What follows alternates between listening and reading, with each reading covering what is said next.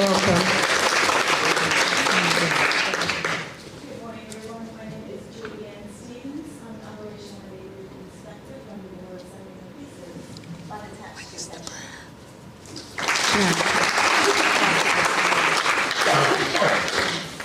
Good morning. My name is Jen Thomas. I work for the Sainsbury Doctor's Office in London. Welcome. Good morning, everyone. My name is Kadana Stevens from the Virgin Islands. I'm a detective constable in the Family and Juvenile Unit. Welcome. Good morning, everyone. I'm Gillian MacDonald, also from the British Virgin Islands, Royal Virgin Islands Police Force, a detective constable within the Family and Juvenile Unit. Welcome. Good morning, everyone. My name is Laura Allen, and I am a detective sergeant within the safeguarding unit of the Wilderness Police. Welcome.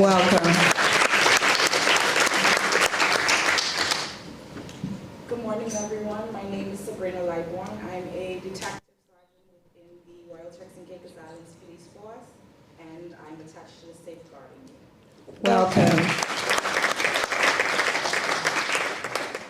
And last but not least, Mary. Good morning, everybody.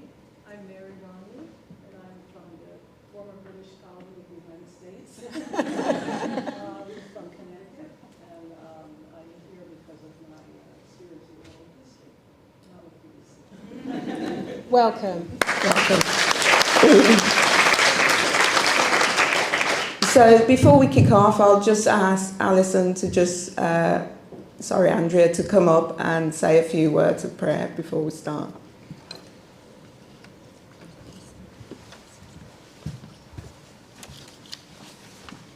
My dear friends, let us start by giving thanks that we have arrived safely. Thank you for that wonderful, joyful music we heard earlier. And we bring to mind those who have not yet arrived or who are not able to attend today. And I offer a blessing for all of us, that we will make new and fruitful connections with one another, that we will rejoice in our many different talents and skills, as well as the things we have in common. Let us inspire each other to give and to receive all the good things that will come from these few days together. Let us stay safe at all times, whether together in large groups or on our own. Let's bring to mind the families and friends we have left behind, and we ask for safety for them too. We hope that we can take back to them the inspiration, guidance and encouragement we experience over the next few days. We remember those who sadly aren't with us today, people we cared for and that we miss very much. We think of all those we serve, both in our work and in our personal lives. And we ask for peace around the world, as we have been called to be bearers and guardians of peace, safety and justice for all people, especially those who do not have a voice themselves. Amen. Amen. So before I introduce Mom Brown onto the stage, I think it's only appropriate to say a few words about WOCip and how it started, so I'll be quick. So 2020, working for Hearts Police. I'd only been in policing 4 years at that time. I think I've spoken to a lot of my colleagues in the room today that journey is a roller coaster of a ride, and hence Women of Colour in Policing movement was born. I lost my mum in 2020 to COVID and just felt like I needed to give back in some way, and that call to action for women of colour to step forward and to be seen and be heard started. And I think it's only appropriate to give a shout out to a couple of women in the room. Without them, I wouldn't have got as far as I have with the support of our volunteers. I think, can you hear me? Yeah. I think yeah. So first of all, Mom Perkins, I'd like you to stand. Mom Brown,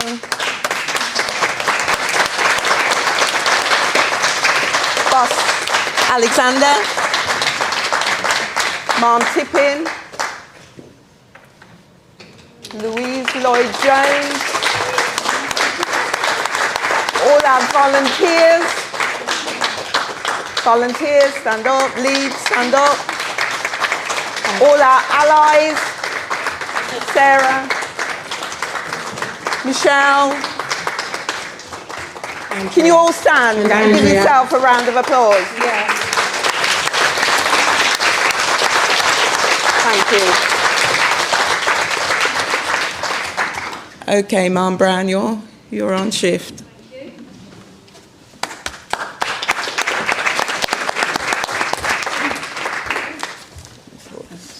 There's my pizza under there, sorry. Okay, so good morning everyone. I'm not going to use the mic because it sounds a bit dodgy. So you might recognise I'm not Chief Constable Trevor Rodenhurst. He's unfortunately unable to be here this morning due to other commitments. But I'm going to say what I think he would say if he was in this situation right now. My first thank you is to all of you for being here. A very, very warm welcome to Bedfordshire Police. And what an amazing turnout this morning. It really is phenomenal to see so many people from across the globe sat here having conversations about not only WOCip, but inclusivity. The theme through this is VORG, specifically for Bedfordshire MVORG, and our journey together in tackling what Maggie Blythe has said formally on national news, an epidemic that's sweeping through not only the UK but across the world. So why is it so important? Well, my thanks to both Sandra and Sam, who have been absolutely amazing allies throughout the last 4 or 5 years with the movement, not only in Beds but across Hertfordshire and Cambridgeshire.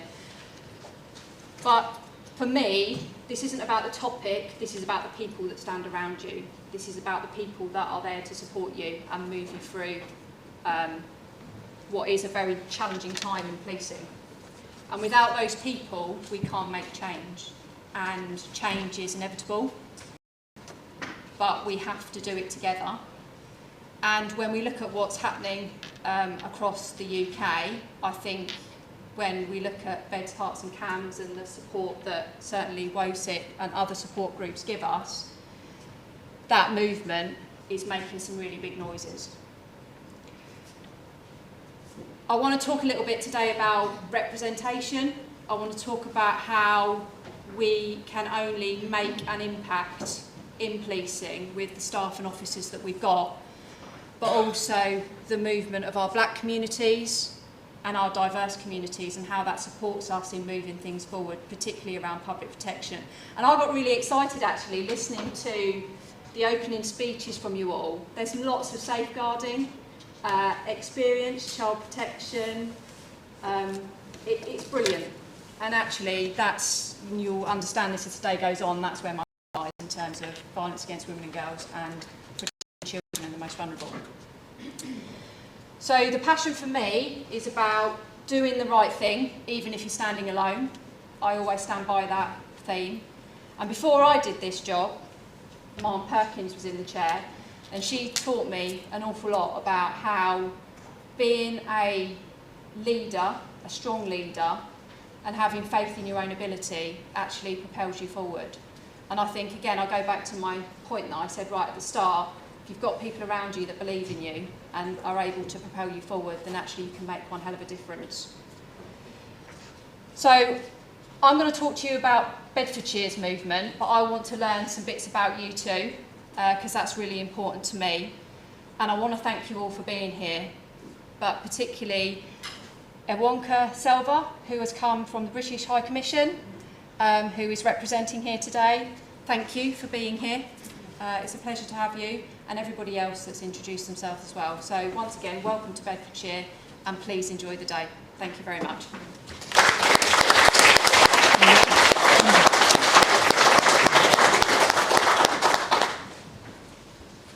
I'm just going to read a quote from Harriet Tubman.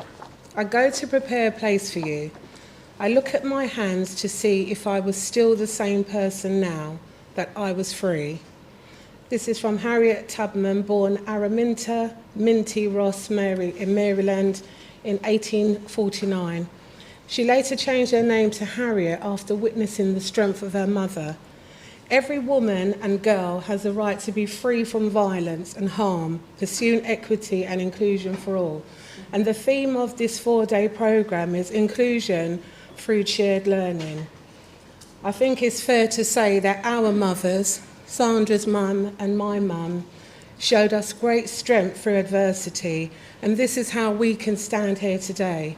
And we encourage you all to engage with one another, hear each other's stories, build that relationship as we take this through to the next step. Thank you.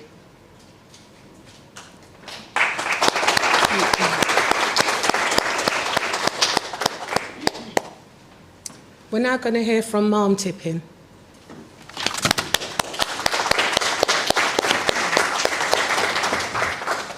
Good morning, everybody. So, as Zara said, I'm Cambridgeshire, as you can see from there, and I met a number of you yesterday at the College of Policing. What a great event that was, wasn't it?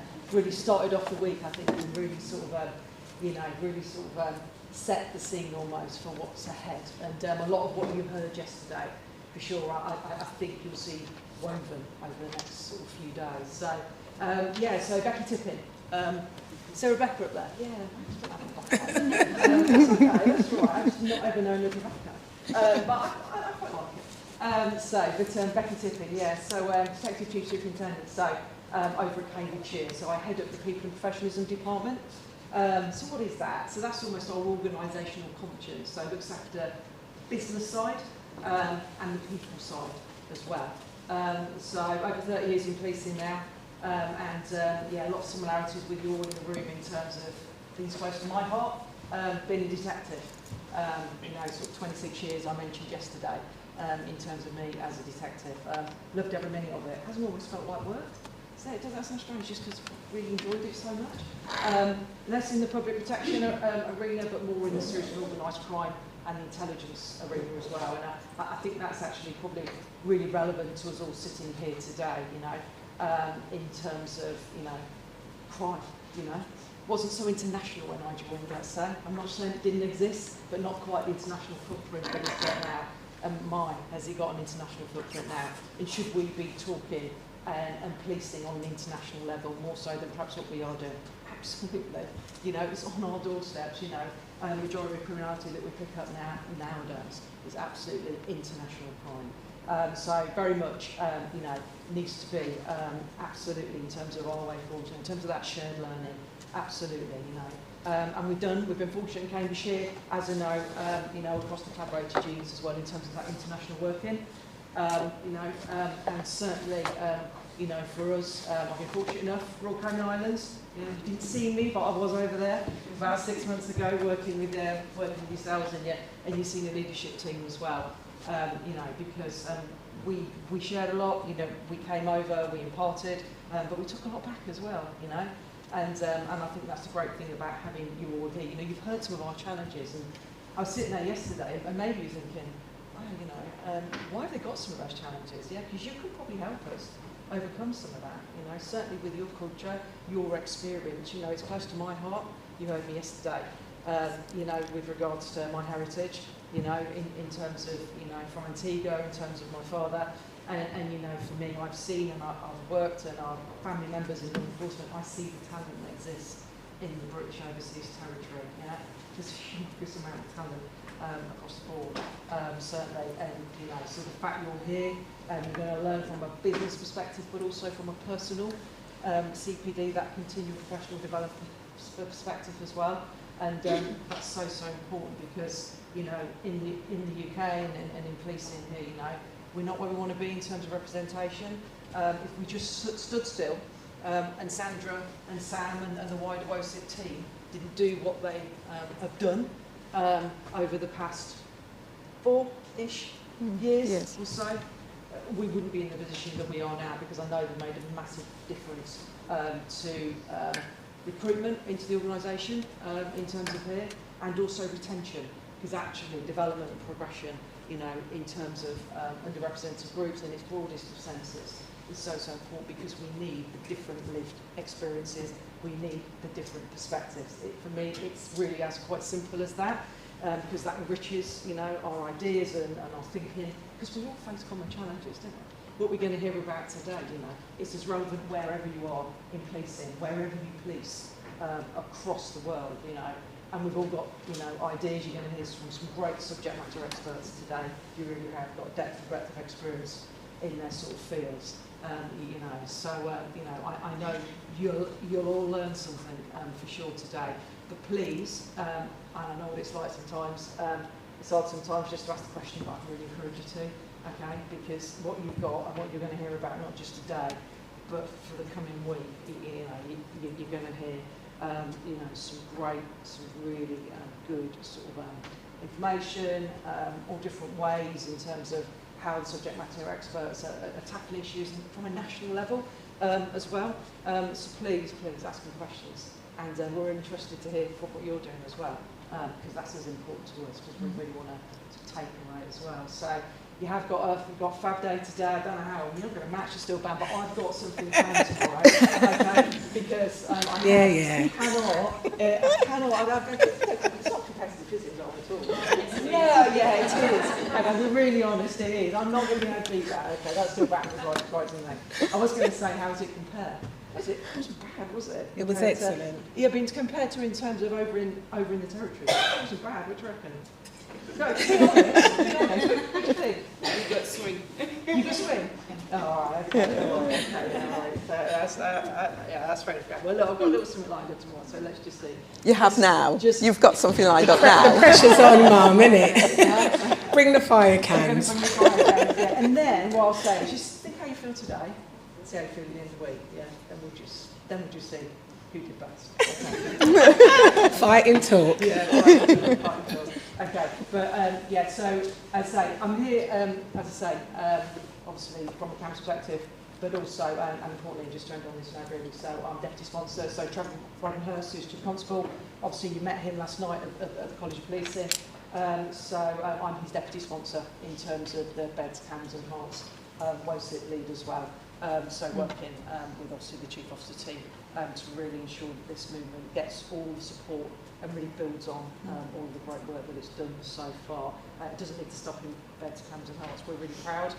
We're the only three forces to have the movement, and you know, so you might want to consider where actually you might want to take some of that away as well, because you'll see some of the benefits of that, some of the ladies that have really benefited well. So just having your thinking as well, as I say, because you know, supporting you all to progress and develop as all as a collective is going to be really, really important. Okay, so you're going to see and going to hear a lot about that as well over the next few days of culminating in Hertfordshire. So have a great day. It's great to see you again. I'm going to see you tomorrow in Cambridgeshire, and then I'll see you in Hertfordshire on Thursday and Friday as well. So yeah, thanks everybody. Great to see you, great to meet you, and I look forward to spending a bit more time with you in the next few days. All right. Thank you.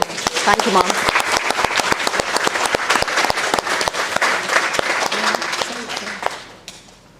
Turn the picture.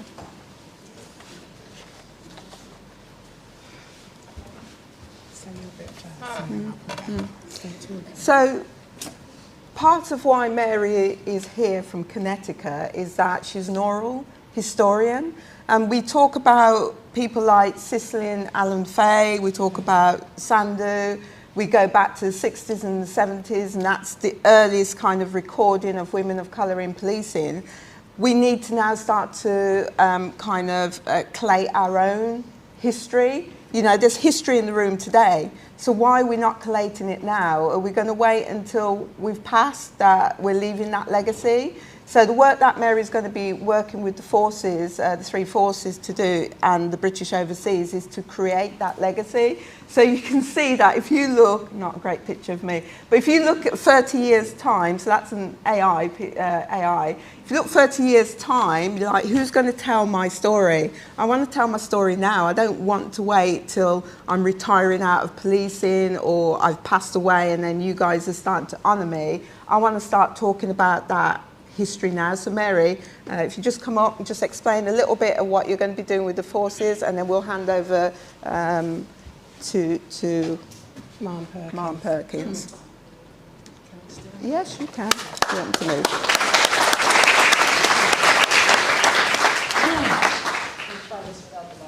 Thank you so much. I just want to say how much I admire Sandra Smith for having the brilliant vision and the courage to create WOCip and the leadership to implement the vision. And I'd also like to express my appreciation for Samantha Alexander for... Sorry, can you all hear? No. Oh, I'm sorry. Let's use the mic. Oh, okay. Blame Sandra for that, messing up my program. Can I stand here? Because I can't see that far. Okay. Is that okay? My eyesight is bad. Okay. So, okay. Sorry for that interruption. You okay? Yeah. All right. Can I have your toast? No. Got some breakfast here. So let me just start again by saying how much I admire Sandra Smith for having the brilliant vision and the courage to create WOCip and the leadership to implement her vision. And I'd also like to express my appreciation for Samantha Alexander for having the for initially reaching out to me and for her wonderful leadership as well. Again, I'm Mary Romney, and I'm also of West Indian heritage. I was born in New York City, but I have deep roots in the island of St. Martin. So my family is from the Dutch overseas territories in the Caribbean. In any case, I'm deeply honored to be joining you this week, and I'm here because of my experience with oral history. So what is oral history? Somebody just asked me that a few minutes ago. What is oral history? Well, it is spoken history as an alternative to the traditional history that we usually read about in history books. Oral history is history from the perspective of a person's lived experience. Oral history is about literally giving voice to history. I see the difference between oral history versus traditional history as roughly comparable to the difference between a photo and a movie. On the conference program, I was very happy to see the hashtag Her Voice Matters. My interpretation of that is to amplify your voice. So I would say your voice matters. I once heard Samantha Alexander say, quote, "It's really important that women know that their voices matter." She said, WOCip is about demonstrating the power of your voice, end quote. And my role is to amplify your voice through oral history. And this is because I believe that you are making history. This right here is history in the making. I feel that your experience needs to be understood by future generations for whom you are paving the road ahead. And I'm not alone in this feeling. To quote Samantha Alexander, what can you leave for the next women coming up?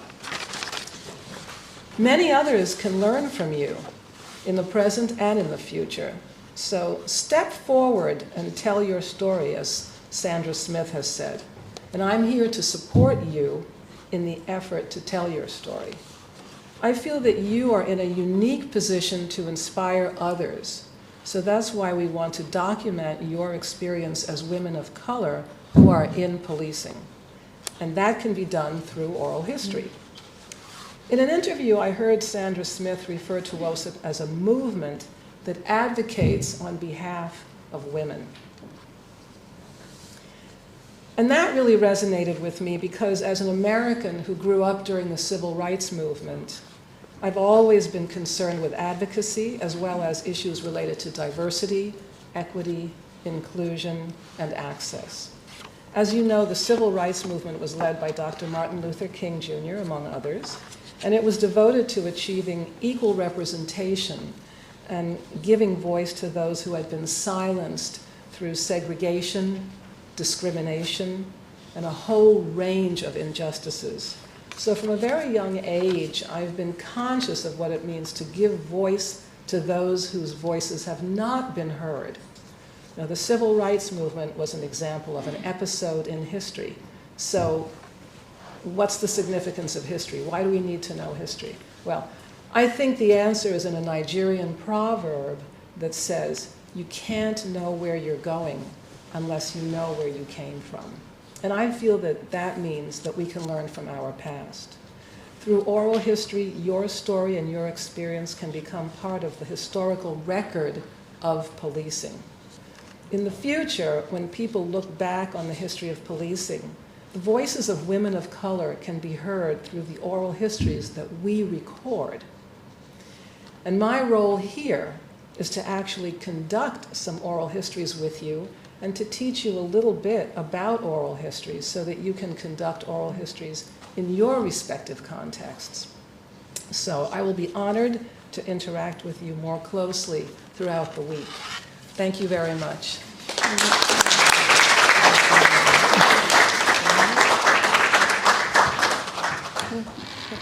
Thank you, Mary. Let's just get a picture.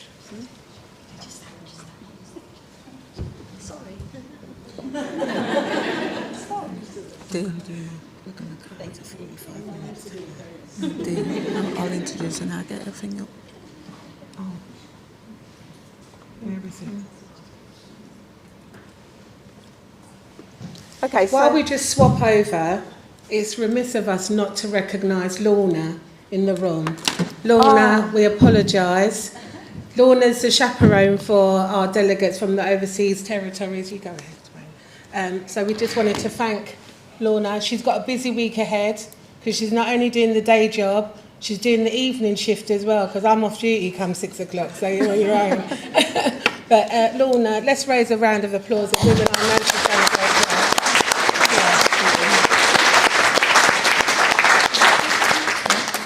So it's my job to introduce Assistant Chief Constable Dee Perkins. I'm a bit menopausal, so if there's gaps, it's because, you know. So I'm those excuses, Sandra. Get off the stage, please. Assistant Chief Constable Dee Perkins. But I'm going to say a few words because it's not well documented that Dee has been a mentor to me for a few years now. And, you know, she's listened to the journey of WOCip, and we talk about allies and sponsors, but Dee has been a real leader, a real champion. There's times when I've sat in the office, and I have to say, I've just cried, and I think some of you can resonate with what I'm saying because sometimes the journey is so tough, but you know that you have to push on because if you don't push on, we wouldn't be standing here today working collaboratively. Yesterday on the national platform, it was said that we are pioneers in what we're doing, and to hear that, I'm really, really proud. I'm proud of the journey, but also I'm very respectful of Dee and what she's done for me behind the scenes in raising my profile and raising the profile of the movement. So I'd like to take the opportunity to say thank you, Mom.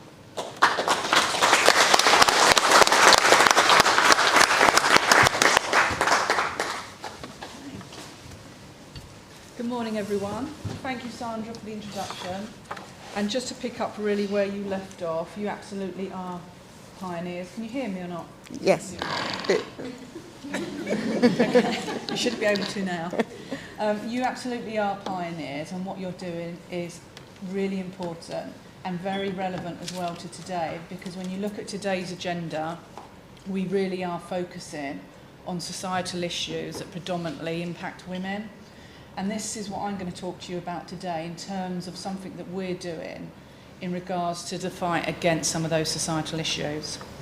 So I've been introduced, but just to repeat, I'm Dee Perkins. I'm the Strategic Programme Director for Operation Soteria. And, oh, my clicker's not working, I don't believe. No, don't worry. It's all right, I can do it, I can lean over. This was why we were late, it was me with my technical issues. Hold on. Okay. So what I'm going to do is take you on a little bit of a journey in relation to Operation Soteria. We are going to talk about the societal context, i.e. the operating landscape that we find ourselves within policing facing at the moment. I'm also going to talk to you about the collaborative approach taken and really what Soteria is, how we got there with a focus on years 1 and 2 of Soteria. I'm going to talk about year 3, which we're in now, in terms of implementation of this programme on a national scale. A little bit about the timeline of Soteria, because it is a Home Office funded programme of work. The support that we offer to forces on this journey to help them in terms of their implementation of Soteria. I'm going to touch on continued professional development, which I think is really important. Quite often we deliver training and then we stop, but learning is continuous. Your own individual professional development is continuous, and it's about making sure that we factor that into any kind of new work and new programmes that we deliver. I'm going to talk a little bit about outcomes, not necessarily criminal justice outcomes per se, but a variety of outcomes that we're starting to see now throughout the Soteria journey. I will talk about training, a bit about the charging rates for rape and serious sexual offences, and then I will close with some final reflections. But before I talk about Soteria, I think it's important that we talk about the rape culture that exists. This is where sexual violence and abuse is played down. It's normalised and it's exacerbated through pornography that our youth of today grow up watching and believing that this is normal and accepted behaviour. Rape culture includes those who make money or another benefit from the normalisation of sexual violence and abuse. But if you worry or if you are in doubt that there is such a thing as rape culture, then I ask you to consider this. The criminal justice system almost never brings perpetrators of sexual violence and abuse to justice. Society often makes excuses for perpetrators or finds reasons why victims and survivors asked for what happened to them or somehow they deserved it. People so often do not believe victims and survivors, whether that's family, friends, the police, jurors, or general public that read about these cases. Everyone has an opinion. And finally, there's not enough funding to support our victim survivors, whether that's through counselling, advocacy, emotional support, financial, or other practical help. Public data available to the end of March 2023 shows that within England and Wales, the police recorded over 103,000 rapes. We know this figure is rising and has been for a number of years. We also know that between 70% and 80% of females never report rape and serious sexual offences to authorities. Rape cases are reported on daily, and I wanted to share with you just an example of some of the current media headlines. So you would have seen stories, no doubt, about this individual, Mohammed Al-Fayed, the owner of Harrods. For years, his abuse is alleged to have taken place. People knew about this abuse, but as we see frequently, people didn't intervene, they didn't step up and act, and a lot of what went on was purely swept under the carpet. This next individual, he attacked 2 women in a city centre in the early hours of the morning, pleaded guilty to 2 counts of attempted rape, assault and exposure. He's only 20 years old. What is it that's going wrong in terms of how these young men are growing up and why they feel that this behaviour is acceptable? You may have seen him recently. These are all cases from September's news. This is Dominique Pellicott, the 71-year-old. He was accused of drugging his wife, and when she was asleep, recruiting dozens of men to come to the home address and abuse her. He's just pleaded guilty at his first hearing earlier in September. And I thought I'd put this individual up here. Some of you may recognise him. This was pre-September. But again, think about the message and the context that this sends. This is Stephen van der Velde, pleaded guilty to raping a 12-year-old. Met her online, travelled to Milton Keynes, which is like half an hour away from here, and raped her. He was sentenced, found guilty and was sentenced. He only got 4 years. And he was released after 1 year so he could basically represent the Netherlands in the Olympics that have just taken place. And then we have another chap who, again, was arrested and jailed for raping a child. He's also only 20 years old. And this individual, Robinho, is a former Brazilian player. Now, he was convicted some time ago for his part in the gang rape of an Albanian woman that took place in a nightclub in Milan. And the reason I mention him today is because, I would say, due to his wealth and his celebrity status, he's avoided prison. The Italian government found him guilty. They tried to get him sentenced. It ended up going up to higher and higher courts of appeal. And eventually, in September of this year, a Brazilian court upheld the decision that he should be committed. And they have said that he needs to serve his time behind bars because initially they were looking to keep him under house arrest because of his status. And then finally, in terms of these, 3 individuals here, they've been sentenced as well in terms of rape. And the circumstances of this case are a young lady got into what she believed was a licensed taxi and they raped her. It is slightly depressing, but that is the context that we're working in at the moment. And going back in time slightly, rape charges hit an all-time low. And in 2018, less than 2% of all rapes resulted in a charging decision being made. Which is no surprise then that the Victim Commissioner at the time, in 2022, summed up in her annual report, the main headline being, "The distressing truth is that if you are raped in Britain today, your chances of seeing justice are slim."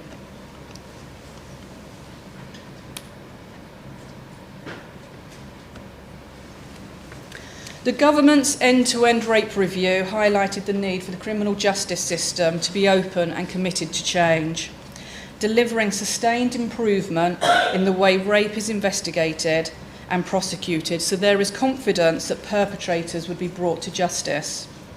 Never has this been more vital with the rise in social problems, growth in vulnerable people, and complex social changes. Of course, we want to bring more perpetrators to justice, and we want victims and survivors to be believed. But to do this, we need to do something different, and we must tackle the rape culture that exists.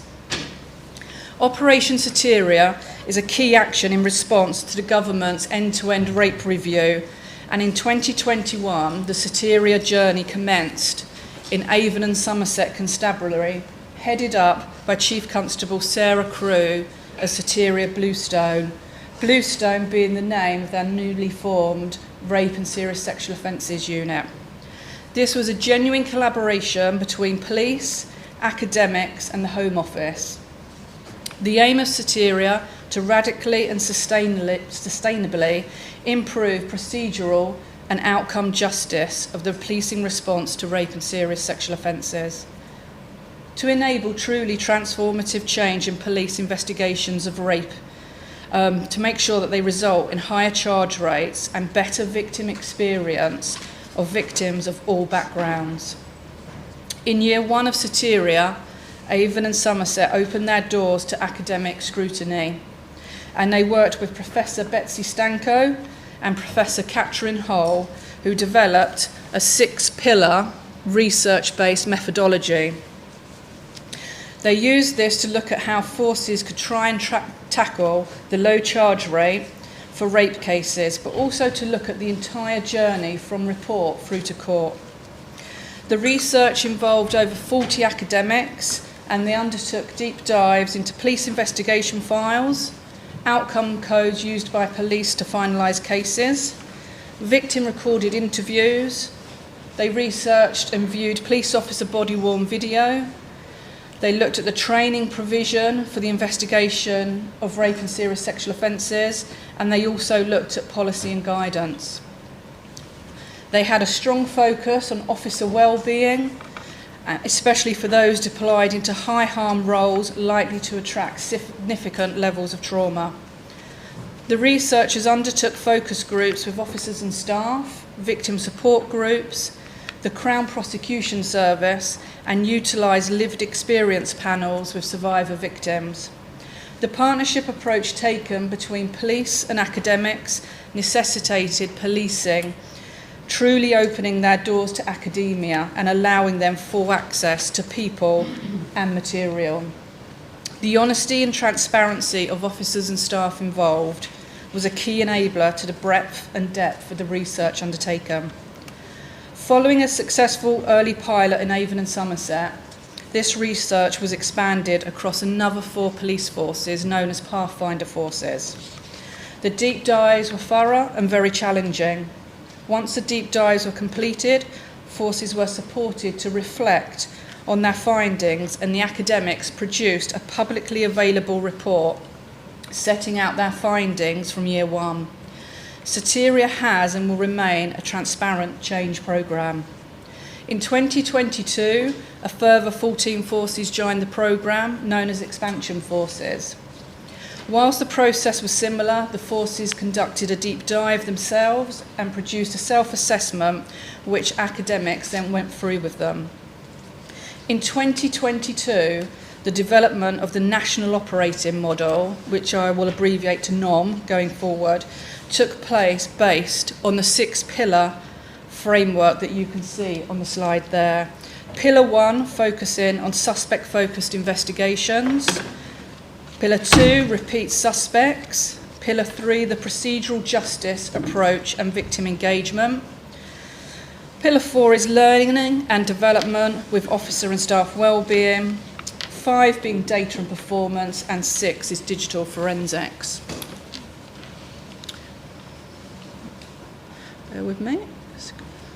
I'm just going to play you a very short YouTube clip from Chief Constable Sarah Crew, if I can get it to work. Bear with me.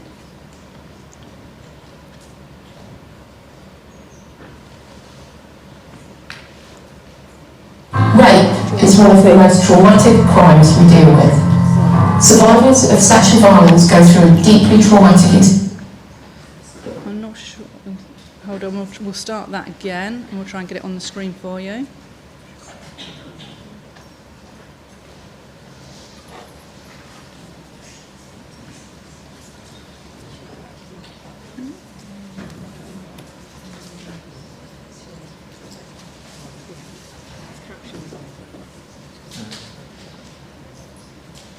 Should be.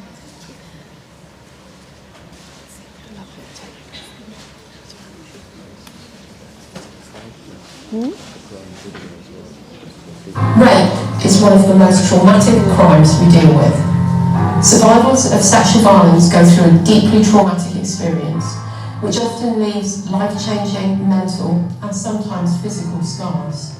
The only way we can start to change the outcomes for victims of rape and sexual assault is by being humble enough to admit that we're not getting things right, despite our best efforts, and by having the courage to open ourselves up to scrutiny, to challenge, and to new ideas. And we need to do something radically different. Operation Soteria Bluestone, a transformative programme which has seen police professionals work alongside the leading academics in their field to to place the police response to rape and sexual assault under the microscope. This work will result, ultimately, in a new national operating model for police investigations from June 2023. We are willing to admit mistakes because we are now more than ever before ready to learn, reflect and improve.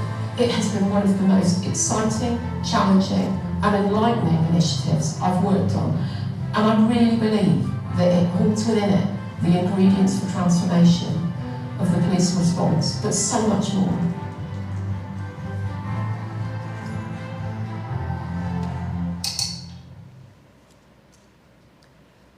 Okay, let's try and get us back on track. Do love a bit of IT. You might have guessed IT is not my strong point. Okay.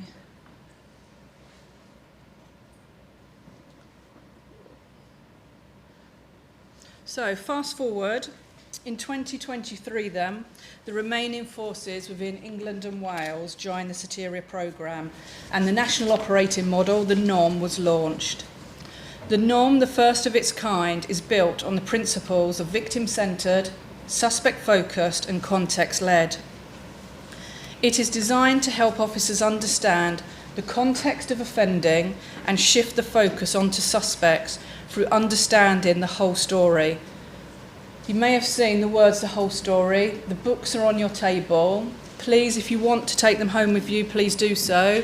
They are written by one of our lead academics on Soteria, and it will talk you through the whole journey in terms of what the findings were and where we're at today with some of the underpinning work from Patrick Tidmarsh. It aligns the 6 pillars and nearly 100 academically designed products and guidance. The NOM enables the research to be translated into delivery to improve the policing response to rape and serious sexual offences. Every product that has been developed in partnership with policing and academia has been through strict quality assurance processes with policing leads, the third sector to ensure transparency, and for legal compliance, a KC. We have listened to forces and built their feedback into the products that we have delivered to ensure that they land with operational staff and that they are usable. The NOM is built over 5 layers. The vision, which sets out the overarching aims and objectives of the National Operating Model, providing a broad transformational blueprint for activity. The flight deck, which is a measurement tool for forces to monitor progress towards the NOM goals, informing continuous learning and development. The flight deck, turning the vision into a strategic plan, providing policy guidance and actionable steps for the realisation of the National Operating Model's aims. The operational layer provides practical tools, templates and guidance, supporting day-to-day operations and enabling the aims of the National Operating Model to be realised on the ground. Foundational offers essential learning resources and guidance for strategic use of police data. Through meticulous research, innovative methods and a deep understanding of the complexities of this work, academics have provided us with the tools necessary to drive meaningful change. The NOM is designed to be sustainable and will constantly evolve over time. We're currently working with the College of Policing to digitalise the NOM and provide a digital app for frontline officers by the end of this year. The academic research has illuminated the path forward. It has shined a harsh but necessary light on policing and has laid the foundation for the future where justice is not an ideal but a reality. In preparation for the national implementation of Soteria, the joint unit was set up, made of colleagues from across policing, the Home Office and the College of Policing. This unit is funded through the Home Office, and this tripartite arrangement allows us to operationalise policy through a supportive offer to forces who are working towards a very ambitious timeline. We have delivered a number of supportive events for our forces, and they have until January the 27th in which to have that implementation plan signed off at Chief Officer level. Forces have already signed off transformation ones, and that will be the final part of our journey this year to just help forces commence and embed the products that they need to use. In regards to the support that we've provided to forces, we've used self-assessments with every single force, which were academically informed and aligned to the 6 pillars approach. We sent those out in the autumn of last year, and the self-assessment is an essential tool to benchmark readiness for Soteria and to identify key gaps, risks and opportunities. Following the submission of the self-assessments, every force was supplied with bespoke feedback, and they were highlighted and signposted to other forces that could help them on their journey. We gained a thorough understanding of force progress, and through that progress we could identify forces that were doing well and forces that needed additional help. We have visited every single force within England and Wales. We've taken them through their self-assessments, and as said, we've signposted them to other areas that are doing well that may be able to help them. We also have a network of regional practice advisors, one of which is in the room, Mim. So if any of you want to ask any questions, Mim's going to be here for the rest of the day. We have 9 regional practice advisors who are allocated to the 9 policing regions within England and Wales. Their role is to act as subject matter experts, engaging with forces to support them on their Soteria journey. They attend Soteria governance boards within forces, they review their transformation plans, and they will review their implementation plans.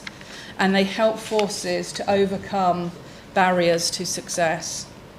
Communication has been key to a complex programme of this scale.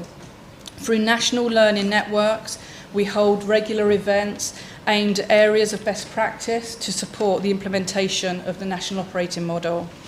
We encourage forces that are performing well in areas of the NOM to help with inputs on the national learning network so people are learning from their peers.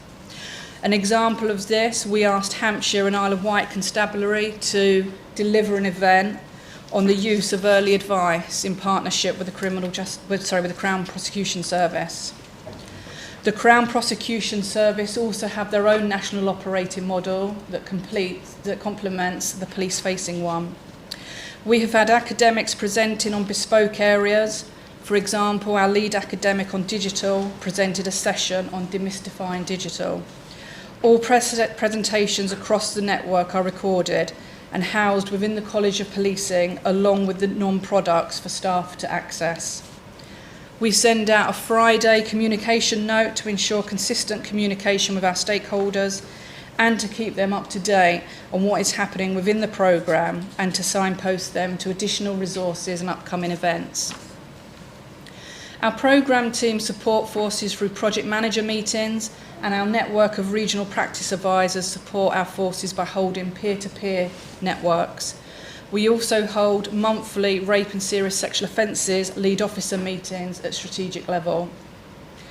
Third sector communication is key, and we take opportunities to present and raise awareness. All of the non-products have been shared with the third sector during design to ensure feedback is taken on board and reflected in the further design of products. We have a bespoke feedback process for all non-products to ensure they continue to evolve. And we also present at events like this one to make sure that we raise an awareness and also to provide opportunities for people to understand about accountability. For example, we've presented to the Association of Police and Crime Commissioners. In terms of continued professional development, this is key to the success of Soteria. In January of this year, we held a national operating model familiarisation event at the College of Policing. We have provided CPD regarding the theory of change to forces to aid completion of the transformation plans. This has been vital when considering how policing traditionally approaches a change programme. These sessions have focused forces on the understanding of the problem they have within their force and regards to their response to RASO. As I'm sure you'll be aware, typically policing moves straight from problem into solution mode. And what we've done is take the time out to deliver training in regards to change programs to help forces understand that they need to have a vision, the gaps within that vision and the outcomes they're looking to achieve is within their transformation plan, and the activities that come out of that will be within the implementation plan. In July of this year, we held a 2-day workshop focused on providing training to forces to be able to deliver training in regard to the national operating model and to really help them operationalise the products. Recognising the demands on local force training departments, our regional practice advisors and academics will be delivering CPD to force supervisors in the coming months. In October and November, we commenced theory of change workshops with forces to help them understand the link between transformation and implementation, so we can again assist them with their implementation plans and onward journey. I just want to touch a bit on outcomes.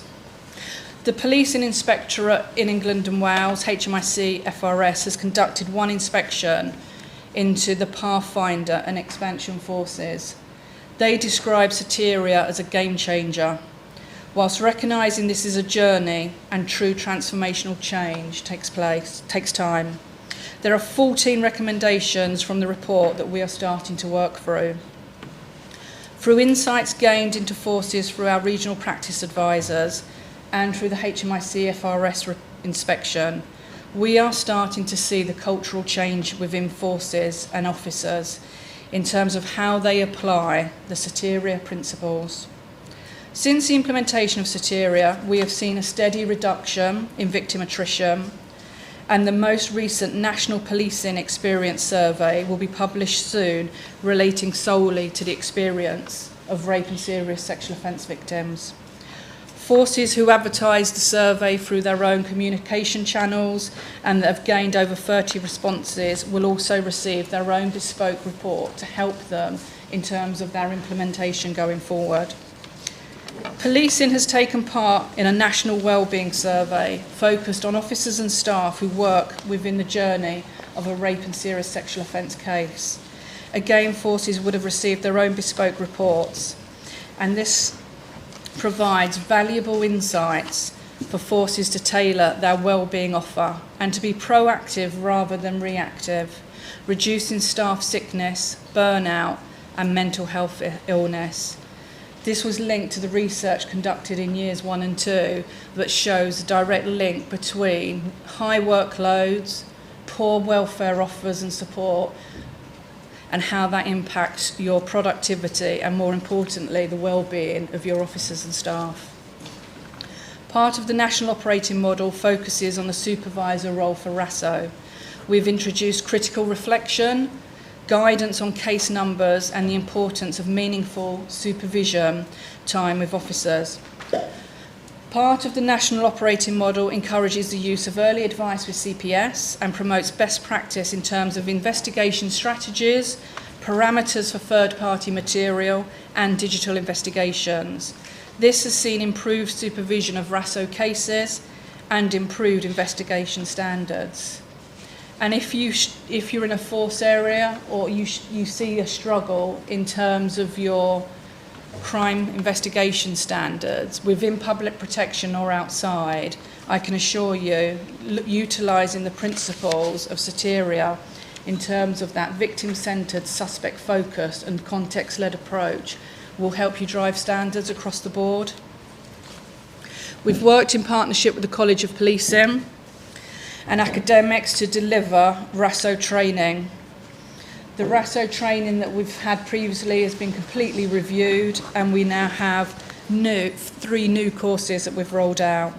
We have developed the RASO FR course aimed at frontline officers who are the first responder to rape and serious sexual offence victims. This is embedded into all new officer training now. We have also developed RISDIP, which is the RASO Investigator Development Programme, which recognises the shortfall that a number of police forces have in terms of qualified detectives. This course, which is a number of modules, is aimed at equipping investigators with the understanding of suspect focus, looking at the whole story ensuring a context-led approach to investigations.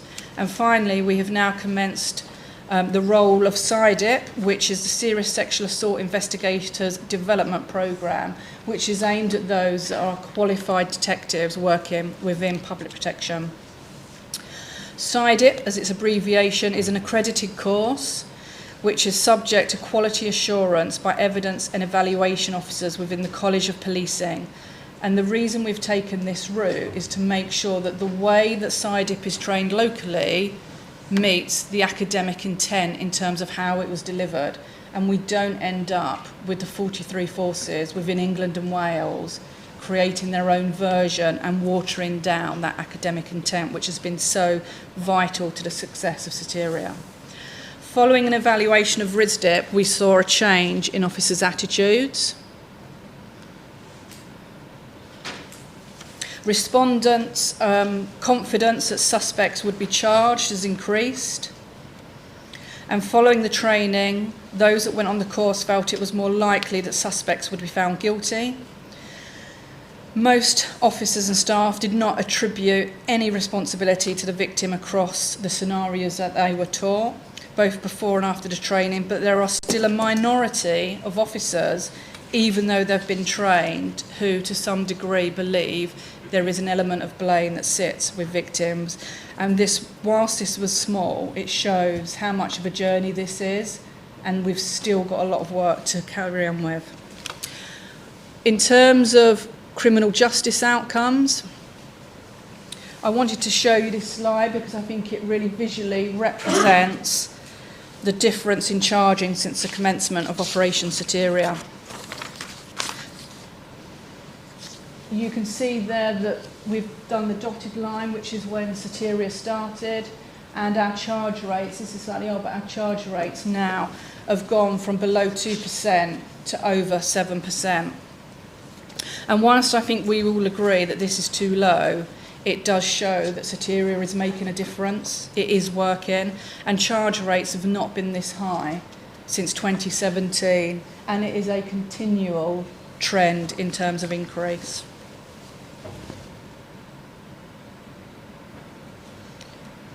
And then I wanted to end just with some final reflections. We know we need to do more to improve the victim's experience. We know we need to look more at the suspect and the context around their offending. And we know we need to tackle archaic views and train our officers better and differently. We also know we need to look after our staff. To do this, we have to be bold. We have to make brave decisions by welcoming scrutiny and lifting the stones to understand what it is we need to do to improve. Operation Soteria has been and continues to be a beacon of hope, setting new standards in the fight against gender-based violence and ensuring that the voices of survivors are heard and respected. It is a disruptor within policing and provides our staff with the right skills, knowledge and attitude to make a difference through a victim-centred, suspect-focused and context-led approach. Soteria provides the necessary ingredients to create a supportive ecosystem in which organisations can thrive in terms of their response to rape and serious sexual offences. But most importantly, it is making a positive difference to victims. And that is our core purpose, to improve both the procedural and outcome justice for our victim survivors. And I cannot think of a single change programme, project, initiative in policing that has trebled the charge rate in any crime without a legislation change. We've not done that. What we have done is gone externally, listened to academics who actually know what policing is about, and we've opened ourselves up to them, warts and all, shared horror stories with them, and all I would ask you to do is when you reflect on your visit and your day-to-day, we started off looking at some of the media context around rape and serious sexual offending. How many of you are confident that you don't have an Al Fayed story within your force, because he was reported about years ago, but it was swept under the carpet. People didn't do anything. Is it his wealth? Is it his status? And how many of you are sure that you don't have a Wayne Couzens or a David Carrick in your ranks because they were reported on before? It's time to make a difference. But this is a journey, it isn't a race, and it will take time, and it does take significant commitment. So I'll leave you with the final slide. The Year 1 report is available on that link for you to look at, which goes into detail about the academic research and their findings. There's a new book out by Betsy Stanko and Catherine Hull, which is also free online, which is Policing Rape, The Way Forward. I've provided you with a copy of Patrick Tidmarsh's book. Please find the time to read it. It is very interesting and it does set the scene. And you can also follow that link to look at the most recent inspection report from HMIC FRS into Soteria. That's my email, and that's our general one for Soteria. If any of you, especially our delegates from overseas, if any of you are interested in Soteria and how you can work towards becoming a Soteria policing area overseas, please do get in touch with me and we'll look to see what we can do to help you.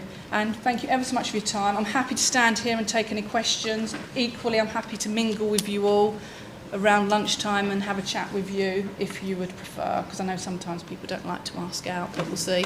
Hello. Hi.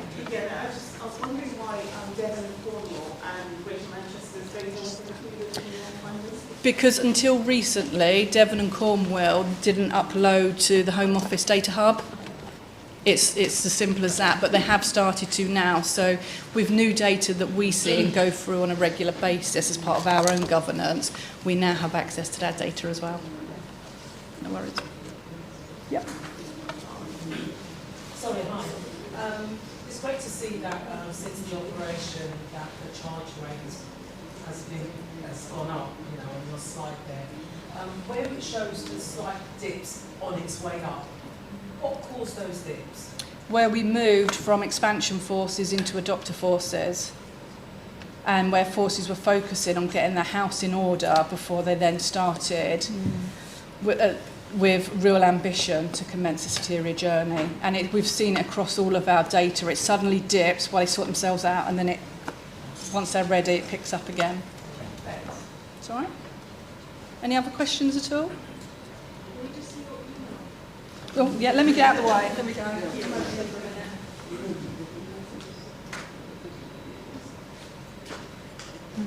Any other questions at all? Stunned you all into silence. In that case, thank you very much, and I will mingle with you at lunchtime. Thank you, Mark.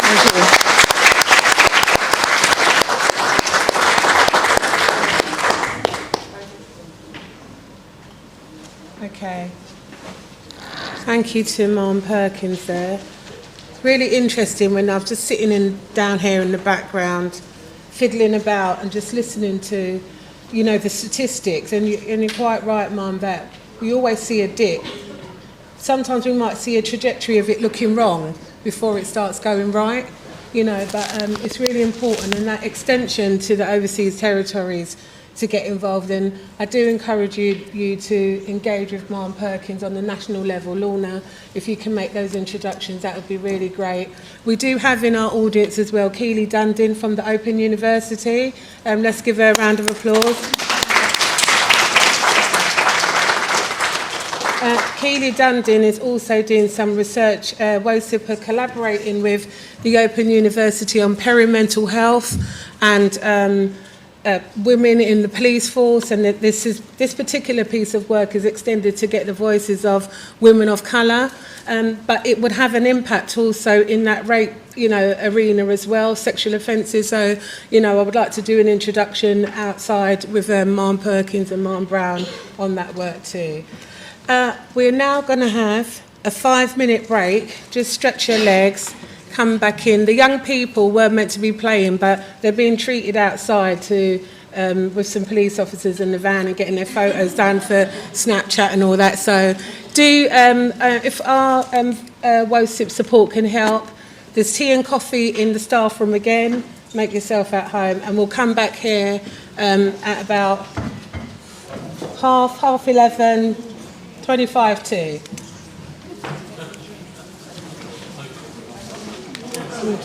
It's going great. Is it good? I just want it to be high end, just not for people to think it was worth taking time. How lovely is Mary Louise? She's Mary Louise. She's such a lovely lady. She's really, really, and you know what?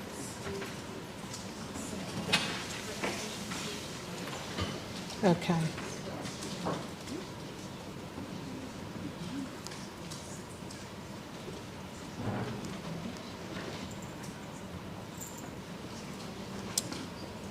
We're now going to hear from guest speaker, Detective Chief Superintendent Ma'am Zara Brown. You did hear from her earlier, she's the lead for Crime and PPU Command and MVOG.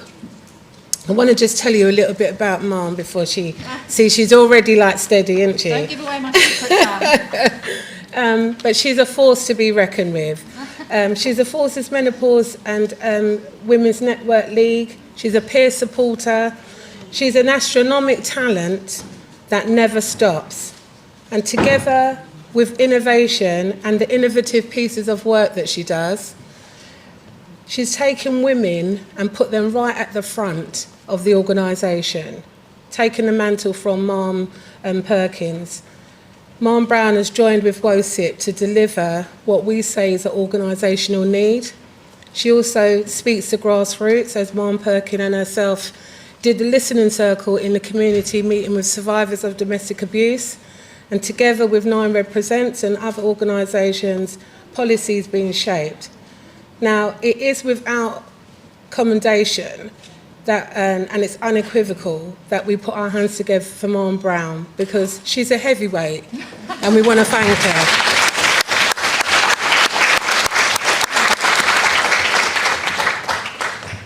Okay, I think I've got to do my own technology as well. That's a bit boring, so let's No, skip let me that. So, good afternoon, everybody. I know I introduced myself this morning.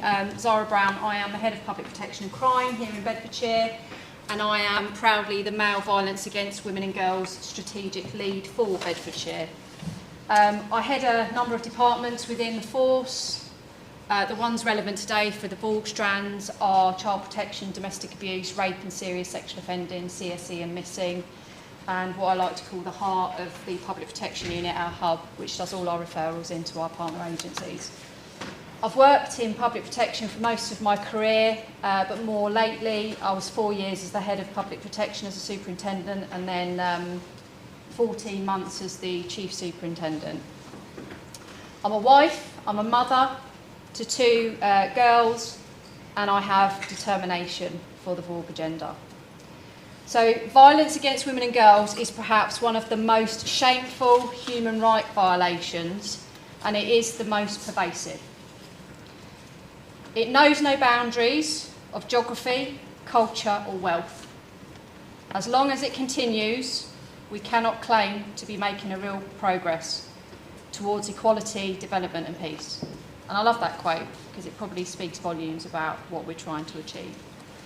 So I'm going to try and claw back some time and keep on point really. Ma'am Perkins covered off the movement of Chief Constable Sarah Crew, the theory of change, Dame Vera Bird in 2022, the distressing truth, all of those things relevant to what I'm about to talk about more locally here in Bedfordshire around violence against women and girls.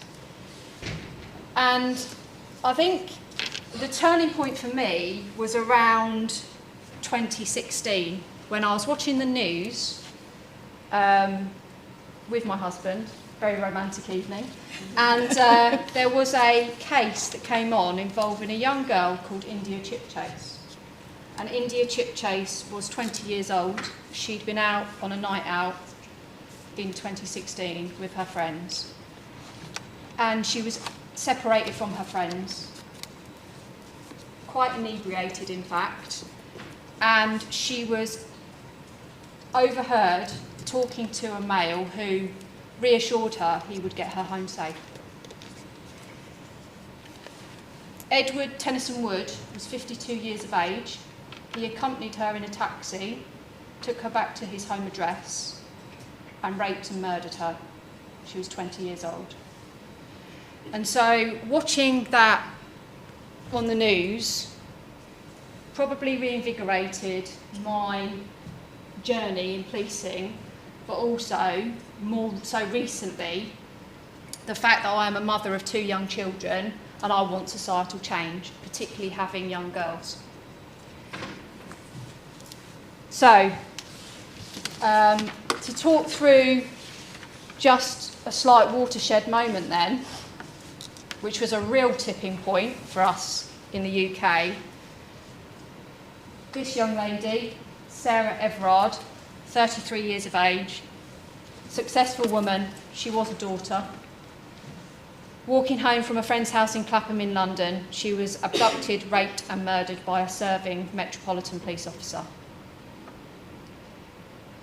The officer had long planned to carry out a violent sexual assault on a yet-to-be victim. And several days before the attack, in his premeditated state, Wayne Cousins booked a hire car and purchased self-adhesive tape. Violence against women and girls is classified as a national epidemic, an emergency. 1 in 20 adults, amounting to 2.3 million people annually, perpetrate violence against women and girls. All of us have the ability to change the direction and trajectory of violence against women and girls. And that is about the minds and the attitudes of those in power to focus on VOG. So the national position has been covered off.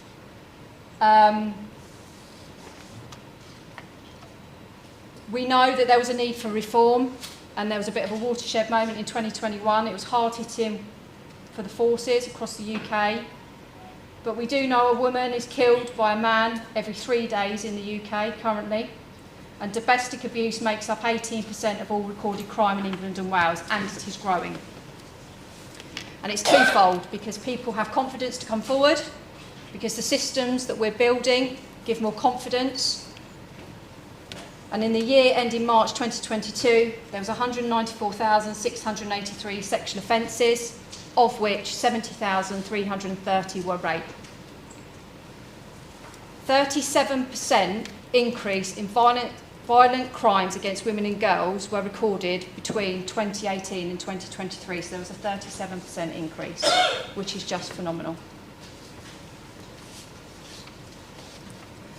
So, Martin Perkins talks about HMIC interim report, and it shows a number of elements where the police don't always investigate violence against women and girls relatively effectively, and we knew that in 2021. And it's how we influence the resource that we put into those teams in order to get the outcomes. And we talk about CPD, and we talk about training, and we talk about skills.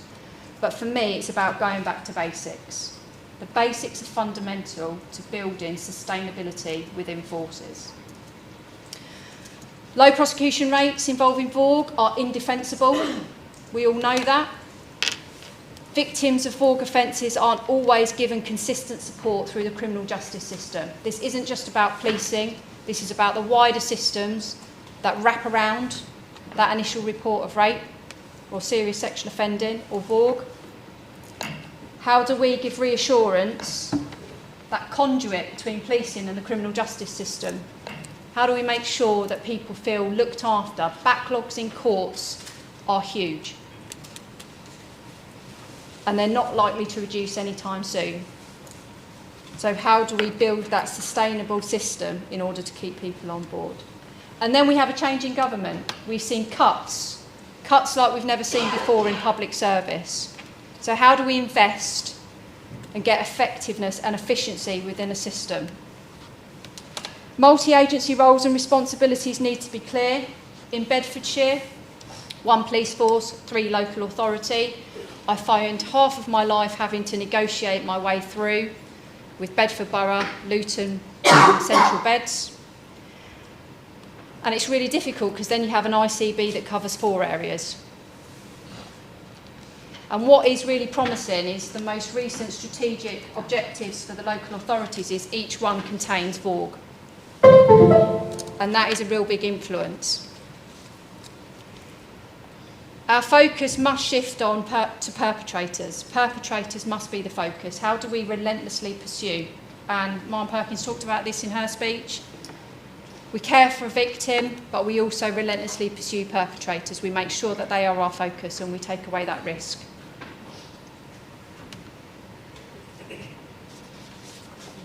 So, in the most recent manifesto, not to get too political, Yvette Cooper has made it clear VOG will be the top of her priority list. It details various ways in which they're going to improve services, and those services are around DA workers in control rooms. All forces will have specialist teams, but my question is funding. Funding seems to be the bugbear of a lot of things for policing at the moment, and we find half of our lives scrambling round trying to look for ways in which we can support not only our own officers, but the public through third sector commitment.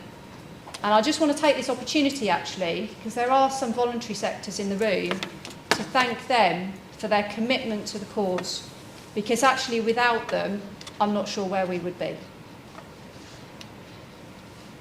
So in December 2021, the MPCC and the College of Policing published a new police VOG framework. That moved on into the national framework, which was launched in February 24. And then more recently, we've seen the Angelini report, which published and provided a series of recommendations. And that report basically concentrated on the fact that, did we have the right people in policing? Our vetting levels had slipped somewhat. And we needed to make sure that not only were we looking outwards, but we were also looking inwards at our own people, given what had happened and the abhorrent crime to Sarah Everard.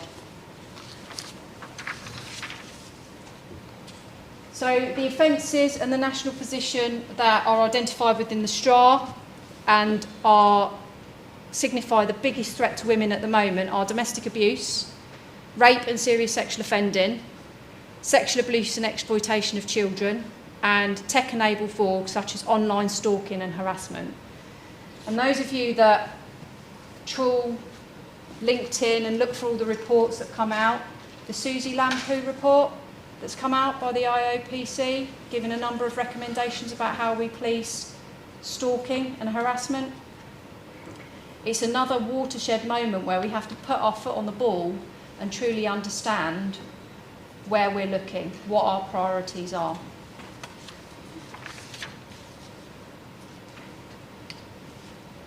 So some national statistics, and I've taken this snapshot from the 1st of July 23 to the 30th of June 24. Between that time, 11,109 VOG crimes were recorded, and on average, that equates to 926 crimes a month. In the same period, 6,375 MVOG offences were recorded, an average of 531 a month. The highest recorded crime groups for VOG and MVOG were stalking and harassment, violence with and without injury, and 51 of the total VOG offences and 75% of the total MVOG offences had a DA marker. For the 12-month period, people of a black ethnicity were more likely to be a victim of VOG compared to those of a white ethnicity. And I just want to talk about that as we move forward into this presentation about communities, our engagement, the importance of that, and how we need to truly understand at grassroots what people are telling us. So the data shows the outcome rates. For me, they're still too low, but we are on a journey, and Maren Perkins touched on this. It's going to take a good few years to build a system of sustainability, but we can't take our foot off the gas. We need to keep going. We need to create allies within communities, we need to create allies within policing, but we also need to make sure that we're breaking down barriers. And the only way that we can do that, and how I found that, is by getting into the grassroots myself and asking the questions and giving people a voice to influence change. Influence change not only by saying, this is what I think you should do, but asking them to contribute to changes in policy and process, ensuring that we're listening to what they're saying to us.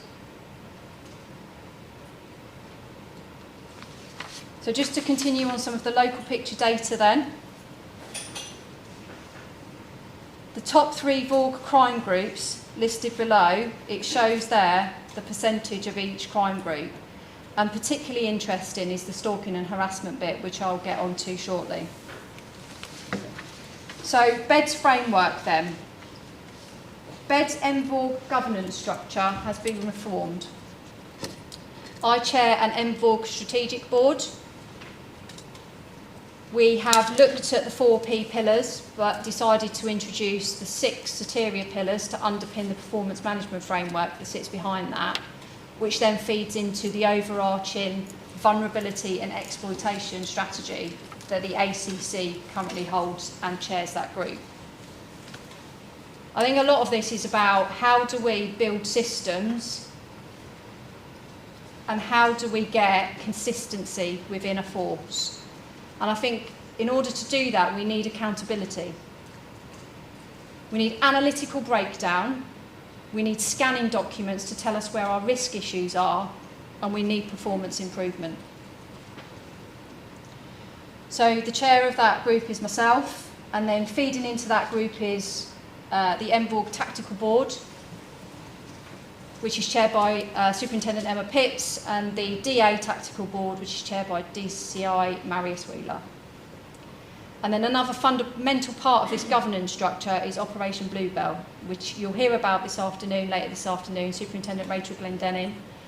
We jointly chair that board, but Rachel is the force behind that board who drives a lot of the change because I'm busy trying to do other bits and pieces. So, MVOG delivery plan then, to align to the force's vulnerability strategy. Pillars 1, 2, 3, 4, 5 and 6. Suspect focus investigations. Targeting and disrupting repeat offenders.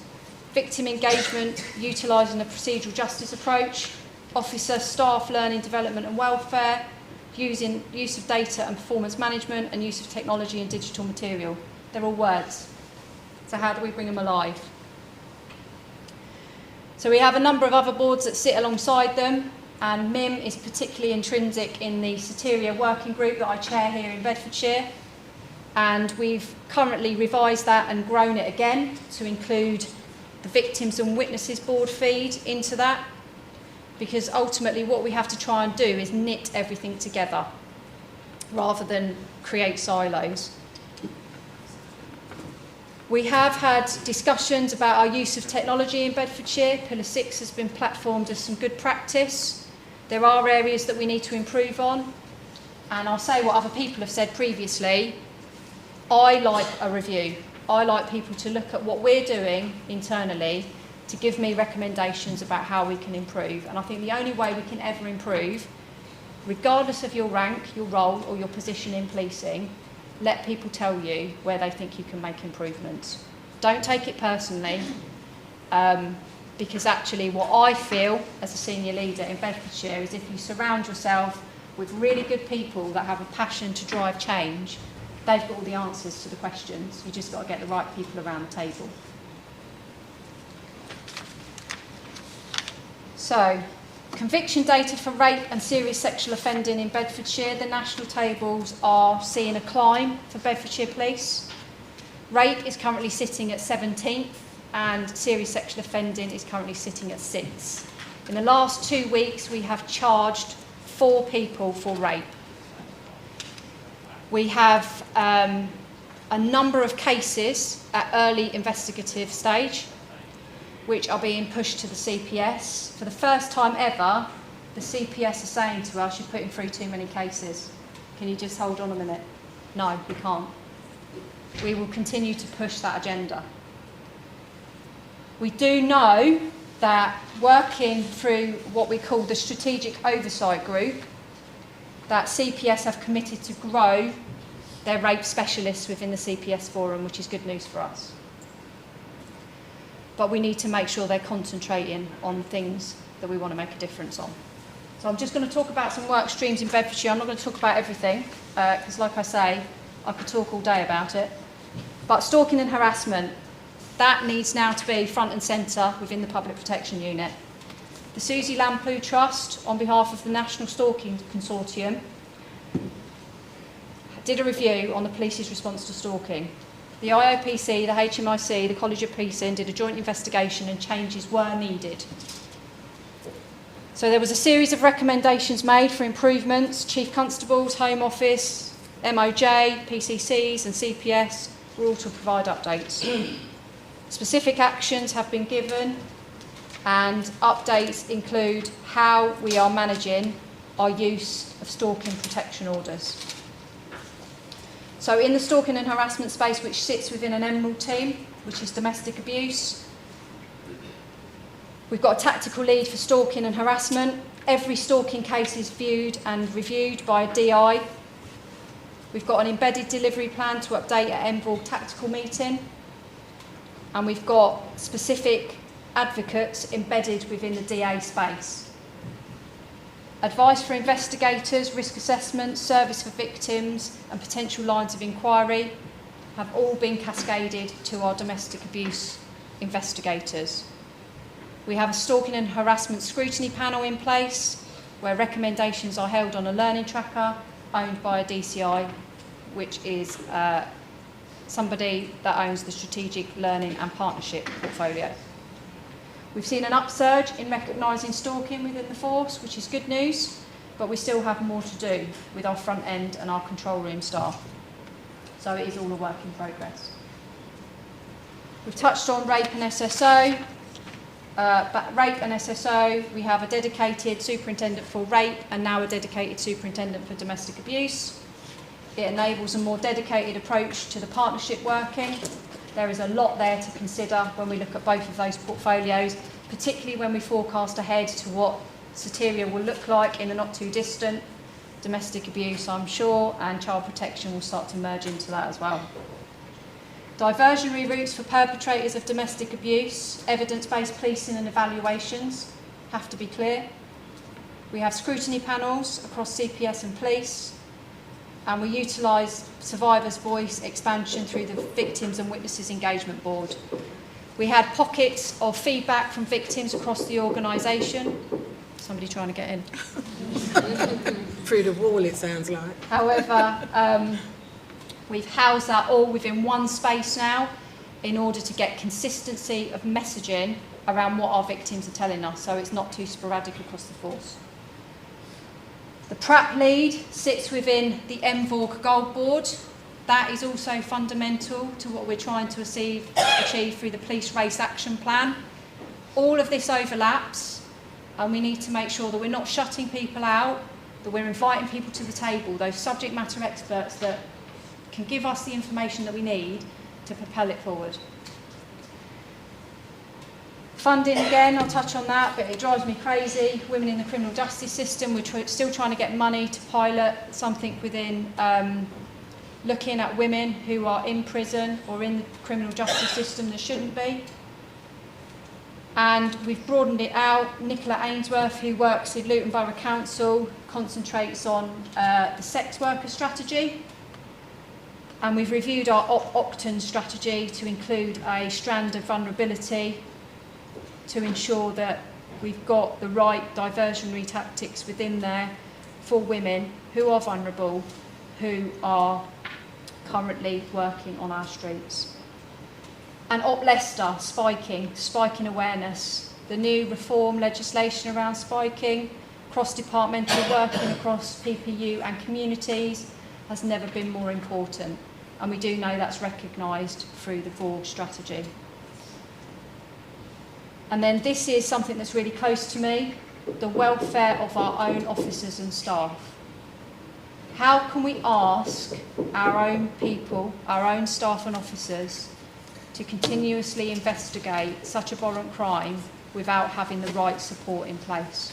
So through my project board for Soteria, we are looking at new ways, linking in with the NHS, looking at trauma-informed practice, making sure that we are supporting people in these sustained periods of investigating such serious crime.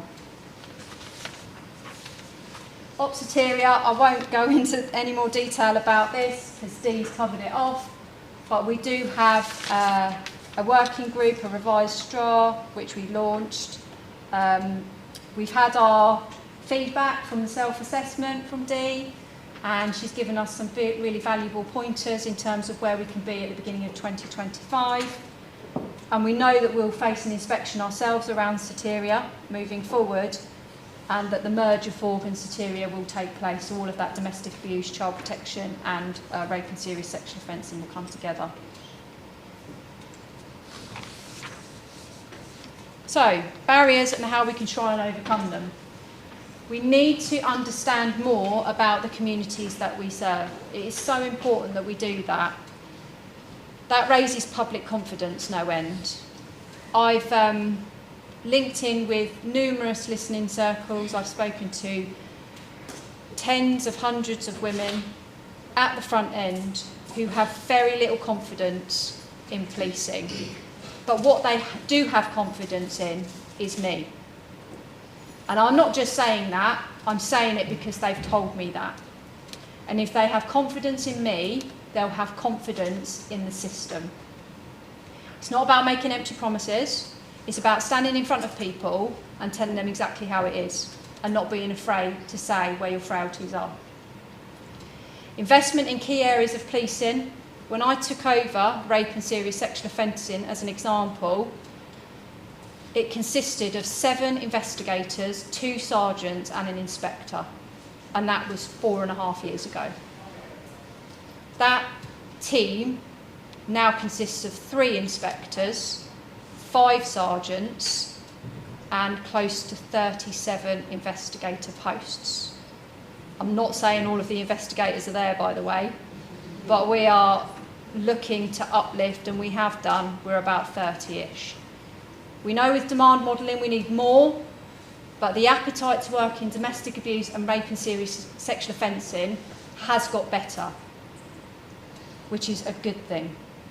Detective retention and resilience is a huge issue for us in Bedfordshire, and it's a national issue. We've gone from 106 detectives to close to 135, so we've made a determined increase in those numbers through portfolios being completed. We've conducted a full review of the force, and the workforce plan, which Michelle and Audrey own, will be coming in early 2025, which will tell us exactly who is where, what skills people have got, and we can start making some structural changes to how we currently police. I think that's only right. They always say, don't they, if you do the same thing over and over, you're never going to see progress. I think organisations probably need to make some tenacious decisions about how their forces currently look moving forward. CPS systemic issues. EA uplift will automatically show confidence in the system. We push more cases towards CPS. CPS give us decisions or give us action plans that we can robustly turn around. They're at their capacity with lawyers, and I've started some conversations with our DCPs where we are looking to trial having CPS workers back within a police station like we used to.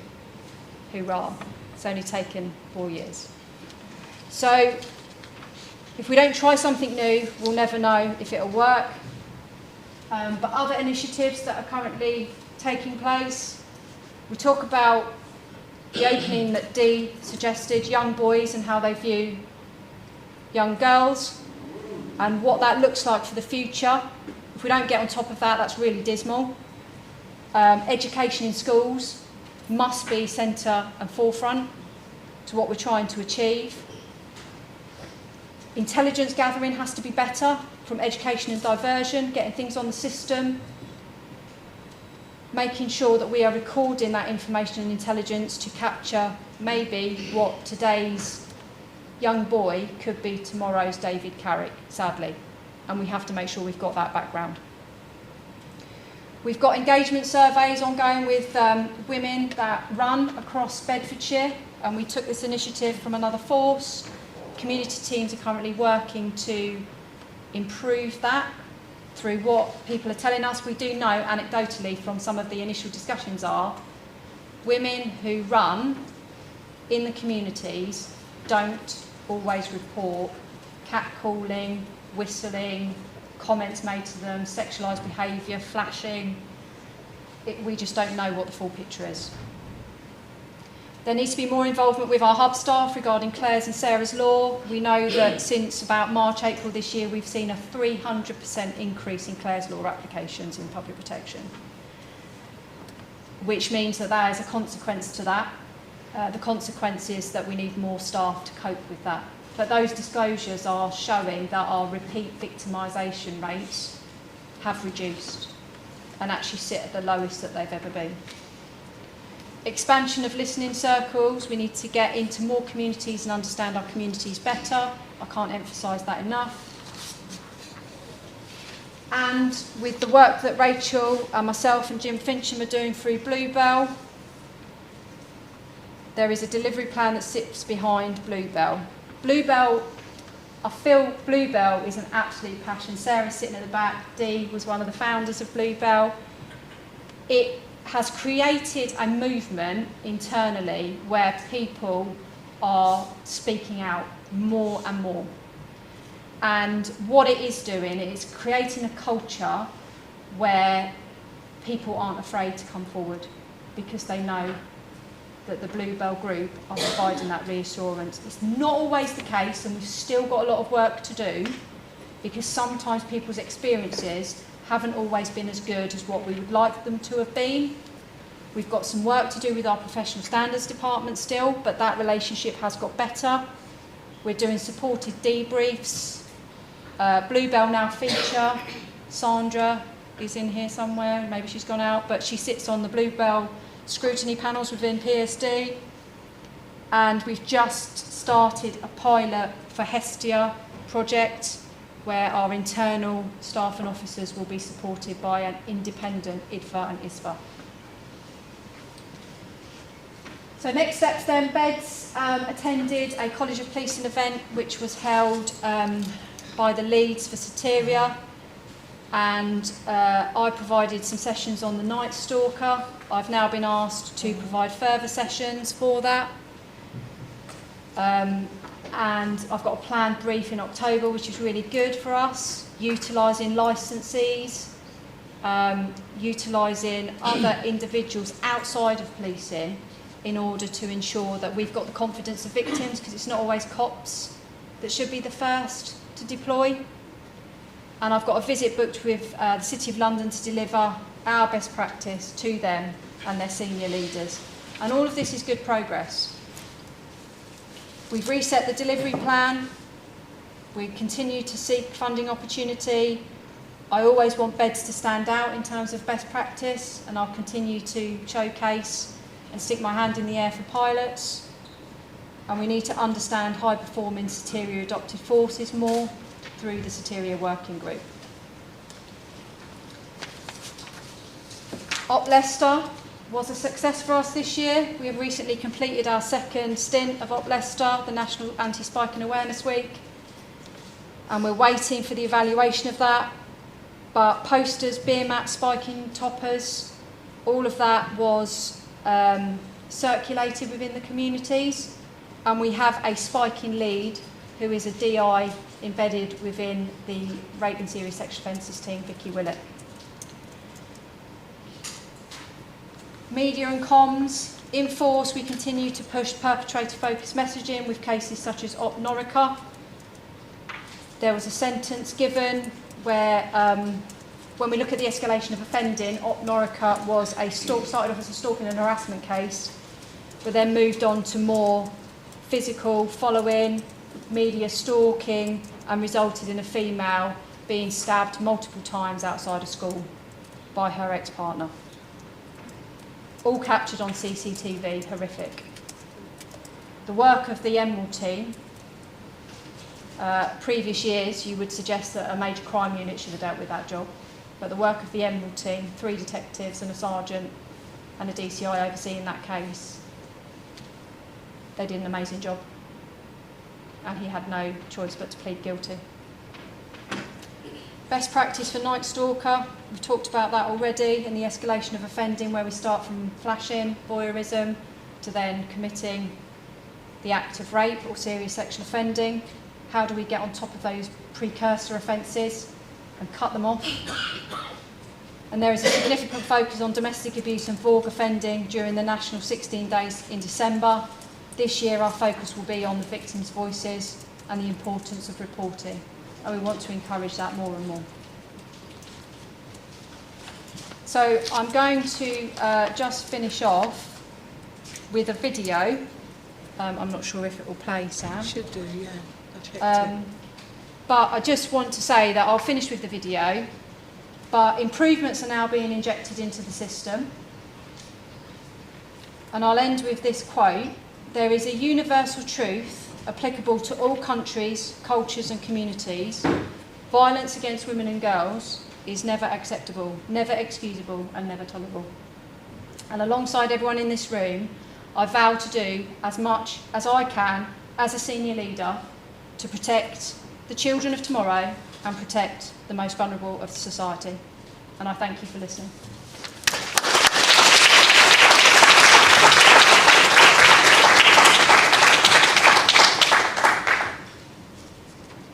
Will it play? Should do, shouldn't it? Yeah. Okay. I'm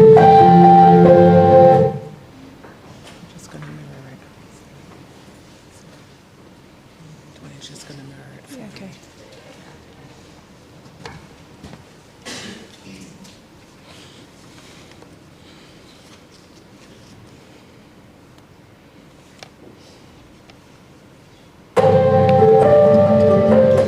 My passion for male violence against women and girls has been ongoing for the last 4 years.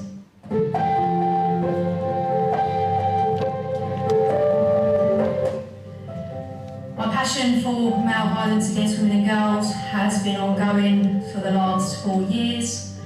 Having been the Superintendent of Public Protection and now the Chief Superintendent of Crime and Public Protection, I continue to drive this piece of work both with passion and emphasise the importance that it has on our young people within society.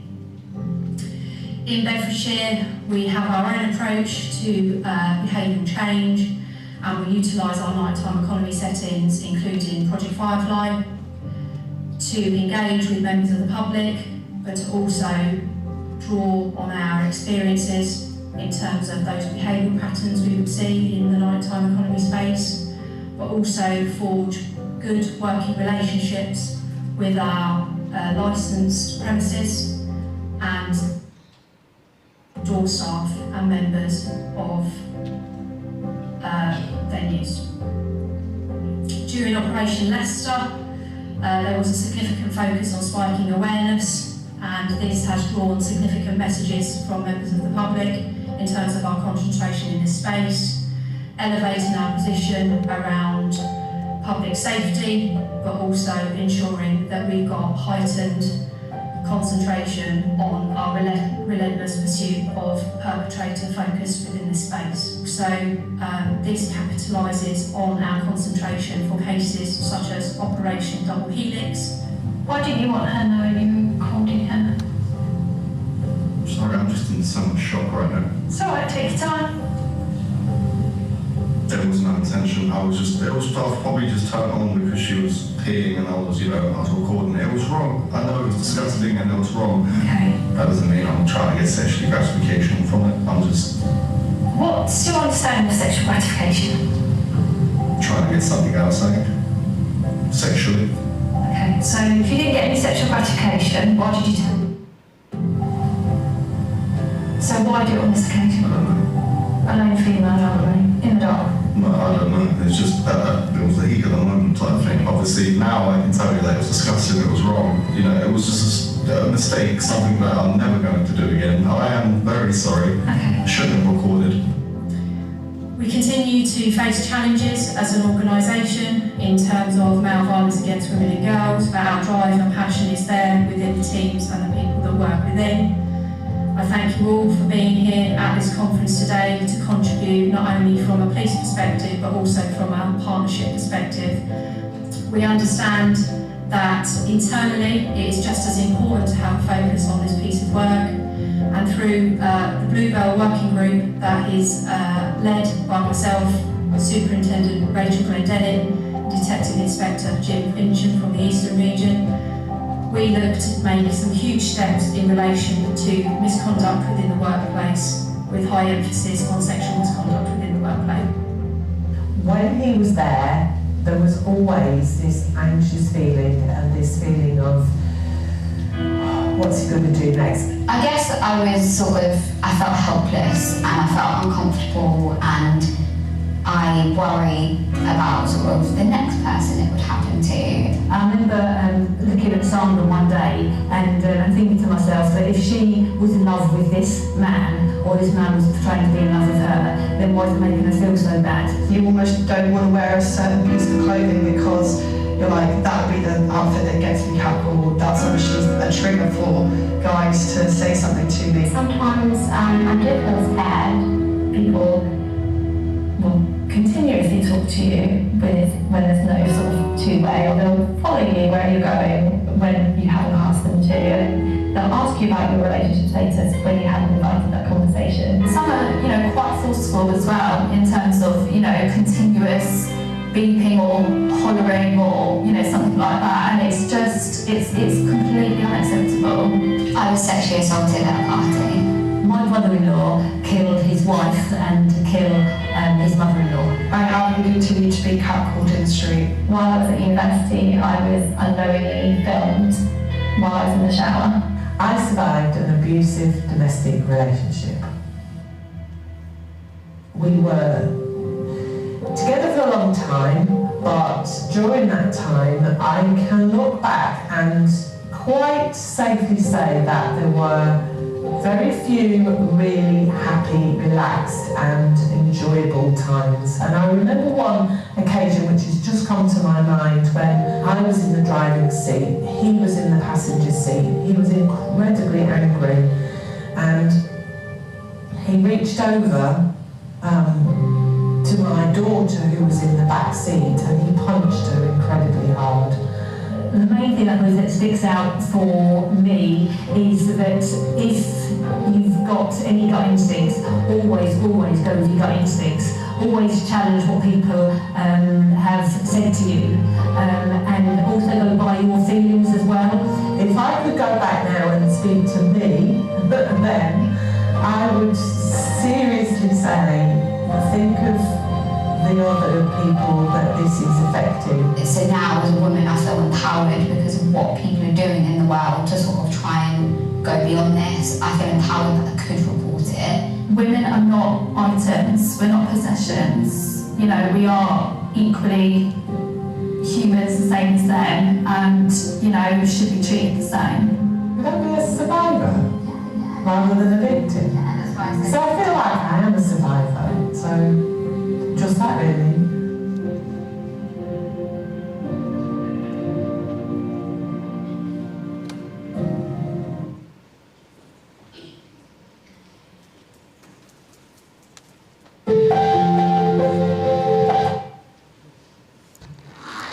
I think it's safe to say that deserves a round of applause.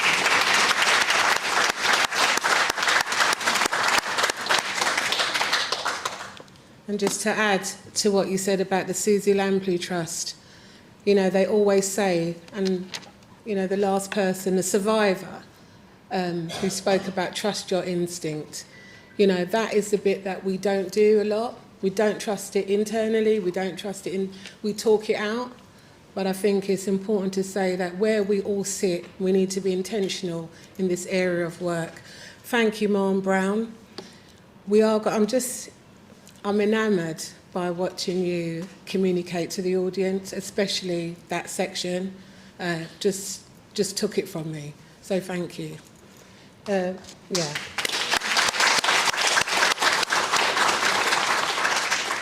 We're going to break for lunch. After lunch, we will be having a domestic abuse theatre company. We are going to put some welfare and trim in place. It's very impactful, so we're just going to give you a disclaimer now. And I just want to highlight some people in the audience. We've got Chaplain Andrea Smythe from British Transport Police, also working with victims of domestic abuse in custody and in the community. We've got Cultural Intelligence. Marn Brown mentioned Sarah Greigel, and we've got my colleague Jen in the background. We've got from the Ebenezer. Actually, stand up and say your own name. Come on. Because you lot have got me chatting up here. Nobody wants to stand up. This is interactive. We've got Ebenezer crew and from the Trauma Collective. Please do stand. And let's give them a round of applause.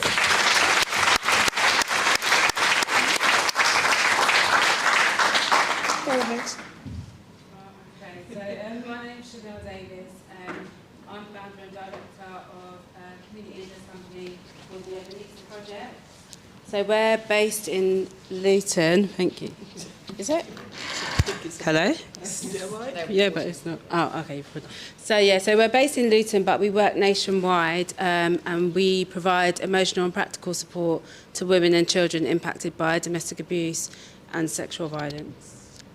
Welcome. Thank you. Sorry, I've got a bit of a cold, so my voice isn't that great. My name's Camilla Lacey, and I'm the founder and director of an organisation called the Trauma Healing Collective. It's an organisation that primarily works with Muslim, Black and Asian women who have been subject to any kind of sexual abuse, domestic violence, trauma, and mental health and well-being. We are based in Luton, but we work nationally, and I've been doing this work, oh gosh, for many, many years. But the collective itself is about 5 years old. Thank you. Thank you.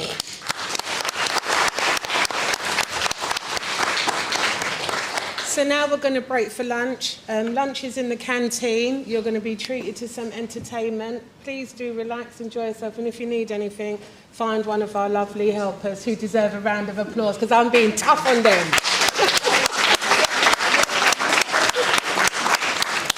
Thank you all.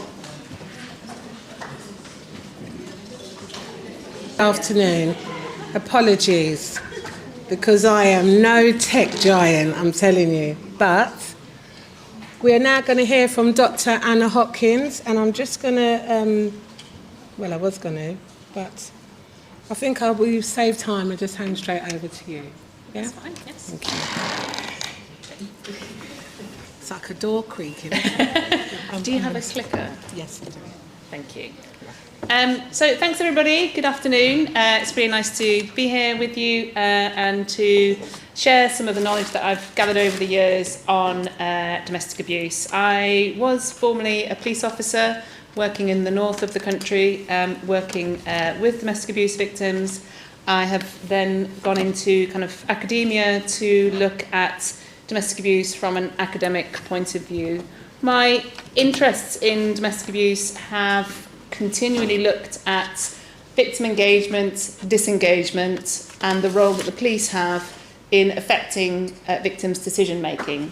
I don't know what your knowledge is on domestic abuse. I'm sure it's varied. I'm sure there's a wealth of knowledge around it. So I do apologise if some of the things that I'm telling you may seem a bit basic. But I just thought I would provide a bit of an overview of how kind of I see the main complexities of domestic abuse. Oh, I've got a clicker, so I'll skip over my bio.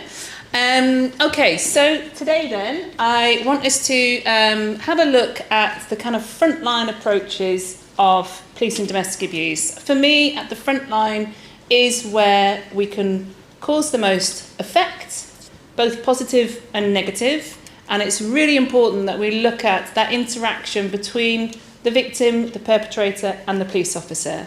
And rather than me kind of talking to you for many hours in a dry, monotone kind of way, I'm going to be using theatre. At the back there you see Joe, Adam and Eleni, and we are going to be presenting you with some scenarios to allow you to kind of see in effect what a typical situation of domestic violence might be, and how we could improve upon it. And I hope by using theatre that it can just make it a bit more of a lively discussion rather than, I mean, sometimes we can use case scenarios, but this is, I think, a much more dynamic way. It is also quite a lively way, so there might be a bit of shouting, there is going to be a bit of swearing, but unfortunately, as I'm sure many of you know, that is quite a reality of how domestic violence presents itself. So there's no point skipping around pretending that that's not the case.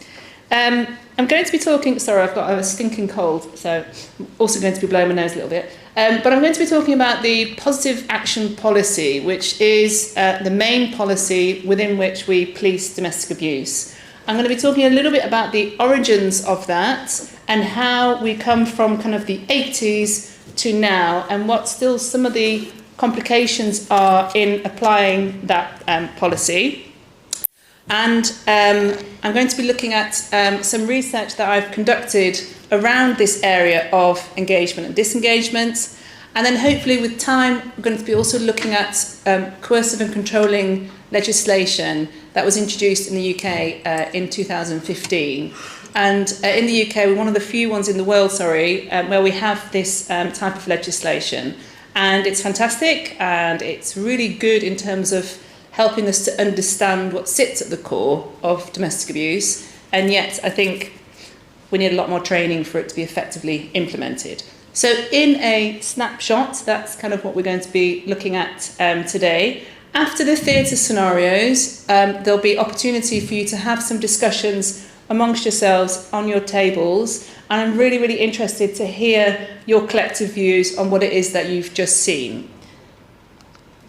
I'm now going to pass over to Jo Haydock for her to introduce herself.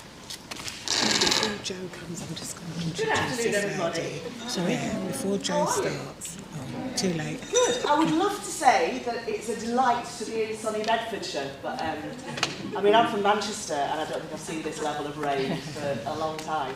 But it is lovely to be here. I thought we should probably introduce ourselves a little bit. So my name's Jo Haydock. I've got a couple of colleagues back there. Adam, who's away, and Eleni, who's away. And we are part of Jo Haydock Theatre and Training. We are a theatre company, but I would like to reassure you all right now that today there will be no role play and there will be no audience participation. So you can all just sit a little bit more easily in your seats and know that I'm not going to be dragging you up here to do a little cameo role. We are a theatre company made up of professional actors, so we tour with theatre shows and do TV work and this sort of thing. But we also specialise in working with the police and social services and the corporate sector, using theatre as a training tool. And we work up and down the country and all over the world actually, with various different police forces and businesses. And we use theatre in a variety of ways. A lot of work we do involves us taking on the role of victims or suspects, vulnerable witnesses, family liaison officers, family members, and we do role play, and we make it as realistic as possible for police to practice on us. So they can make their mistakes, they can learn, they can really have a go at trying seeing what it's like to get those words out of your mouth when you're actually interviewing somebody, and they can practice on us before they get set loose onto the real world. And we do pride ourselves in making it as realistic as possible for them, so that they can get over those nerves, but they also feel immersed and feel like they've had a genuine, realistic experience. So that's one way that we work. But my favourite way that we work is what we're going to be doing today. And that is when we're asked to come in and work with experts in a particular subject matter and create bespoke scenarios. So we've been working with Anna, and we put these scenarios together. And these scenarios, hopefully, will be entertaining, but will provide a springboard for your discussion. That's what we're here to do. So you'll watch a scenario, you'll all then have a single point of focus. So that in your discussions, you're not having to go, oh, well, I remember a time when, or, oh, I knew a person when this, you know, such and such thing happened. We've all got one point of focus, so we can focus that discussion around it. We will never, obviously, ever make light of domestic abuse or any of the issues that we work in, but I do believe that we can maybe poke a little bit of fun at ourselves and some of the less than best practice stuff we see that happens in our daily lives just because of the pressures that we're under and because we're all human beings. So I hope that today our input is going to be at least a little bit entertaining and just see what you think. Nice to meet you all. I'll see you in a bit. Thank you. You're all right, Sandra. Who's speaking now? Anna's going to be speaking now. Just before we continue, Anna continues, we do have in the room Glenda Bass. Glenda, would you like to stand? And she is a High Commissioner representative. I know you introduced yourself, Glenda, but I was so would you say that again, because I know you have to leave. I work for the St. Helena Government Office in London. Thank you. And you're representing? Who is actually the representative for St. Helena. Yes, and Kedal's going to be with us on Friday at the graduation ceremony and the closing ceremony. But I want us to just give Glenda a round of applause because she's got involved in everything today. Thank you very much. Thank you. Over to you, Anna. Okay. Right. Okay, so you were pleased to know I'm not going to give you... Can you all hear me when I speak without the microphone? Yes. That makes it a little bit easier for me. So I'm not going to give you a decade per decade overview of what's happened in domestic abuse policy. That would be very, very boring for you all and you'd be asleep in, I think, a few minutes. But what I've focused on is, in red, is the little areas that I'm going to be touching upon today. I have got a full presentation on all these different developments, if anybody has a particular interest in understanding where we have come from and where we are now in terms of that policy development in domestic abuse. So do reach out if you would like a copy of that. I have also delivered something similar to the commissioners of the British Overseas Territories back in July. So what you can see, just very briefly, is that obviously when we look at the kind of 1970s, there's really nothing much going on. And it grows and it grows and it grows and it grows with increasingly more legislation to allow us to have different powers, different abilities to tackle domestic abuse from a different and variety of ways for orders, protection orders for victims, orders for perpetrators. And this is great. It means that we have moved from policing domestic abuse is something that happens behind closed doors, it's a private matter, it's a matter between husband and wife, to no, it's in the public sphere now, and we have to be seen to deal with this in a way that we are taking it seriously. And part of those developments kind of came from the feminist movement in the 70s saying, hey, why is it that when a woman gets hit, the police don't do anything, but in a normal non-domestic situation, it's criminalised. Why is this? We want more. We want the police to take it more seriously. That then started to filter into the 80s, where the police started to understand that they really did need to be doing more on this issue. They need to be doing more for their own kind of portrayal of how the public was seeing them. And that failing to do this was causing a lot of harm, death, and also their trust and confidence in those days was really, they're starting to kind of feature with that as well in terms of we need to do more. However, in terms of how police see domestic abuse, I've put a quote in here from the then Metropolitan Police Commissioner, domestic violence and stray dogs, rubbish work for police officers. Now that's a quote from the 80s, but actually when you look at how the policing of domestic abuse is still viewed today, it's not a popular, sexy kind of bit of policing. It's not terrorism, it's not undercover, because it's high risk, it's problematic, there are repeat victims, repeat offenders, we're dealing with some of the worst of society. You don't get the convictions, you don't get to take them to court because of this disengagement, because of this constant struggle of trying to fit a process into a different process, and the two don't really combine well together. And that for me is what I've been kind of trying to understand from my own research, how we can better improve this? And I have no answers, by the way. But I think that this way of seeing domestic abuse is difficult, and it's also coupled with a lot of kind of compassion fatigue and that negativity, again, when you are at the front line of feeling overwhelmed. The volume of domestic violence is immense. We'll never have enough police officers to deal with domestic violence properly, and there is the first issue, so looking at prevention more. But that negativity seeps out at the front line, and that then affects how the victim feels in terms of feeling confident to report. So moving on then to the 1980s, there was some attempts at the police taking it seriously, some attempts at understanding what can be done, some also high-profile cases of victims suing the police for high amounts of money because they'd failed to protect them. And then in the US in 1984, we see a big experiment taking place where the police were scratching their heads worldwide. How do we police domestic abuse? With this issue of privacy, is it something that is in the private sphere? Is it something in the public sphere? What is our role? So Lawrence Sherman, you might have heard of him. He's the kind of god guru of evidence-based policing. And his colleague Burke set about to understand what the best approaches were to tackle domestic abuse. So they had 3 different interventions that they were assessing. Whether to mediate, offer mediation between the couple, whether to separate, or whether to arrest. And they conducted a 6-month experiment testing out these different interventions, which was deemed the most effective.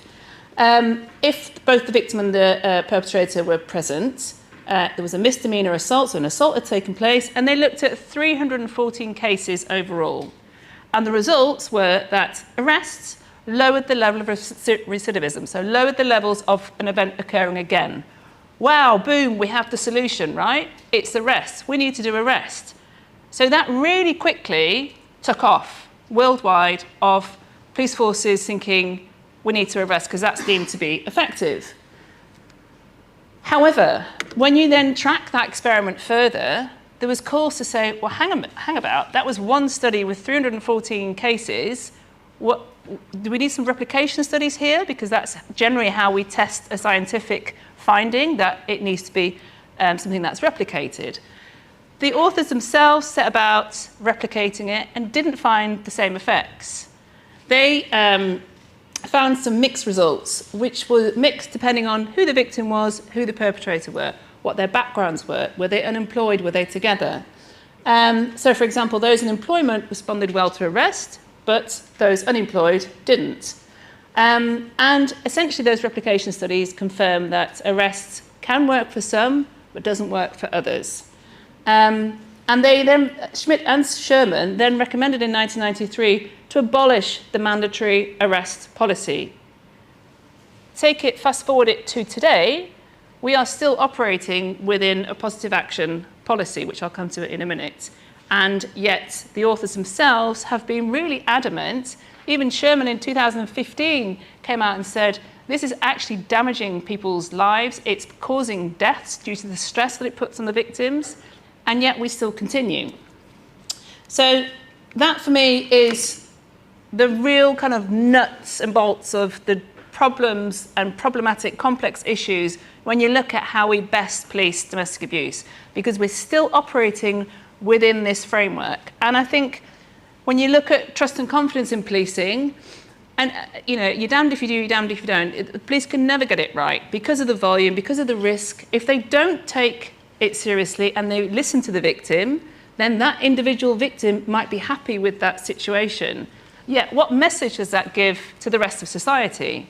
So we also have to be seen to be acting from a wider societal point of view by saying, this isn't acceptable, we are going to take this further, whether you want that or not. But for the individual victim's trust and confidence, that's really difficult, and it's problematic when you then look at whether they are willing to re-engage subsequently, when you've pushed them forward without giving them that choice. So the positive action policy definition, as defined by the College of Policing, says police officers have a duty to take positive action when dealing with domestic abuse incidents.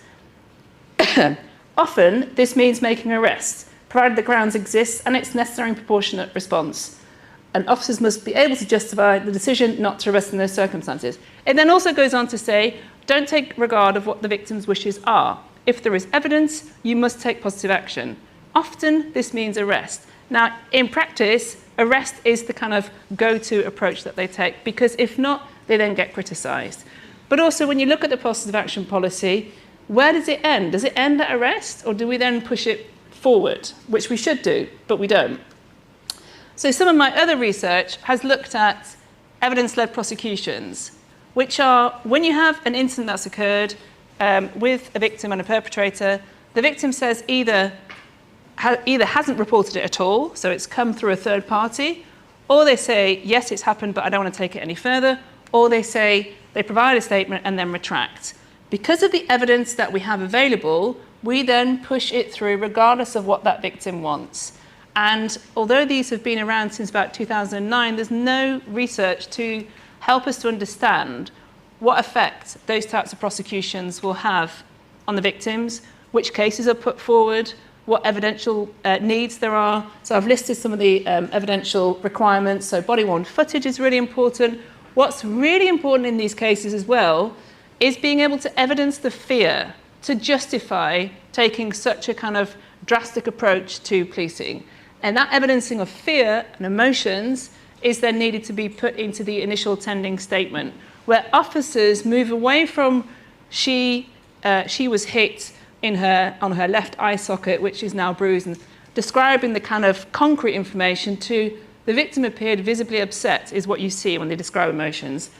And what I'm trying to do, again with using theatre, is to go deeper, to really tell that story of what that officer saw. Body-worn footage where the camera's on is great, but often the angle isn't correct, or the timing of when it was switched on is slightly out. So we need officers to be more confident in telling the story of how the victim presented, of that interaction between the victim and the perpetrator. And that's something that we are going to be looking at today, and yourselves as well. And I find it really interesting to see what people see, because we're all different, aren't we? But we all have what we call this kind of tacit knowledge. We all have our experiences, and yet we will experience things differently. So how do we kind of translate that into a discussion? So my kind of, I think I've alluded to this already, the positive action policy is there to remove the burden of the victim to take that responsibility. It's not me, it's the criminal justice system. She can say to the perpetrator if it's male, female.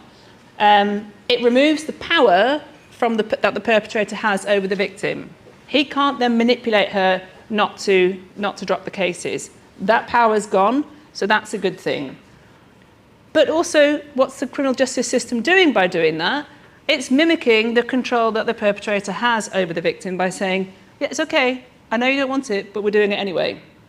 So I find it really difficult to understand and kind of think which is the best way of doing it. And in reality, when I've looked at many, many police cases and police data, it's a real mishmash anyway, where not every case an arrest is made, and not every case this positive action policy is followed.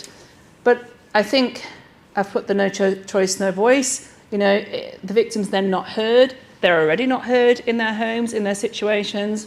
It's again adding to that. But also, really importantly, re-engagement. If you force that case through, if you do an evidence-led prosecution, how is it then that that victim will feel confident to pick up the phone again when they absolutely did not want that action to take place for whatever reason?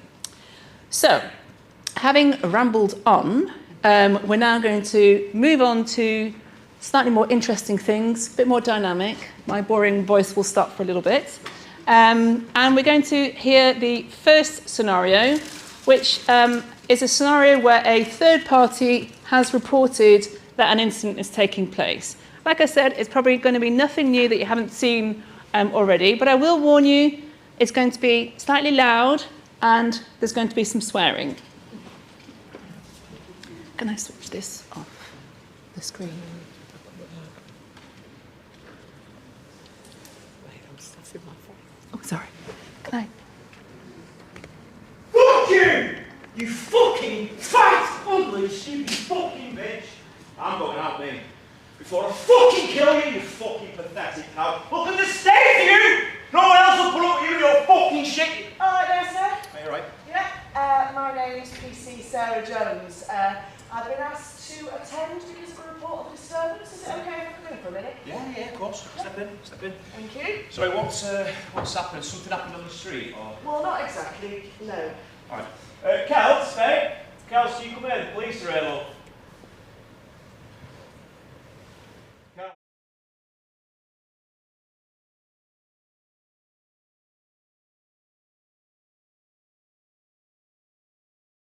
Jones, and we've had a report of a disturbance at this property, so I've just been asked to attend and just check that everything's okay.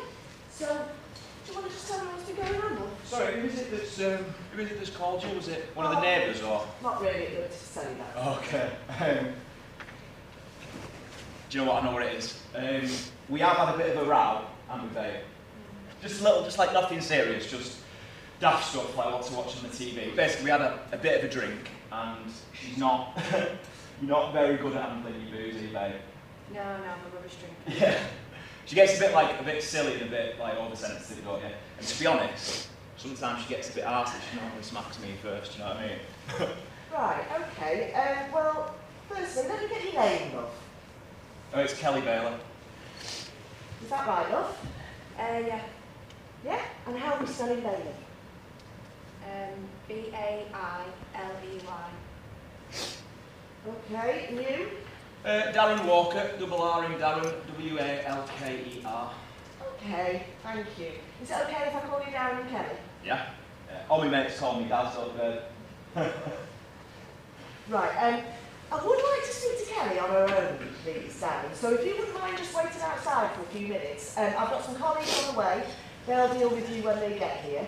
I'm sure you understand. Yeah, of course. Go on. Okay. We shall talk to you. That is. Should we sit down, love?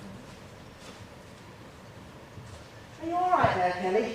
Yeah, look, it's just, we've just had a bit of a row. It's such a massive, it's fine now, so. Yeah? Yeah. Have you, hurt your wrist? No, I did, but it was just something silly. Basically, Darren's had a really hard time at work, and I can just be a bit of a nightmare sometimes. And I'm a bit mumsy, and I went in to hug him, and he's just pushed me away just a little bit.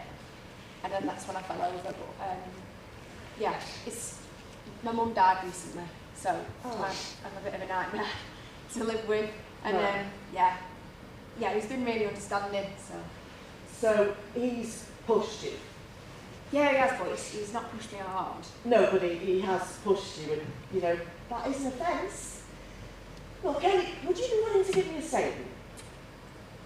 Look, I've given a statement before, it doesn't change anything, so. But, you know, Darren has pushed you, and you've clearly got an injury to your wrist, and, well, you know, looking at the state of the place, it would seem there has been some sort of altercation. In all honesty, I think there's been an assault.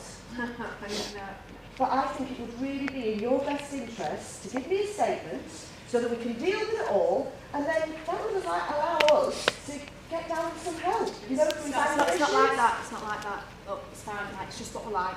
Okay, I started it. Okay, tell me a bit more about that. Right. Well, if I am going to say anything, I want it off the record. Okay.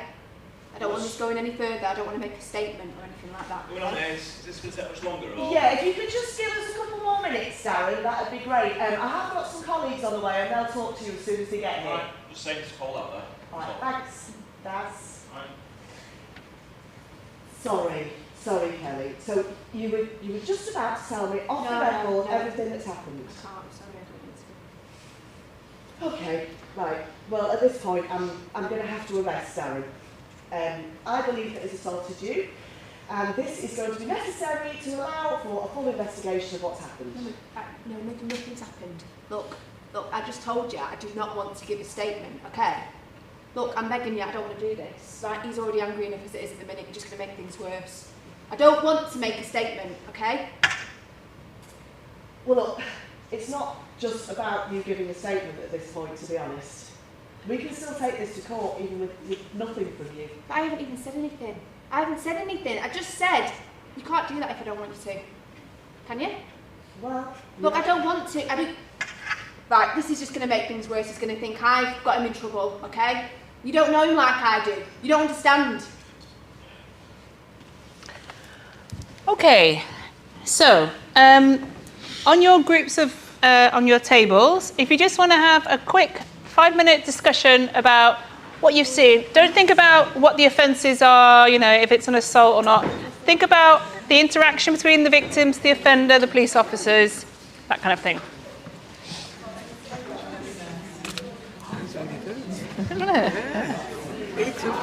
That made me jump when you shouted. Okay.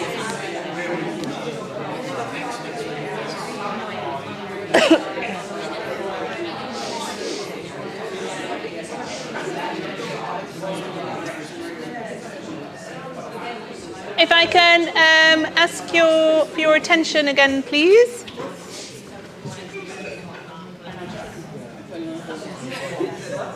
So I hope you found the opportunity to have a discussion around what you saw useful. And I'd just like to start really with seeing what your observations, thoughts were. I'm going to start with this table here because it's got the most people on it, I think. A bit of both. Positive action, that's the world that we live in. So it was interesting to hear from the ladies from across the world that quite often the female will want the offender to come back post-arrest. Yeah. We had a bit of chat about some orders, didn't we? But then it's about managing the risk for police organisations. It's about managing that risk and the safeguarding, and that's both offender, suspect, and so forth. Anything else? And then we just feel like, as police officers, we have to always bear in mind that we're making a judgment call. You know, it's just a justification. Sometimes we freeze up because you're like, I'm down either way. But thus far, what we take mostly into consideration is the injuries. Okay. The severity of the injuries will mostly dictate what actions we take. How injured are you? That shows like, okay, we can't risk leaving this way. This can't be something that's talked through. This person is willing, capable, and will hurt you. And then we take it from there. But that also, like you said, can damage the relationship we have with you, and you might never ever come to us ever again. Yeah. Yeah. So. The risk would be higher, and the fact that we notice that her self-esteem is very low. She's been being verbally abused constantly. Yeah. And based on that, you can see her reaction whenever she's talking to the police officer, and then the police officer is at this point now, to me, it's like offender focus. So like the police officers just really focus on arresting and not reassuring the victim like, hey, this is happening to you, and it's important for us to actually get the help that you need. I feel like it would have been a situation where you probably could have just set aside, at the moment and try to reassure that if you come forward or say that this is what we can put in place to help. Yeah. Yeah. Okay. What came out as well is that you guys hold females accountable. If they've got a restraining order, they can hold the victims accountable if they're the ones that are breaching the restraining order as well, by allowing the offender to come. Oh, okay. That's something we tend to do really. No. Which I thought was quite interesting. So they're both being held accountable. Yeah. And she also said that sometimes they don't necessarily have to go with an arrest, but they can hold them in a holding off period. Yeah. 24 hours. The alcohol. Yeah. So sometimes if we see like, okay, this is not your usual behavior, but the victim might be, or we know you personally, but okay, this is the alcohol. We'll let you sleep in the cell until the morning, and then we'll reevaluate when you're cognizant. We can talk to you about what happened. Yeah. But one of the little tips that I have, when they're I've been here before, I made the report before, I'm like, you haven't dealt with me. Yeah. I'm sorry you had a bad experience with someone else, but this is your first time with me. Yeah. So we have a fresh start. Now I'll put her to just reassure you're not in it alone, we're your family, we'll come by, we'll check on you.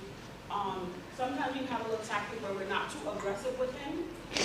Yeah. Because we're like, you love him, So by extension, if you see us being too aggressive with someone you love, you get in defense mode. So even though we want to, we kind of like take a more tactful approach. Like, okay, we don't want to break your home. We're peacekeepers. We're here to keep the peace. Yeah.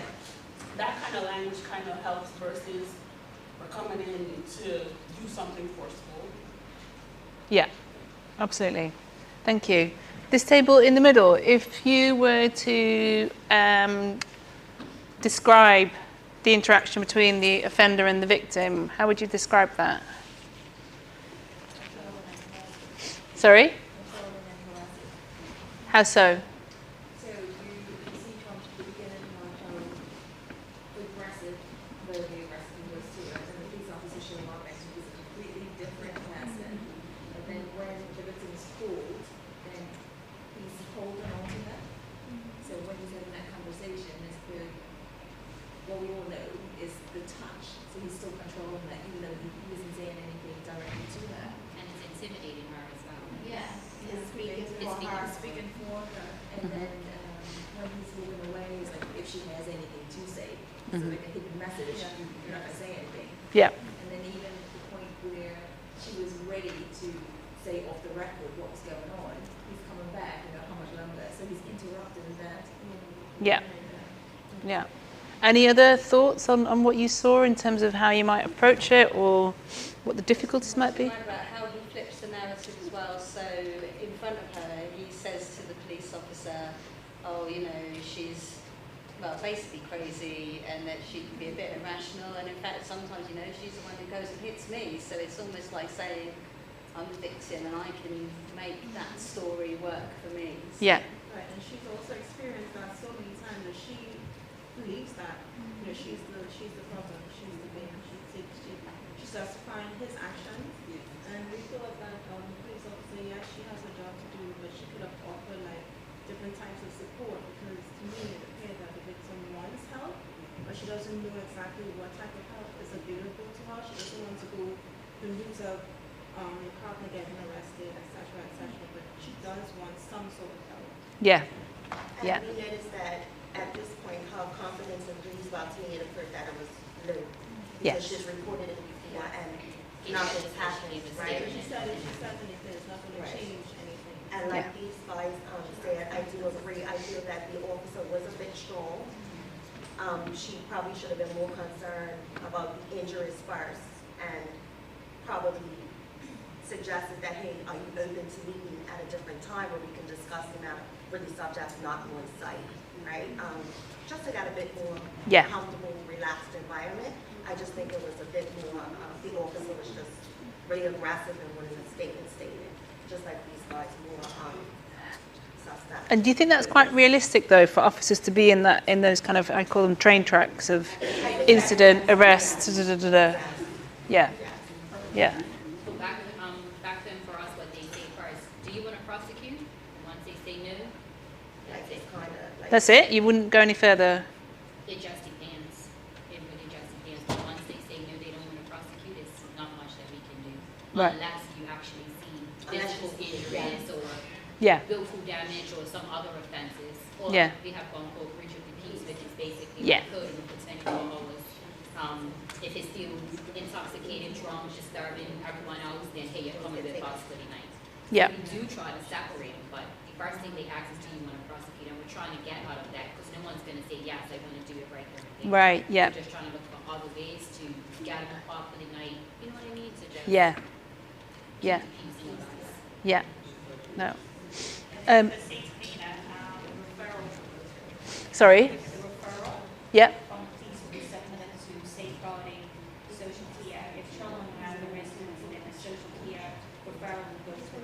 Yeah.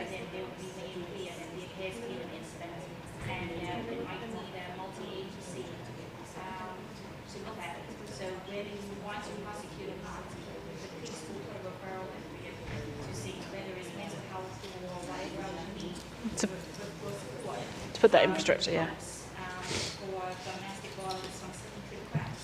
Yeah. That you know there's a problem, but how far is the problem already?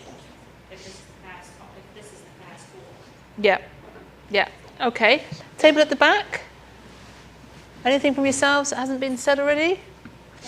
I think what we were saying, so I work for the domestic abuse unit, so I'm a victim engagement officer, so I work directly with the victims. And I would say that in terms of the victim's behaviour or like how she presented was very real, in the sense that if you've got a partner or a perpetrator in that relationship, you are very much controlled in even when the police enter your property and how you respond to the police.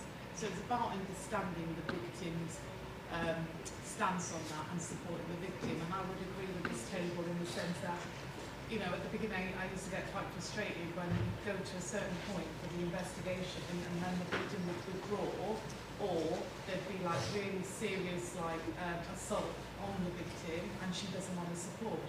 But it's about understanding and being empathetic and understanding the background, why she does that. Yeah. Yes, she might love the partner, she might have children, it might be financial, with financial dependency, but also the fact she just perhaps that's all she knows. But offering the victim that support and signposting, I think it's really important so they know there's services there to support them. Yeah. And they're not on their own. And it can be, and I did say, if that was me in that position, would I call the police? Or would I be quite scared of the consequences from the perpetrator if the police were involved? Because we know what he's like. Yeah. The victim knows what he's like. So I think it's about being more sensitive and empathetic to their needs. Yes, absolutely. And in this instance, the call wasn't made by the victim, it was made by a third party, a neighbour. So it's, again, kind of catching them off their guard. Them at more risk, I think, is really important. Yeah. Yeah, no, absolutely. Yeah, I think one thing we touched on as well, in a strange little way, the victim, she may have control. Even though she's the one being abused, she's got control in the house. What I'm trying to say is if the officer come along and took it out of her hands and progressed with charging and all of it, it's now not in her control and she's probably even more scared of what her partner would do.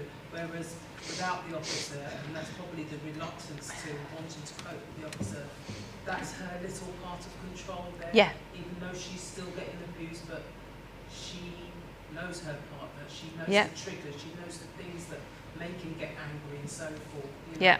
And spilling the beans to the officer is probably the top trigger. Yes. You know, but she wouldn't want to go there. Absolutely. You know?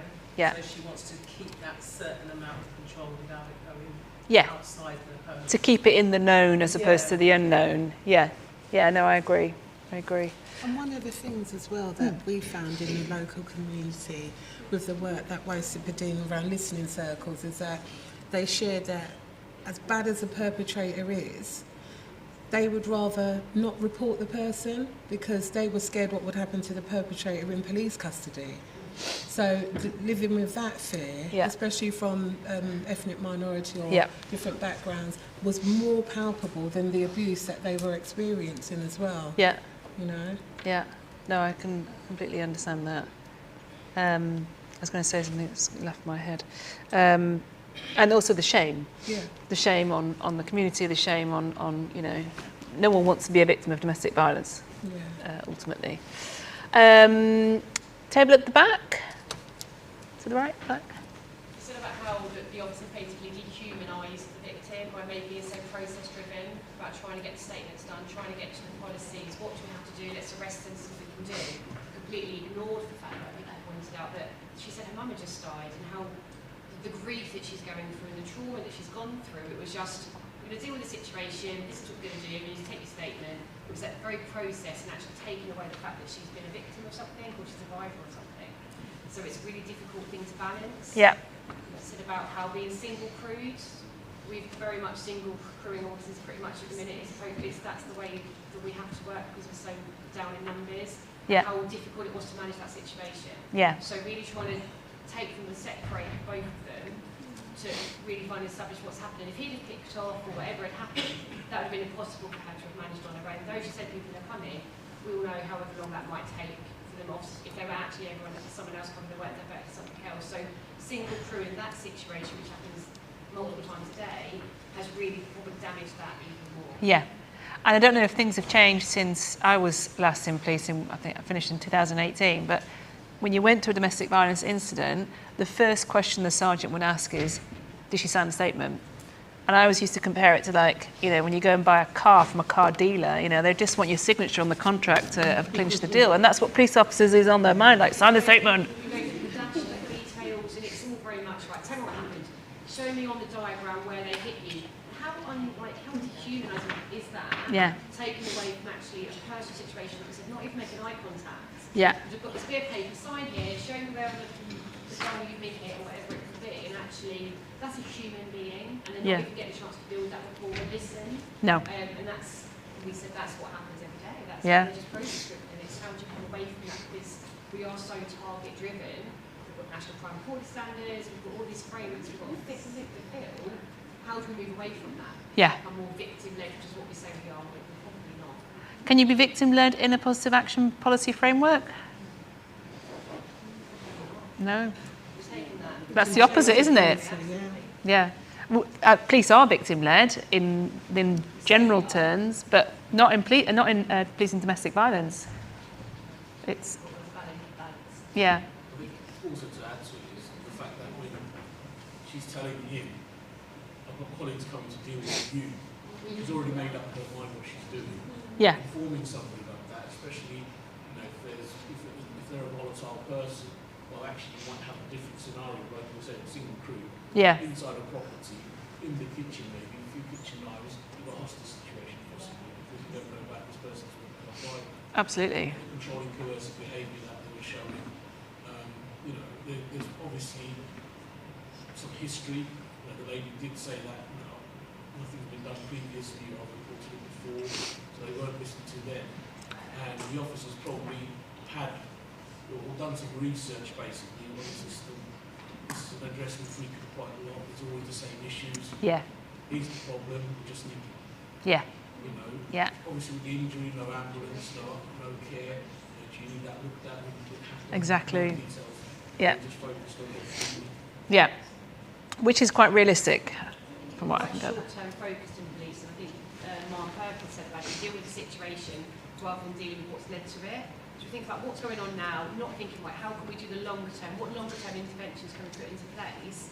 It's always what's the situation now, take him away for 24 hours, lock him up, and then release him without charge or release him without bail, etc. So we're very short-sighted in terms of any longer-term solution. Yeah, we talk about incident per incident approach of policing, where it's just this incident, that incident, without kind of seeing the overall picture and putting all the pieces together. That still isn't as good as it should be. Just mindful of the time. Any additional thoughts to what's been said? No, I think it's pretty much been all covered. Yeah. Very good. This table here, finally, last but not least. Any thoughts? Any?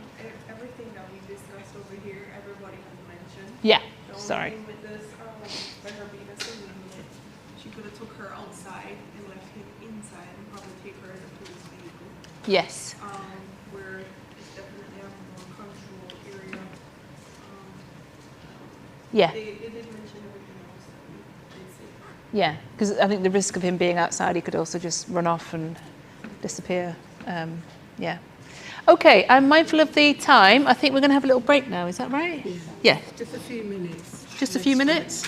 Yeah. So just a leg stretch, toilet, whatever, and then we're back in. Thank you. I'm actually thinking, is a quote from you would be great for the internal piece. We're going to do an external and an internal. So we're talking about frustrations, policing, shared learning for that side of things. I might put it in the internal message. Okay. Right. Let me just call them back. Is everyone? No, Mike's not even on. We're going to restart, everyone.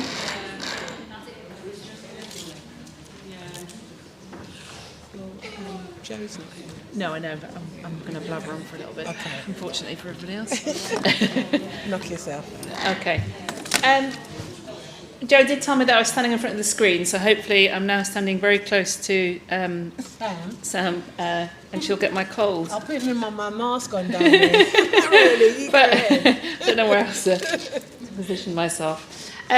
So I just wanted to kind of recap on some of the discussions that we've had in terms of that initial response and what the key considerations and requirements are, and some of the kind of key complexities as well. And this is also some of the summaries from research that I've conducted in these frontline positive action kind of situations. And also to say, I'm very happy to share my slides with anybody, and I have also much longer versions of these slides if anybody struggles to sleep. I can send you it over and you'll be out like a cat. I've also got a chapter, again, if you struggle to sleep, on the positive action policy. It's about 10,000 words, all about the historical developments, the different experiments, the different viewpoints. If anyone's interested in that, I'm happy to share that with you as well, but it's pretty dry.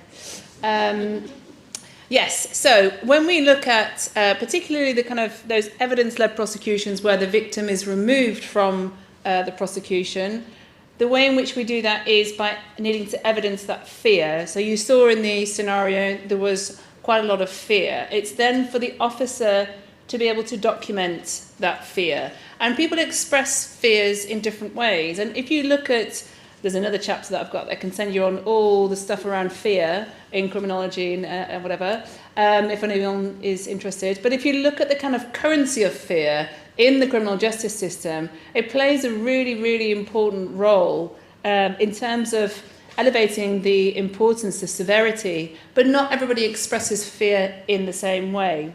So some downplay it because they know what's coming next, they know they don't want to report it, they know the kind of situation that they've been in before. Excuse me. But in terms of the risk assessments then, if there is that clear expression of fear, up goes the risk level. If the risk level goes up goes the service that the victim is provided with. Those high-risk victims will get a better level of service than those who have the medium and standard risk. Repeat cases, as I mentioned, and the victim before, they've been here before, it creates a compassion fatigue almost from the victim as well, because they've been there, they've done it, nothing's changed. But also from the officer's point of view, if you go to that house, as you'll know, time and time and time again, knowing that it's not going to go anywhere, you have that negativity and fatigue as well. And victim blaming is still, sadly, very prevalent. And domestic violence victims are often complex human beings who have additional needs, sometimes as a result of being a victim of domestic violence, that can increase quite significantly the propensity towards alcohol and drugs. It's a coping mechanism.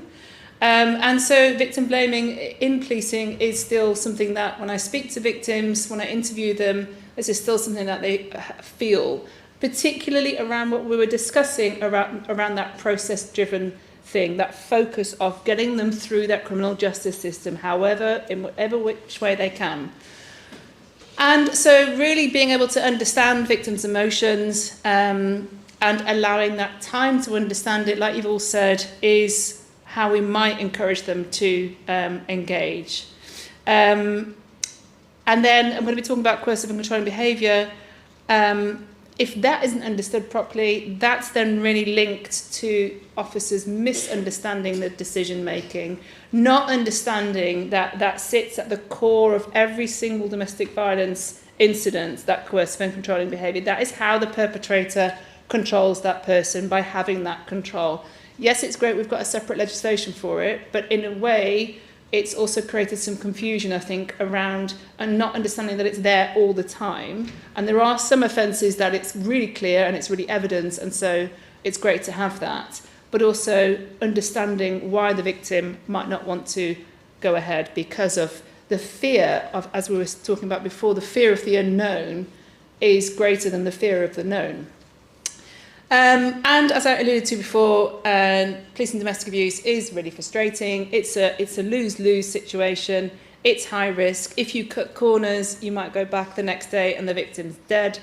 There's a huge amount of negativity in terms of again, not getting anywhere, feeling that you're going round and round and round in circles. So it's not surprising that it's not the most popular thing to deal with.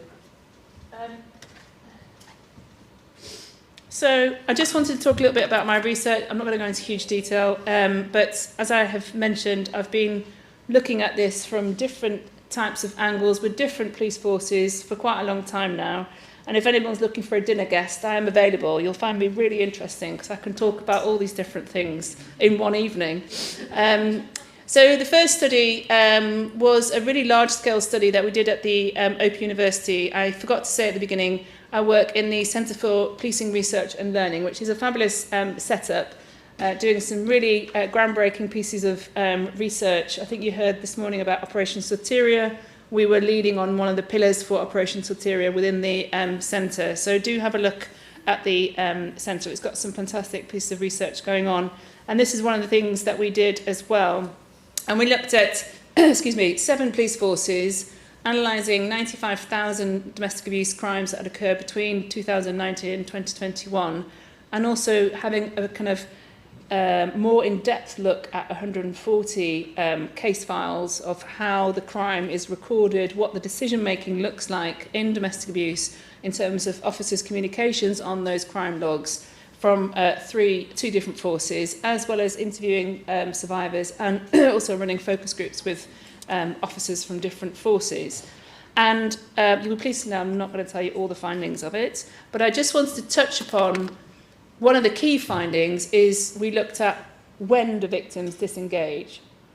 And you'll see that there's some percentage of completely non-engagers. So in this instance, there was some engagement. I would say that she was engaging after a while. She was starting to engage, but then we lost the engagement. Yeah, she might not have ever engaged because she hadn't made the call, but we lose the large chunk of victims at the initial response. Yeah, 57% disengaged at the initial response. A further 15% disengaged after initial response, but pre-formal account. So whilst we're all process-driven, looking at getting that statement, actually we're losing people way before giving that statement. So for me, it's really important that initial call, we talk about first impressions, I think that's also really important from a policing point of view in terms of seeing that, all the things that you've been saying, seeing that victim as a human being, listening to what they're telling you, not thinking, statement, arrest, and trying to kind of unpick that and allowing officers to have that confidence also to say, to spend time with the victim, to answer the radio and say, I'm busy, talking to a victim of domestic violence. It's a priority in all forces now, thankfully.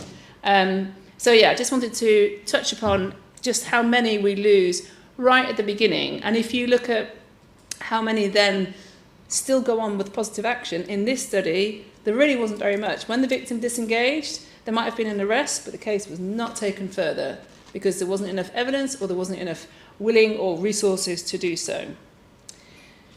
The other project that I've worked on that I've told you about is evidence-led prosecutions, and I think I mentioned that despite them being around since 2009, there's no existing research to understand what effect this has on victims. And I think that's really key and a basic starting point for us to understand when we push a case through without the victim's support or who has then changed their mind, how does that affect a victim? So I've now done 2 studies on that with 4 different police forces. And there's another report which is 71 pages long. Again, once that's been approved, if anyone has any sleeping problems, I can send you that as well. That really looks at, so these types of prosecutions really look at the way in which we can take a case forward is that evidencing of fear. Apologies if people know about this and I'm teaching you to something that you already know about. But that fear talks about a legal principle, res gestae principle. And having that fear is the way in which we can go around the victim not being in court to give evidence. But to evidence that fear, you need to really be in tune with how that victim is presenting and being able to also record it. So in this study, again, we use theatre, and I really tapped into looking at increasing officers' abilities to describe the emotions. Because what we found, it's probably on one of the slides, when the emotions were described in this study, it increased the chances of a prosecution taking place. Yet, when we looked at how those emotions were described, the most typical way of describing it is visibly upset. Now, that can mean so many different things. Does it really capture in your heads what's going on? She was visibly upset, would you say? Potentially. But how? Yeah. So what you see and how you describe what you see. She's upset. Well, how do you know? Tell me, how do I know that she's upset? How do you know that she's upset? Going that extra step further. And that's a big barrier for officers because it's like they're expressing their opinions in a legal document and they feel uncomfortable about it. Also, at the moment in the UK, we've got a really young, inexperienced workforce who perhaps haven't been to court, so they don't understand from report to court all that bits that sits in between, and particularly in the court process. So they don't have the confidence to look at that. So we've done a lot of work with theatre, looking at the importance of the initial response. You'll see some familiar faces here. You might recognise them. Oh, well, there you go. I did ask your permission. And yeah, so we really look at focusing on listening, that evidencing of fear and emotions, and also conveying that message of, like the officer did not very well, I know you don't want to take it further, but we can take it further. And that's often kind of dangled as a threat. Well, if you don't provide me with a statement, we can still take it further. That's not a good way of doing it. There are different ways of explaining that take time and that take patience and that take the officer to put themselves in the victim's steps of thinking, this could be completely alien, it's a really draconian kind of measure to take. How am I going to explain the rationale for doing this? So we did a lot of work with that as well. We did a lot of work on that initial attendance statement, given that these prosecutions go without the victim's statement often, or with a retraction statement as well. Okay, so moving back to the more exciting things, around my dulcet tones, we are going to be looking at scenario 2. So just to provide you with a little bit of context of what's happened since we last saw the actors. There has been a 999 call where the victim is very, very frantic, talking about having been locked in a house for quite a long time by the offender. And it's about now looking at that interaction between the officer and the victim, once again, with a further incident having occurred and how that interaction plays out. What you will hear is Dazza. His voice, you will hear him. It's not that he's in the house saying it, it's to try and, portray the coercive and controlling behaviour that is going on in the victim's head. Yeah? Okay. Would you turn the screen on? Yeah.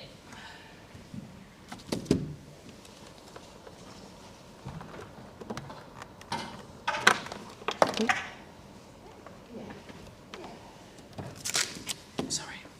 Okay, Ellie. How are you feeling now? A bit fucking stupid, I'd have thought. Yeah, I just feel a bit silly, to be honest. Everything's all right. You're always overreacting. Don't you think they've got better things to do than deal with your shit? But, Kelly, really, is it all right? Yeah, I was just overreacting. I'm sure you've got better things to do. Well, 999 call taker didn't get that impression. That's why we've come blue lighting it round here so quickly. Fucking drama queen. You always do this. Well, I'm really sorry. I didn't mean to bother you or waste your time. I'm not saying you wasted our time. I'm not saying that. But on the call, you mentioned that he'd locked you up. Locked you up? I was keeping you safe, babe. Look, it just gets a bit overprotective sometimes. A bit controlling, you know. But he's being protective. But locking someone in a room is an offence of false imprisonment. False imprisonment? This is your home, for fuck's sake. Now, Kelly, we've been called to this address before in the past, haven't we? Haven't we? Yep. And on previous occasions, you have had quite a bit to drink. So can I just check with you now? Have you been drinking today? No, I haven't. Okay. Now, has Darren locked you up before? Yeah, yes. How long has this been going on for, Kelly? Well, everything was fine in the beginning, right? He was really lovely. But it's just, 6 months in, when I got pregnant, he just started to struggle and everything's changed. Everything changed. Now you changed. But he just really didn't cope very well when Tommy was born. Yeah, because you spoiled that kid, you paid him too much attention. How old's Tommy now? He's 3. Kelly, I mean, how do you think a 3-year-old feels when he sees things like this happening to his mum? Nah, he's a crybaby, just like his mum. Yeah, I know it's awful, you know. Yeah. It breaks my heart, it does. So why haven't you reported it, Kelly? I don't know, just too scared to, I guess. You can't allow this to keep happening, darling. You can't. I mean, think about Tommy. Look, I know you think I'm an awful mum, but Darren needs help. And that is exactly why I would really like to hear your account of what's been going on. I'd really like to take a statement from you. Don't you fucking dare. We don't need the police involved, babe. I'm not sure about that, though. Watch it, Kels. Be careful. Now. I don't know. I'm just really confused. I don't know what to do for the best, right? 'Cause I've reported him before, yeah? And I waited so long on tenterhooks, and then it all just got dropped in the end, and so then me and Darren just got back together. Yeah, that's because we're good together, babe. Oh, honestly, I do appreciate what you're telling me, Kelly. I really do, but, you know, in this particular instance, with the 999 call, the neighbour reporting it, and I think we might even have CCTV considering where it happened, I think we'd probably look to take this further without you giving a statement. Right, okay, so what you're telling me is, I made a statement, and I pressed charges, and nothing happened, and now you say you can just go ahead and just do whatever you want with or without my consent. Right, well, how's that helping me? How's that helping Tommy? He's just going to think I'm getting him in trouble. Well, Darren's already in trouble because of what he's done to you. And at least this way, you will have some control over what's heard in court. The lying, Kels. Yeah, control. That's what I want, but I don't feel like I've got that right now in this situation. But a statement, it would show your side of things, in your words. Yeah. It would. Right, well, but then what happens after that? Okay, because the last time I was left in the dark for ages. Okay? I didn't know what was going on. I was put under so much pressure to make that bloody statement with the social services getting involved all the time. And no one helped me. I was left completely unprotected. But all I can say, Kelly, is I will do absolutely my very, very best for you. I promise. But, you know, let's just take it one step at a time, yeah? Statement first, and then we can explain everything that happens after we've done that. It's only a statement, okay? Okay, I will, but I'm not happy about it. Fucking bitch. Okay. So again, in your groups, just a little discussion around what you've seen before I sneeze you. That's you. That's you. That's you.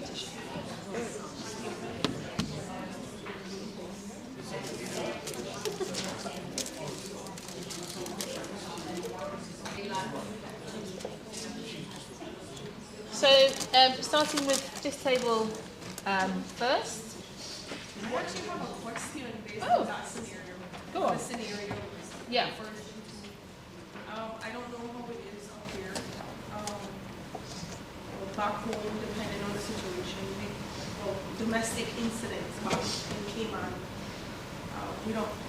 A statement is voluntary. You can get someone an account. Yeah. Just make them sign it and then proceed. But to me, just to focus is just a statement. So that's a question I'm asking. How it is up here?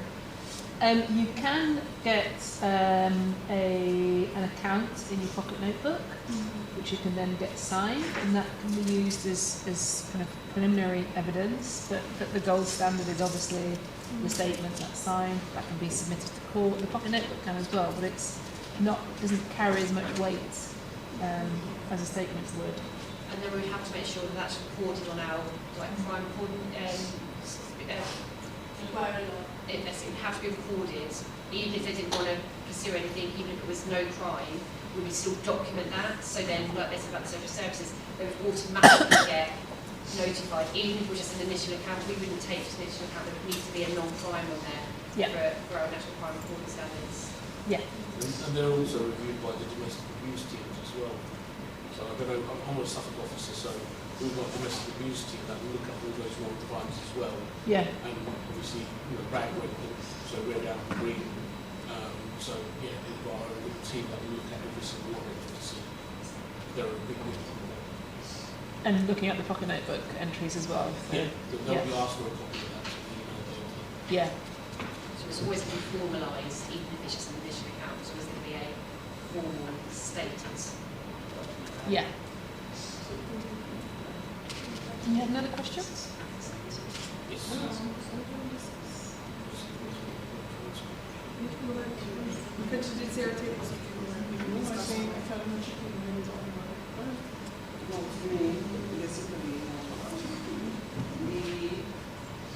Other than the statement, options were not outlined to her.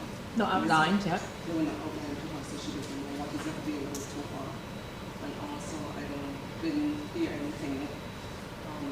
Well, she spoke about Tom, but then nothing came out as though about Tom always something actually feeling or raise their voice. Issues or maybe acting out or anything. You can just speak up a little bit so that the rest of the room can hear you, if it's okay. So for me, basically, as I said, it was just more different, and that we want this statement go into basically thinking about the victim. Yeah. Mentioning the Tommy kind of referral, was that a good thing or? It's a good thing. Yeah? Okay. Look about her mental evaluation or, before counseling sessions. Yeah. To see a psychologist. So we would go that far. Yeah. Okay. So I've used the counselor, and then after we have that interaction, then she may open up our statement. Yeah. That's the reason for my question, because for the first and second scenario, all I was getting is that I just focusing on trying to get a statement signed. Yeah. And I just wanted to know if you guys were able to go ahead and proceed with anything with just an account from her at that moment. That's why I asked that question. I see, yeah. That's all it was coming to me, that just focusing on getting the statement signed. That's it. In terms of getting help and support? Like to do anything further. Mm-hmm. Because we don't need we can arrest just on her account, not getting a written statement. That's why I asked. Yeah, so the arrest could be made on just the 999 call. Yeah, and that initial conversation that the officer was having with the victim then would also need to be documented, even if she then said, I'm not providing a single thing, I'm not signing a pocket note, but the officer needs to be then also recording it on the body-worn footage and also providing that statement of, I had this conversation, she seemed uncertain, she didn't seem that confident about because of, and really kind of painting the picture of why that happened. Let's talk about social services as well. What is the interaction with social services? Is the police know? So social services would be involved because they have a child and a domestic violence incident has taken place in the house. So you have strategy meetings with police and social services. The social services, police will be aware of everything that happened at the meeting. Yes, yes. For those victims who are high risk, we also have what's called a MARAC, which is a multi-agency risk assessment conference where all the services come together, so health, education, social services, police, lots of other agencies, to then discuss those high-risk cases to try and reduce the risk and the danger posed, which have been quite successful so far. It doesn't seem like it's successful if she has had numerous calls to the police, social services have been involved. Nothing has been done to support her. Yeah, what we don't know is whether this was high risk or not. I think it would be, but yeah. Normally back home, it started happening probably about 4 months back, where if we have a victim that's a repeated call to 911, We have our community officers make contact with them on a different level, not from a perspective of looking for information for that particular incident, but like a follow-up. So we've been starting to do that with our community officers. Yeah. And is that working well? So far. Yeah. We're getting less calls, repeated calls, I should say. Well, that's good. So it's working. Yeah. I don't know whether we have anything like that in England, where we have. Really here, sorry. So we're talking about community officers. Perhaps that's what you were doing in your victim engagement role in domestic abuse, where you then follow up the calls. Is that? Yeah. So when the incident comes in, and the response officer goes out to the call, because every DA incident warrants a home visit now. So the officers would go out. Part of the process would be it'd be added to the system, and then it filter into the domestic abuse unit. It'd be allocated to a detective, and then alongside that, we would have a victim engagement officer, which is people like myself. Yeah. Yeah. Victim liaison officer. Oh, So right, okay. between the police, myself, and other witnesses. Yeah. Like that. And then we would call the victim and try and do the safeguarding and offer samples and service. Okay, thank you. Table over here. What were your thoughts on the conversation around? Forgotten the name of the child now. Tommy. Yeah, I was going to say Robbie. Tommy.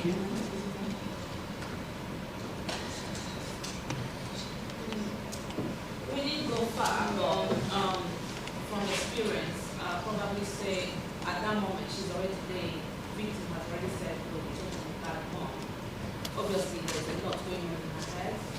So, from an officer point of view, probably developing more rapport with her, she'll be able to open up more, and maybe having a conversation with the child, not just from what the mom has just said to you. Sometimes might give a clearer picture of what is actually happening. Yeah. Because if Darren has assaulted her, we don't know if he does assault the child as well. Don't just go with what you can hear from the parents. And sometimes, as you rightly said, yes, statement is good, because I currently work at CID. When response officers go to these incidents and come back and tell us, oh, we go mad. But at the same time, you need to understand maybe the situation wasn't conducive, and that's why we do what we call victim engagement. Because obviously she's still in a state of shock.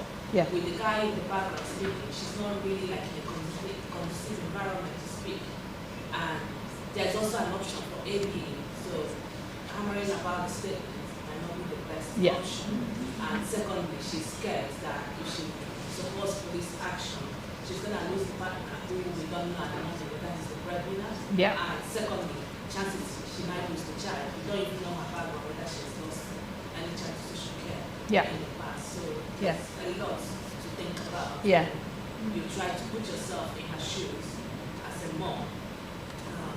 Sometimes we focus on physical abuse and tend to forget about the mental and emotional aspect of it, which sadly, I don't think there's anywhere in the UK that puts that into perspective.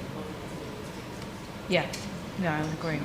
We're talking about it puts quite a lot of blame on her as well about being she doesn't do the right thing by her child. It's kind of it's turning that around to the emphasis on her. If she doesn't do anything, she is a bad mum. That was very in the narrative, wasn't it?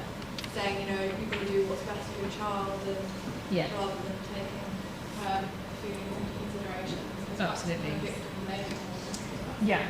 And that's one of the key kind of risks with reporting domestic abuse as well, is social services and that involvement, and then again losing control and having choices taken away from you. Stay with the back. I'd like to say something around fear, because you mentioned it earlier, and fear is quite, obviously, it's a huge topic for anybody, but for the victim to be able to express how much fear they're in and committing it to paper, first of all, identifies to themselves how fearful they actually are, and that loss of control. But equally, I would ask anybody in here that's ever attended a domestic incident as an officer, and felt fear, would you be prepared to commit that to paper in support of the victim? And if you went to the neighbour who called in the incident and asked them to commit, the fear that they felt caused them to call in. Without all of those strands, you're actually leaving the victim quite isolated, I think. Yeah. So I'm just kind of interested maybe in other people's views around that fear element and what's involved, because at the moment it sounded a bit more like a prosecution tool. Yes. So I've had one in the past whereby this victim, she knows she's in this relationship. Sadly, the relationship was only less than 2 months, and it was like few calls coming in for abuse. But she doesn't see herself as a victim because she desperately wanted that relationship to work. So she had that flash. I mean, for weeks and weeks, that was the worst I never saw her. She doesn't have trust in the police. She hates her neighbors, and because she didn't call them, her neighbor called in. So she hates her neighbors. She doesn't trust the police. Every time we come, as soon as she sees us, I don't know how she manages it, she will sneak out of the house because she feels like, yeah, we're coming to arrest this guy who she dearly loves, but at the same time, we're not going to help her out. So, but when I watched the initial attendance on one of the officers' body work, you could see the fear in her, like the way she was crouching down, the way she wasn't engaging, the minute the door noise comes, she's panicking. Even without you putting that in a statement, I was able to like produce that body worn footage to CPS. At the end of the day, she is not somebody that we ever engaged. We went down there for retouch, evidence-led prosecution. We got the charges we wanted. He was remanded. He was finally sentenced. So we didn't get for everything we wanted. But sometimes when you watch them when they're speaking, that's why you know the attempts DAs put your body on, because you never know what they're going to come out with. And sometimes in the heat of stuff, they will tell you, oh, this is what happened. But when they return themselves, in order not to go through the prosecution process and all that, they will say something differently just to shy away from new pressure to give a statement about that. But you can as well capture that fear by just saying, you know, watch this footage, the way she's speaking, her body language, you'll be able to like evaluate that fear. Yeah, but I think it's something that I've talked around a lot with fear and the currency that it has, and like you rightly say, a prosecution tool. And there's, I think, there needs to be more understanding of how fear can present itself, what fear means to different people in different situations, and also different language used around fear. You know, on the dash it's, are you very frightened? What are you frightened of? Well, some don't feel comfortable talking about being frightened, and some it's about, well, I feel unsafe, but I don't feel frightened. And so it's again kind of opening up that dialogue more. I think just to add to the fear thing as well with that scenario, is she scared what he could do to the child? Because, you know, yes, it's his child, but if he's jealous of that child, you know, then has he threatened to harm the child, and that's why she's having to stay in that relationship with him?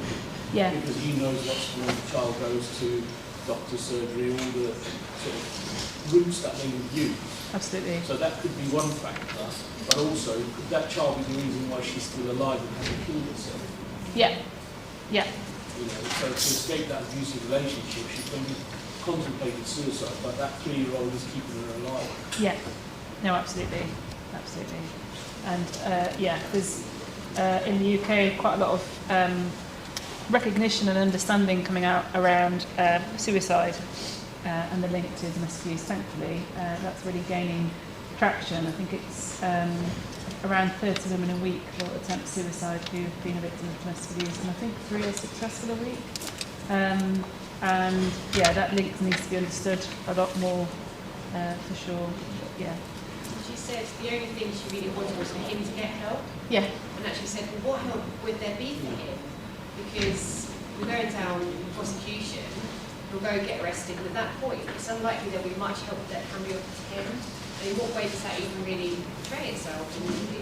And the only thing she wanted, we're not able to give her, really.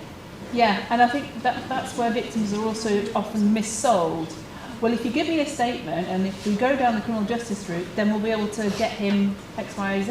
And sometimes after a conviction, maybe there is some kind of mandatory alcohol program that they go on, but getting it to a conviction is difficult, and there's not always that guarantee either that they'll get that help, but they're often missold on that basis, which I think is problematic. Through that false promise. Yeah. You know, making that false promise and then telling them blatantly that actually we'll still go ahead with it with or without your statement. Yeah. You know, Yeah. that's damaged completely that relationship and trust, and the likelihood is she will never call the police if she does experience it again. It's that car salesperson's tactic, isn't it? Like based on complete lies and bullshit, basically. Yeah. not completely, but not as much. Sorry, I just want to add that back home in the Caymans, we have zero tolerance to domestic abuse. Yeah. Outside of that, we have a DD program which we actually, when we make contact for the first time, we give out a card that has a lot of services that it can provide for any domestic violence situations, whether it's the victim or the accused. So maybe that's a different approach. I'm not sure if you guys do that here as well. In terms of Cambridgeshire have what we call an out-of-court disposal. So this first time, the perpetrator will go through sort of almost like a counselling course. It's mandatory, they have to attend, as we'll refer it to CPS. And that can look at, like alcohol, drugs, anger management. We do have that option for Cambridgeshire. yes. And I think it's often what victims want. You know, they want that kind of almost restorative justice, help, intervention, but not down the criminal justice route necessarily. But it's good that it's mandatory and enforceable as well, not just, oh, he should, or oh, should. Yeah. Any more thoughts across from any tables around that? Yes? Just something that stood out for me, the lone response from the police officer, because back home, you don't respond to incidents. You can just speak up a little bit, sorry. Yeah, I stand. Okay. I was saying, back home, when we respond to incidents, we respond kind of two without one. So it's just something that's kind of new to me. Yes. I think that we should respond in twos, but sadly there has been many instances where that isn't the case, and it's, you know, dangerous, for sure. Especially going into a situation where you have no idea what to expect. Yeah. Because it could take a turn. It can be the calmest situation when you walk in the door and then switch just by one statement. Yeah. Even the victim in that situation, depending, suppose you go to domestic, you see injury, you go to arrest them, the accused, they might not even want you to arrest them, and then they attack you as well. They have that original. Yeah. It's not safe. No. No, and I don't think it's standard practice or the kind of preferred practice to have single crews going to domestic violence incidents, but I do know it does happen. But Councils, their response officers can only single crew during daylight hours, only double crew in nighttime darkest hours. Okay. And does that actually happen, you know, or? Yeah, we double crew at night, but during the day we go single crew. Right. So you can call for backup, but if you're like out in Fend, you're like 45 minutes away. Yeah. Yeah. Okay. I think just more so, I don't know if someone echoed her thought process. I think sometimes we're on tough love, like you should feel this way, you should want to call the police, you should. But I think like the officer missed the opportunity to like jump in when she's like, I'm a bad mom. Be like, no, you're a good mom and you are strong. You've been going through this for so long. You survived. You did call 911. Just point out what you did, what she did good. Yeah. Once you realize that her thought process is on the cycle of what she did bad.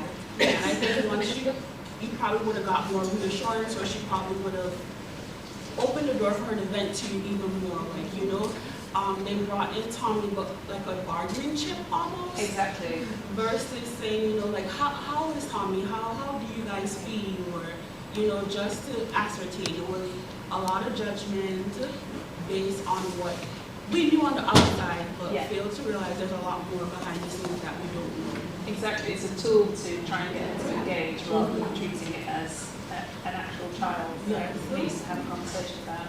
Yeah. I think that we just need to be very conscious that we're not re-victimizing her. Telling her what she would do, taking her power away, telling her everything she's done wrong. We need to go to every incident as if it's the worst, right? Yeah. She kept on bringing up how she drinks and all this other, trying to downplay it. She was crying out, she was crying out for help in so many ways and we totally missed that. Yeah. Instead of telling her everything that we had to support her, we didn't. All we're concerned about is the statement and then we can help you afterwards and you come next. You know what I mean? I feel that all we want is the information, and then we totally forget about the people once we get everything going and they got to us. Yeah. So I think it's just, we just need to be more focused on her, bringing back her confidence, and then maybe she'll be more open to opening up at some point. She'll be able to. But at that point, unless we have something clear cut to arrest him, we need to stop throwing out that idle threat. It makes no sense to me. Making it if we can't do it. But yeah, that's my yeah.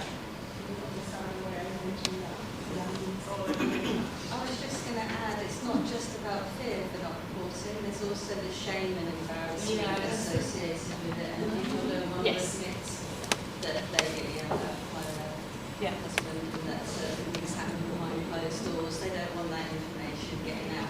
And the fear also relates to the failings of services. Because they are afraid because they've had an experience with the police before and then they have that negative mindset. She referred to social services, and despite the best intentions of social services, they're massively under-resourced and they don't do the best job every time.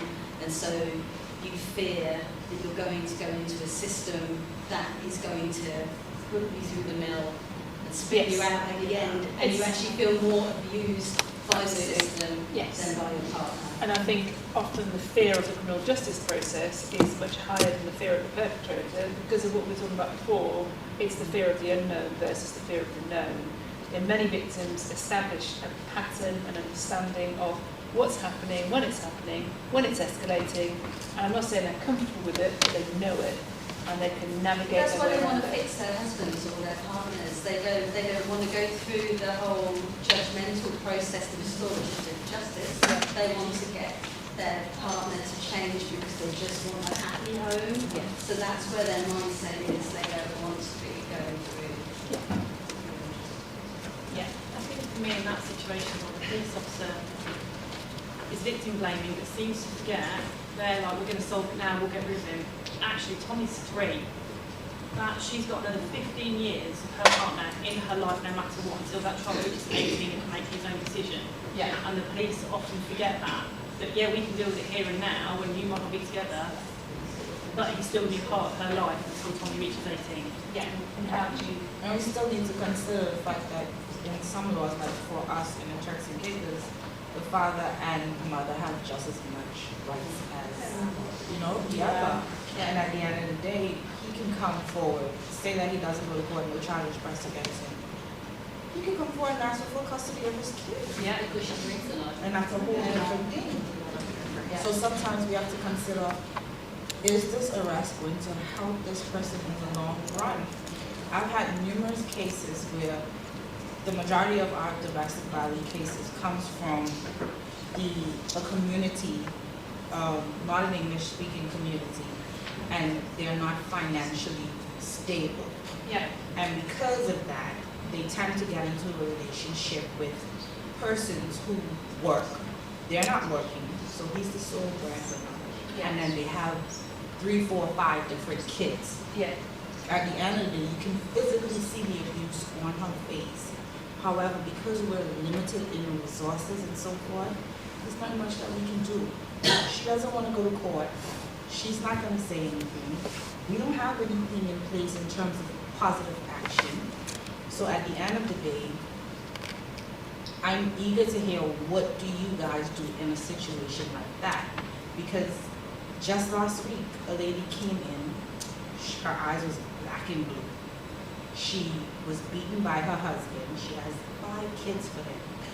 And she built the house along with him. She said that she used to sell little things here and there. She made the money and gave all her money to him. Now he put her out of the house, beat her, and she came. She doesn't want to go to court, but she's saying that she just simply wants the house. I explained the process of protection order and court and so forth, but that's nothing that she wants to do. So now we're at a standstill. There's absolutely nothing. So sometimes I have to consider about, like, okay, in the long run, going ahead and taking that action and arresting that guy, who's going to help her survive? The government is not going to help her. She doesn't have any status or anything legal in the country. The next thing that would happen is they would deport her, which would be worse. Right, yeah. I mean, I think when you look at financial support and also sharing childcare, that's a reason why many victims either don't want to engage or disengage as a result of they need that perpetrator. And there is the police or criminal justice system saying, you were removing that. They're like, no, but I'm working or I don't have any money, and he brings in the income. So it's difficult. Very difficult. What we have here in terms of some of the challenges that we face with DA victims, especially if they've got, if they're not a British national and they're here on a spousal visa, what we do have here is the DVP concession, which is probably good practice. So if they are fleeing domestic abuse, the government actually offer them funding to access benefits. So one of the issues is that if they left the home, where do they go? Our usual response to British nationals is that we put them in refuge, which is a safe house. But those without access to recourse, like housing benefit here, the refugees won't accept them because where do they get their money to pay their rent? So there is that for us here, the DVB concession, which we applied for to the Home Office. Yeah. That was fairly recent from the Domestic Abuse Act, was it? No, it's been around for a long time. Is it? The concession. But saying that, not everyone who's not a British national has access to that. And I have been involved with victims that we've had to send back to the country because they've not been able to access any kind of funding. But it was safer for them to go home than to be here and have some support there. And that puts us at risk because now the community is aware that, okay, if I go to the police, then I'll end up getting deported.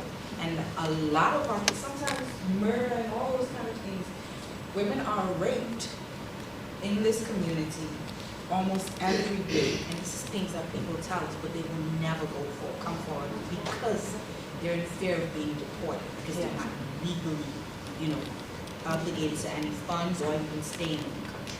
Yeah. And it's hard to get people, we can stand around and push paper. We can go on social media and try to get people to come forward, but we're not targeting actual people that need the help. Yeah. It's hard. Yeah. I think the other part of that is at least if we help these people, then there's another sector of the community saying, well, why are we giving these funds to these people who don't even have any status in the country? Like, why is our money being put to this use? We don't have the source of funding for that type of assistance for these victims. Yeah. There's no safe house. No, I think it's two systems that are in conflict. One kind of immigration status, one being kind of how you deal with domestic abuse, and when you combine them together, it's not perfectly matching. Same with women who are trafficked. They often go to the police and then end up getting deported and going back to the country where they're trafficked from, back to where the traffickers are from, and that creates a lot of danger. This lady had something to say. I'm sorry. She was trying to say something for ages. Even just I was just going to say back to the scenarios. Back to what, sorry? The scenarios, yeah. Scenarios. Because for the first scenario, the lady said that, what's his name? Daza? That the guy needed some help. The officer should have found out what issues that he has going on. Anger issues, if it's drug related and everything, and just tell her, she don't really want to provide any information, but sometimes going forward, it helps because the court would make it mandatory for them to get that help. Yeah. So just tell her that. Yeah. And then you have to move forward with things. Yeah. querying what it is that he needs help with. So, And just listening to that, like we never asked her, we got the report, we didn't ask like, what do you need from us? Yeah. And maybe she would have said, But I think that's where the positive action policy is problematic as well, because it forces that kind of train track route. As an officer, they have no choice, potentially, on paper, necessarily. So then what do you want from us? Well, you can ask that, but then if there's an offence taking place, if there's injuries, if you can see, then they can say, I want you to take him away and not do anything else, but sometimes we force them to do what they don't want us to do. So. And I think sometimes we have to remember, I would say it's just injuries we can't see. Yes. Because in this scenario, she was very calm. But sometimes you go to a DV and before you leave, they team up and they're attacking you. Yeah. And you have to remind yourself, this is someone that has been abused mentally time and time again. And psychologically, she just doesn't have what she needs to see it in a different way. Yeah. So I would say, on that note, I will move on to the final part. I'm just going to talk, where's the little zapper? Oh, there. A little bit about what you were talking about in kind of the unseen. And I mentioned I'll stand here, coercive and controlling legislation that was introduced in 2015. Apologies for those in the room who know all about this. You can have a little sleep now. But I just thought it might be interesting to touch upon, again, where this has come from and how it is understood in the British context of policing.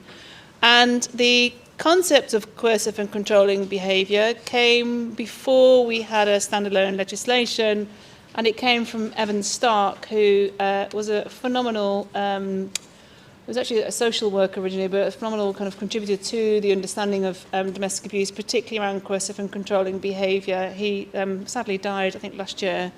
But he was the one who really kind of focused on this is what sits at the core of all domestic violence. This is how the perpetrators are able to have that leverage, and without understanding what coercive and controlling is, we don't understand the effects and the decisions made by victims, because that power that the perpetrator is able to maintain with the victim is extremely powerful in affecting their decision making. We highlighted that in kind of Darren's voice coming through. Their thoughts are dominated by having to dance this awful dance of trying to keep in time with exactly how the perpetrator wants them to behave, at what point, in what way.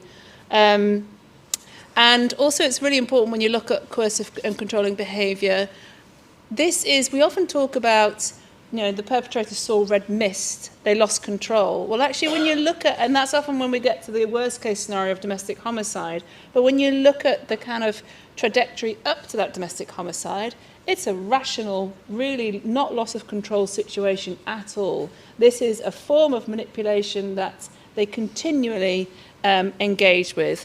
And it's this ongoing thing as well. We've talked about that, only seeing that individual incident. This is an ongoing thing that we need to kind of learn to recognise and pick up on as well. And as a result of these manipulative, coercive and controlling behaviours, that then allows or forces the victim to feel that fear and entrapment. And there's a myriad of different techniques on this, but what's also been finally understood is how serious stalking and coercive control is in terms of when we look at domestic homicide as well. Those of you in the UK, the domestic homicide timeline, it really puts stalking and coercive behaviour at the top of every domestic homicide. You will see evidence of coercive controlling and often stalking behaviour as well. It's this core feature. So it's good that we are gaining importance in understanding coercive and controlling behaviour. I think it's good that we have this legislation, but often what happens, for me anyway, in policing is that we have increase of legislation. I showed you the kind of overview from decade to decade. It starts small, it becomes a lot more of them. But do we have the time to properly train police officers to understand that? That's starting to gain more traction. But when you first looked at when coercive and controlling behaviour came out, the amount of prosecutions that were successfully taken through were really, really low, because it's a really difficult one to understand, and because also it doesn't sit alone, it sits everywhere. So how do you then arrest someone for coercive and controlling behaviour? You should then be arresting all of them, if that's what we're saying. So I think it's really, really complicated. But what it talks about is this web of abusive tactics that are sustained tactics, that are multiple tactics, that maybe aren't that serious in isolation. So checking a phone, well, that's not an offence. You can't really arrest for that.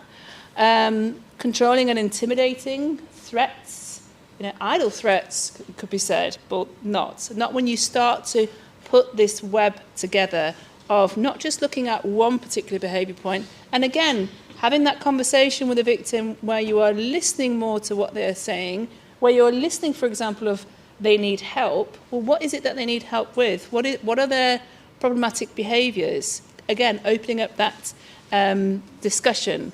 And this web of abusive tactics, then having that cumulative effect of entrapping the victim more and making her feel, or him, more scared. And this behaviour is part of the everyday interaction. It takes place repeatedly or continuously. It can be in the form of economic abuse, so what we're saying about kind of financial control, stopping the victim from being able to access money. It can be in terms of deprivation of essential hygienic goods. And when we start to look at these things, again, understanding that web that the perpetrator has woven around the victim, it's not surprising then that they can't make that decision whether to engage or not, and are so fearful of engaging. And so when you then start to take it out more and more and more and more, you see just how broad that can go and how many different types of behaviours, of situations, of control tactics the offender can put around that victim, who they are aware of it, they know that that's happening most of the time, but it's about then how do you evidence that as a police officer. And I think the first port of call with how you evidence that is by having those better conversations in the first place. Because otherwise you're never going to even scratch the surface of what's going on here, because also we're more driven towards focusing on the physical side, because that's easy. You can take a photograph, it's medical evidence, that's kind of tangible evidence, that's concrete. Whereas this, well, he checks my phone quite a lot. Okay, well, that's not really an offence as such. It could potentially be, but not really. And it's about then digging deeper and also understanding the much wider web, where if you start to pick around, you can find evidence of that. So I just wanted to touch on that in terms of having that. I still think 2015 is really recent. It's not, it's almost 10 years ago. But having that standalone offence that recognises the importance and severity of non-physical domestic abuse, I think is great, but it needs to really come with better training and more understanding of how to detect it. I am mindful of the time, and we're going, I think we're stopping at 3:45. So I'm just going to skip past what I was going to talk about and go on to the final scenario, where we've seen in scenario 2 the victims making the decision to provide that statement. The officer, even though it wasn't really good communication, has persuaded the victim that she's going to give a statement. And what often then happens is there's a change in decision, and the decision to make a retraction comes forward. And I just want you to watch the interaction and the engagement at this point in the reporting process, and then I'm going to talk to you a little bit about some of the research that I've done and how I kind of see retraction. So, over to you. You will all notice that I'm a completely different character now because I've got different glasses and I'm not wearing a jacket. So, should we call me? I'll wait until you finish this bit to come back up. Okay. So you can sit down here if you want.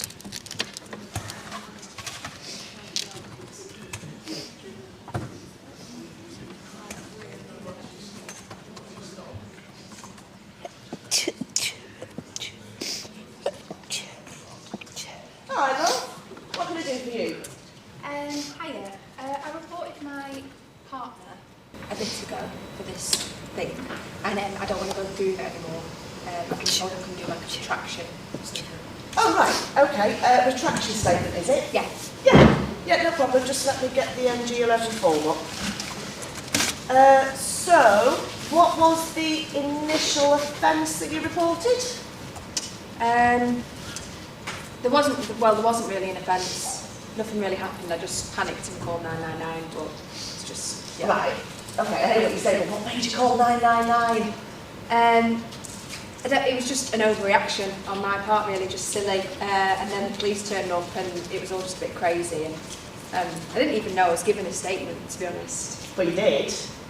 Yeah, I did, but it's just an overreaction on my part. I just want to retract it, really. Okay, right. What's your name and date of birth, love? Kelly Bailey, 23rd 11th, 1990. 1990? Yeah. Oh, yeah. Right. I've got your statement here. Oh. Yeah. Yeah, we've been here before, haven't we, Kelly? Okay. Right. Now, has anyone forced you to retract your statement? No. I just can't go through that. I just can't. So. Okay. Anything else? No, that's it. Okay, love. Right, well, if you're sure, if you could just sign here. Yeah, thank you. Okay, great. I will get that uploaded onto the system. Okay, thank you. Okay, oh, but don't forget, just because you've retracted doesn't mean it definitely won't go to court. All right. Anyway, have a lovely weekend. Okay.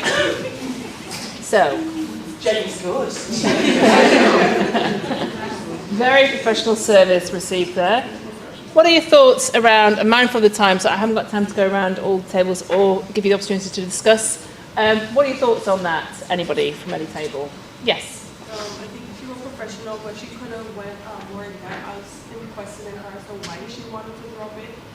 Even though she asked her if she were forced to, like, get a proper good reason why she wanted to drop it. I don't know. Yeah, absolutely. Absolutely. That's what we do. We have back home, we have like a list of things that we request them on for the domestic violence, and try to get as much information as possible to put in that statement. Yeah. I always see retraction as you've got a victim who's engaged to disengage. Yes, they're there to disengage, but they've come to the station, so that's an opportunity to sit them down and really have a talk, get that initial statement out and go, okay, what's changed?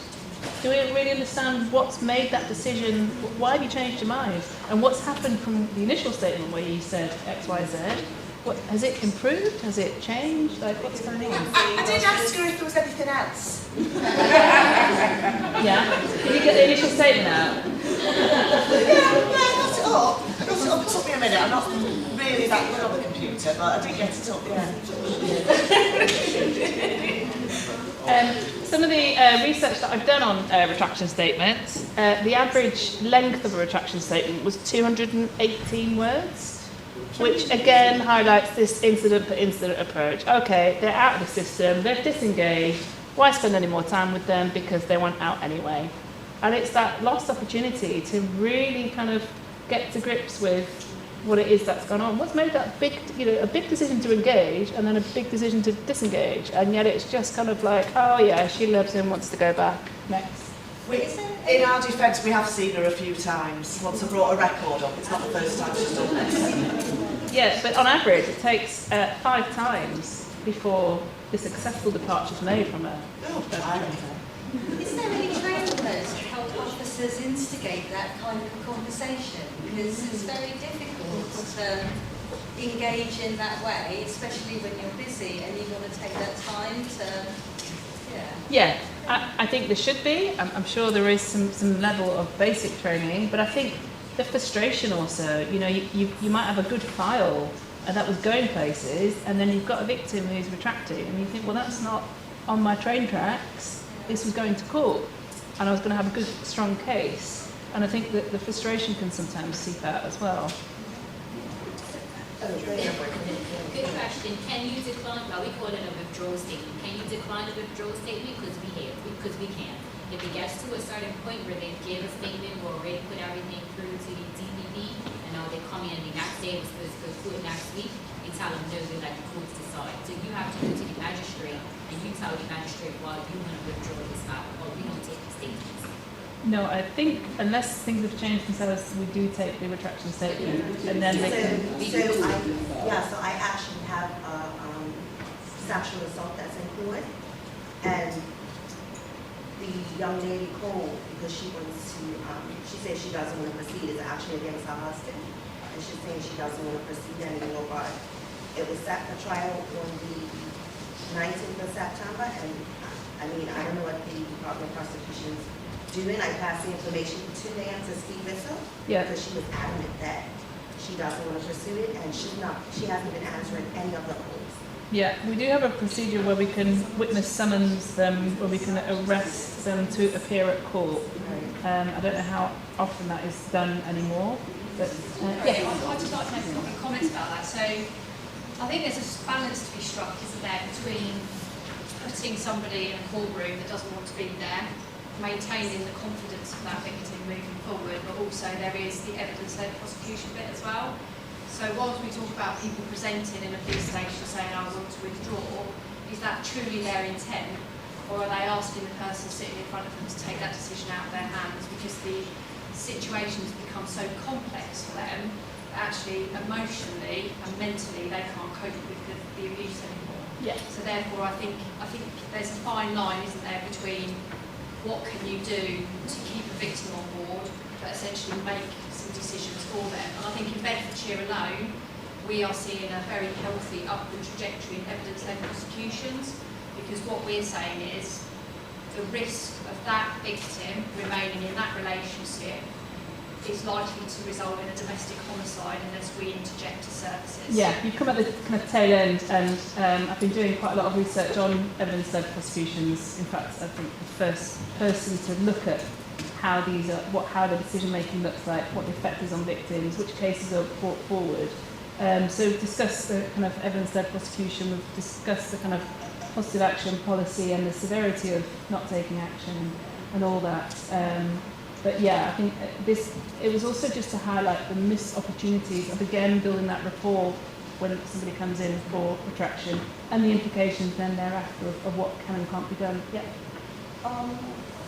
In the UK state, who takes the retraction statement when they come in? Officers. Anyone? The officer at the front, anyone? The ORC, so like what time does that, but what tends to happen if they're giving a statement prior to them retracting?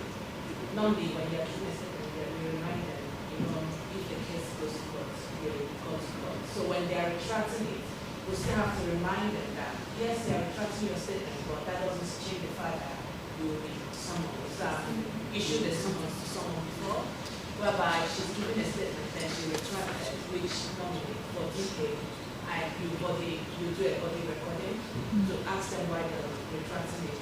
Sometimes they do tell you exactly why they're retracting it, but in the long run of the incident, because she's retracted, I've seen everything to see there.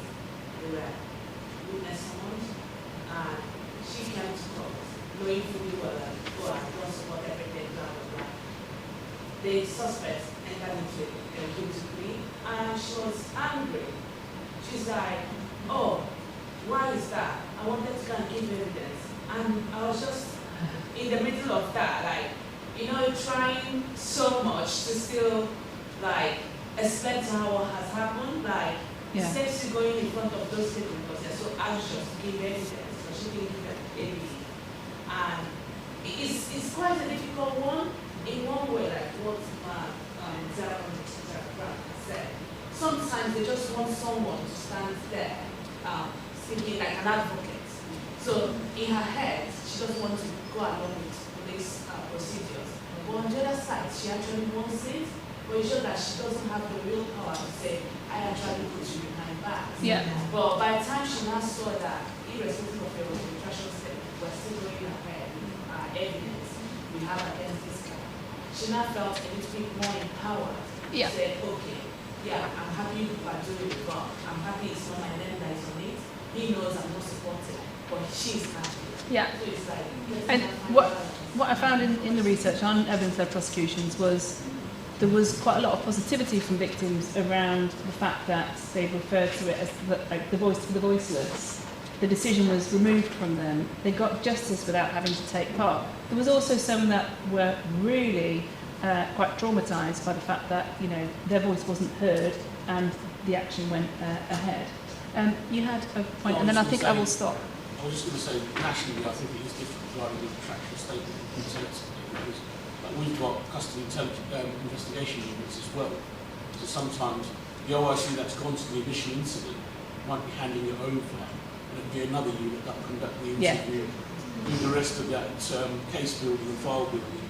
So you might not see that same person as the victim. There might be someone else doing that house visit. So, and also I know certain forces also have officers and staff, civilian staff, who are statement takers. Their whole role is to go out and get statements and things, so it can differ. Yeah. Okay, I think we're out of time, but I just want to give a big round of applause to the actors doing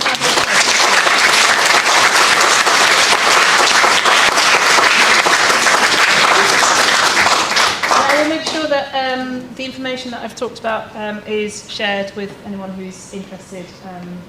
So I will share that out. Thank you.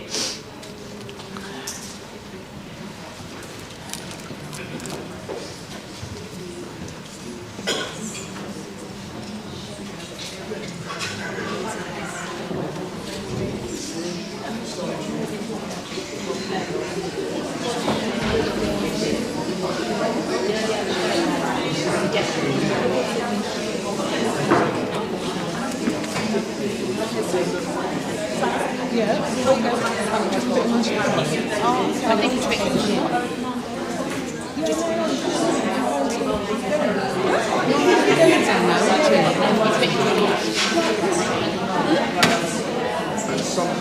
Slab's a bit confusing what it's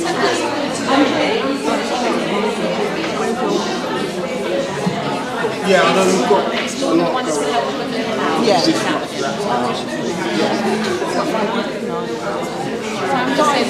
We need to carry on. So we'll get together later and check what's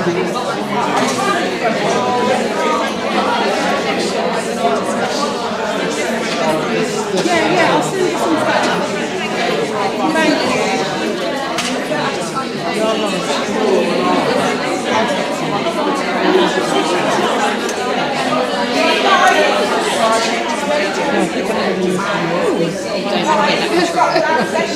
That's it. Lovely, thank you. You're all right with the computer? Yeah, I'm just gonna. You're on. Can we just ask you to stay for the last bit, please? We've got Ma'am Glendenning who's given up her time to come in.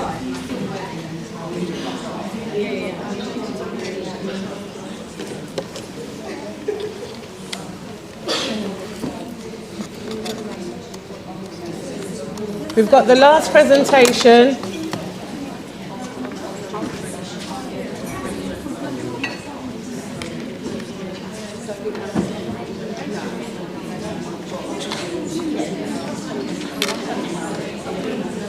Right, guys, can I just introduce Ma'am Glendenning? And I've got a few words just to say about her, and I've written it down because I did not want to get it wrong.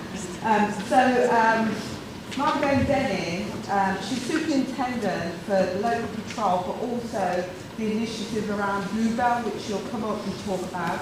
She's a heavyweight in the male-dominated environment. So we talk very much about lots of different women in positions today who have to be heavyweight amongst our males. So she's a heavyweight. She's also unapologetic. She makes she doesn't apologise for who she is and what she's doing, and she's achieved so much within this agenda. So she's going to talk you through Up Bluebell, which is sexual misconduct within the working environment. So please, if you've got any questions, this is the last slot of today. Any questions, please use the time and ask. And she also has a new sidekick by the name of Sarah Greigel, our Cultural Intelligence Facilitator Lead. Round of applause, please. Thanks, Are you staying here? I'm going to stay here. You're going to have this. Yeah? Okay. You've got the clicker. Oh, thanks. Right. Afternoon, everyone. I'm really sorry. I just want to apologise, first of all, that I haven't been here throughout the course of the day. It's raining, I'm on call, so I'm dealing with a lot of floods and lots of meetings in relation to that. So I feel really bad that I haven't been here and managed to hear all the amazing inputs, but I'm sure I'll catch up.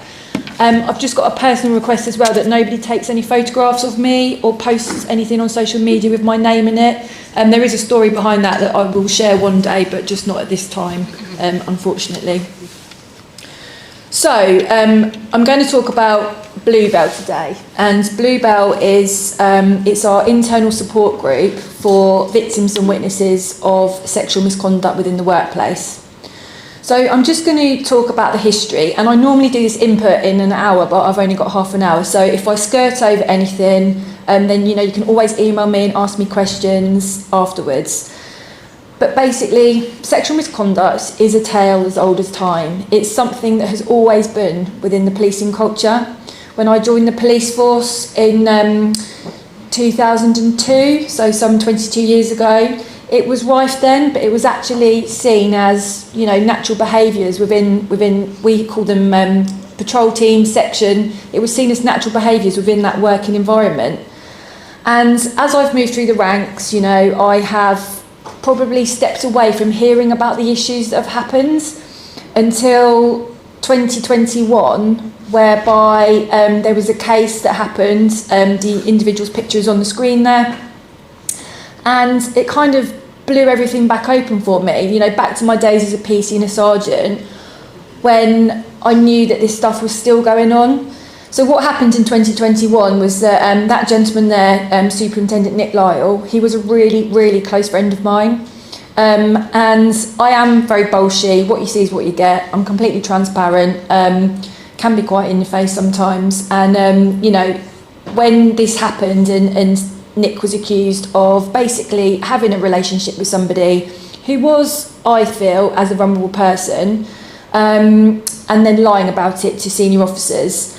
Now, when that all happened, people were then standing up and saying, oh, well, yeah, we knew he had that behaviour, or he's always been like that, he's a sex pest, he's this, he's that. Well, I didn't know that, and if he'd been, this is where I get to my bullshit bit, if he'd been like that with me, well, I would have punched him in the face probably. But he wasn't like that. So the fact that we had this investigation in relation to this individual that was a really close friend of mine, that he came to me when he got served his misconduct papers and said that he hadn't done anything wrong and that it was all, conspiracy about him. And then when I actually got to learn that actually he had done something wrong, he had, it wasn't a relationship with somebody, it was probably an instance that happened over the period of 3 days where they shared something like 3,000 text messages. The underlying current of that 3-day relationship, for want of a better term, was the fact that, he was an officer that was in a high position within the organisation, and the messages that she said were, I can't believe I'm speaking with a senior officer and things like that. So he did use that to his advantage, and what happened then was that other people came forward and said, oh yeah, he would message me or he'd throw hooks out, but no one would actually stand up and be counted and say anything. And the whole point of me explaining this is that we could have done so much more before he actually contacted this person that I deemed to be a vulnerable person, and we could have protected her from it. So when I realised that all of this was going on still, and at this point in time I was the Chief Constable Staff Officer and looking at sexual harassment, which at that time was, we had a force action plan in relation to that. I went out and sought some best practice, and there was some ideas in relation to focus groups. So go out and ask your workforce if you think sexual misconduct exists within the workplace. And what we came back was a resounding yes, it does. So myself, Marm Brown, who's over there at the back, and another colleague who now is the National Lead for Obsteteria, we were basically the founding three of Bluebell, and we put it together because we recognise that people need something other than a professional standards department to have confidence in coming forward and reporting something. So, you know, people said that they were really embarrassed, that they wouldn't be believed, that it would harm their careers moving forward. And so what we've done over the last 3 years is we've really changed the culture in relation to that. And, you know, it's having such a massive positive effect on our culture and on our workforce. So Bluebell was formed in 2021, and basically what myself, Zara, she won't mind calling that, and Dee, we came together and we said, right, who can we have to support us? Because it needs to be trusted people to form this group so that we've got individuals that are in the right space, in the right place. And actually, it's not about being senior officer led either. So we came together and we targeted specific individuals within our organisation that could be part and parcel of this founding group. So we targeted individuals that were police staff, we targeted police officers, males, females, different sexual orientations, different cultures, different backgrounds. And we've got now probably a core group of about 15 to 18 individuals. And we meet every month, and we've got a delivery plan. So through all the work that we've done in relation to our focus groups and surveys and communications, we've actually come up with a delivery plan which will then make sure that we're tackling the behaviour head on. We've got third-party involvement because people don't always want to report stuff just to inside policing. So we've got a third-party involvement who's a lady called Debbie, and it's Claire Knight from the SARC. So the SARC is the place where we deal with serious sexual offences in the community. And so she's part of our group as well. So individuals can go into an independent reporting party to be able to seek some advice and support. We came up with the terms of reference, which really clearly set out what our role and purpose was. Because what it is we are not there to replace our professional standards department, and the route for reporting this type of behaviour should be through them. But it's recognised that people have a really difficult relationship with the professional standards department. So what we wanted to do is we wanted to support PSD in making sure that their reputation was built on and that we had a really good working relationship so that we could make sure that we're reporting the right people into it. Whilst it is a confidential network and people that come forward to us, it's confidential.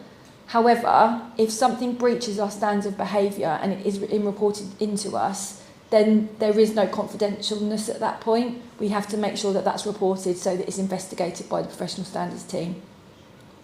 I've talked about the delivery plan, I've talked about the PSD relationship, and what we've been doing over the last 3 years is building a real foundation in relation to awareness. So we've done a lot of campaigning, a lot of marketing. I think I saw, have you got a Bluebell mug over there? I thought I saw one. So there's Bluebell merchandise outside. So, you know, we've really started to put things around because it's about people talking about it.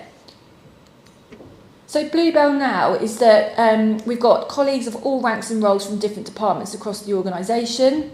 It is voluntary, so it is people doing this above and beyond their day job. And what happens is if someone's got a problem or an issue, or they come across something, then we're very clear on who is part of Bluebell. So we've got an intranet page whereby we've got a list of all the individuals that are part of the team. And then also we have an email inbox, which is pretty much facilitated by myself. So people can email in, they can ask for advice and support. And then if there's somebody that needs to be spoken to, then I, for example, will say to Sarah, can you contact this individual, and just go from there. And that's the end of my involvement in it. I will not know the conversations that Sarah has or what action she's taken. That is the point where it is completely confidential.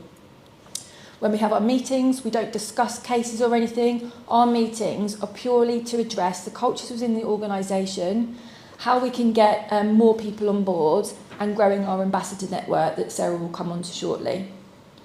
So we will give advice, so we will signpost people in the right way. I've put in an awful lot of intelligence into our professional standards investigation team.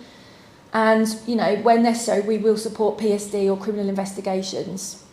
So as it stands, we're currently probably supporting around 15 to 16 individuals within the workplace, which, if you think about it, is pretty significant.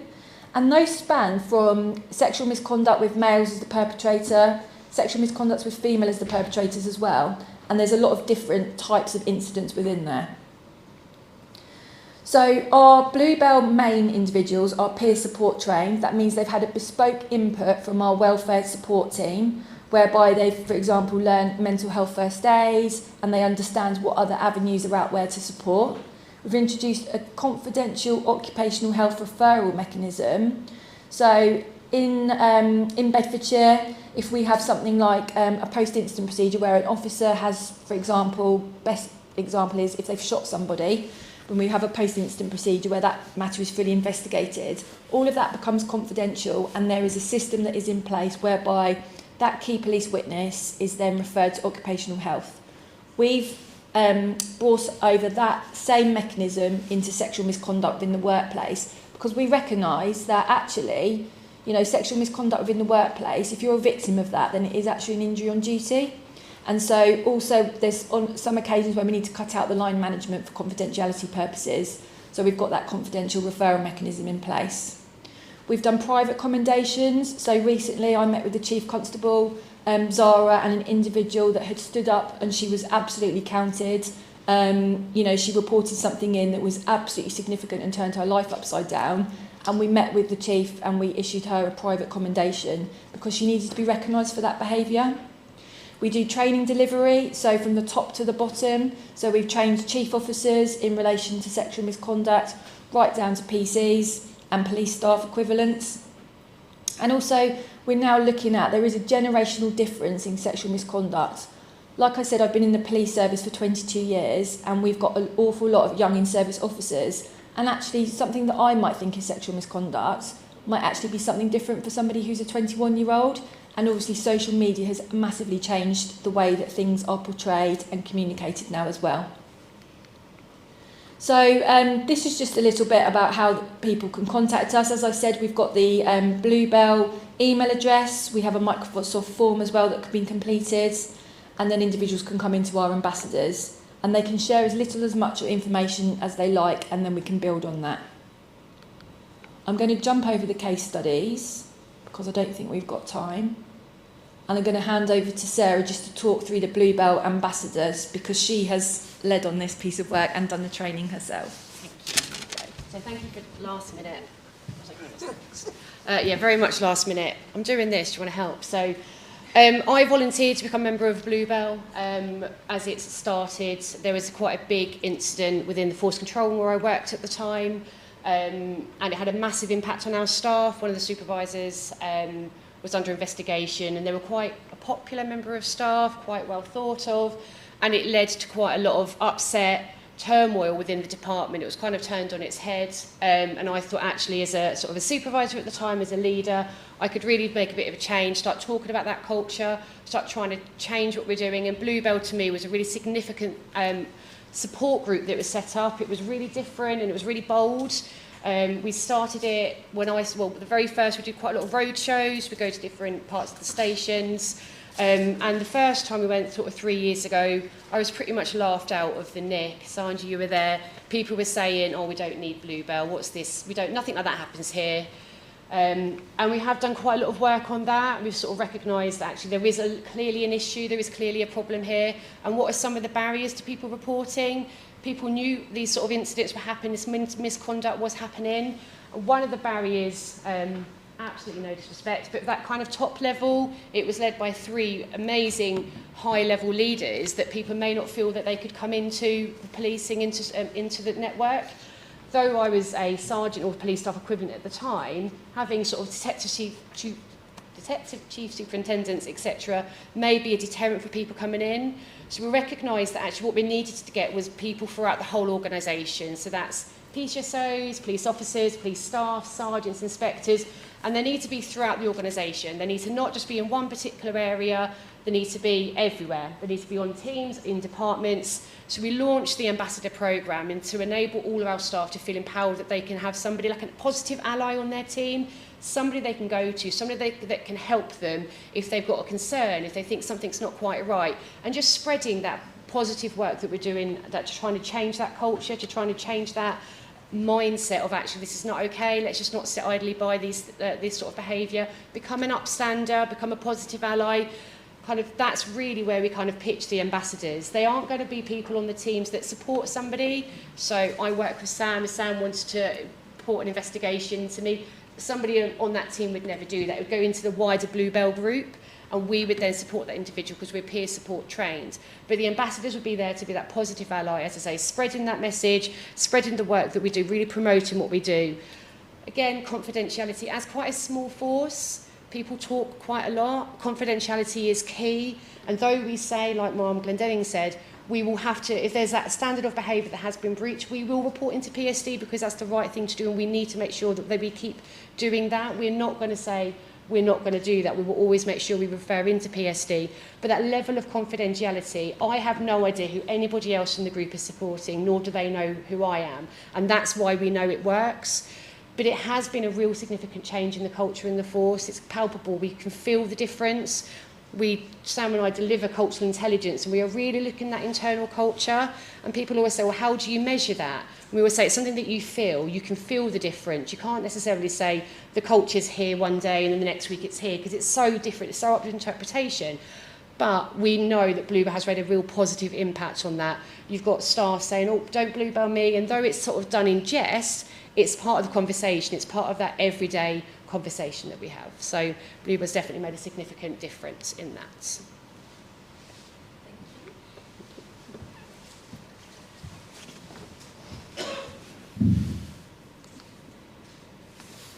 So I've actually not done too badly for time, but I think it's relevant to say that I've gone really bold with the training that I've been delivering. As the head of patrol, then I have 300 officers, frontline staff at PC level, and I've delivered now an input to all of them. And actually what came out of that was we've got some amazing upstander action, and off the back of that I had 2 people suspended, male officers within my business area, just because people realised, actually the things that I was explaining, I was talking about the little mannerisms and the indicators of that someone could potentially be a sexual perpetrator. And actually by explaining it in the way that I did and delivering it in the way that I did, we had these different individuals come forward, and so we've got investigations going on in relation to that. So, and it's not just in relation to sexual misconduct as well, because that culture is growing and breeding. And I'm so proud of all my officers because, again, we've done so much work in relation to this. And recently there was an incident that happened on a work trip away. And again, it was reported, it was a racist incident, and it was reported and the individual lost their job last Friday. Absolutely rightly so. So, this one thing, that one sort of light bulb moment back in 2021, after, I was so damaged by somebody that I classified as a friend, and I just wanted to do something about it, because we shouldn't have people within this organisation that feel uncomfortable. We shouldn't have perpetrators as well, people looking for opportunities to scratch an itch, for want of a better term. It's just not right. I just want people to come to work, feel comfortable and be absolutely safe. And if there's people in our organisation that want to take advantage of them, there is no place for that, and we will work together to make sure that we stamp it out. If there's any questions, I'm more than happy to take it. I was just going to ask, I'm part of ERSU, so would we be able to feed into... James Fincham, he is the ERSU lead. Yeah, so we saw his name mentioned, obviously, but I mean, we were just having a conversation that we haven't had this sort of input for PREVENT. We have our CPD days. Yeah. And, it'd be great to have yourselves maybe present something like this. And also, I'm happy to sign up as an ambassador. Yeah, that's amazing, because James has done a lot of work. I can't remember which area of the business he's in ERSU, because ERSU's humongous, isn't it? But I would absolutely say, reach out to James, and he will sort out that and make sure that we've got ambassadors in all areas of ERSU. Yeah, well, we're trying to develop something similar, like with buddy schemes and stuff like that. And I'm the positive action coordinator for ERSU. And I've sort of been given the portfolio for the buddies. Yeah. To have these people who obviously will help new joiners. And I think this is quite important to include within our package. Yeah, absolutely. Delivering training. Yeah, okay. Thank you. No? Any other questions? Yeah. Absolutely. Yeah, we can certainly, give you if you want to create something like this as well, then we can give you the blueprint in order to do that. And Sarah, myself and Matt Inwood, who's another member of Bluebell, we recently did a practice sharing event nationally, and so many different forces have now come to us and are adopting the same mechanism, so absolutely. Okay. Thank you, Ma'am. Welcome.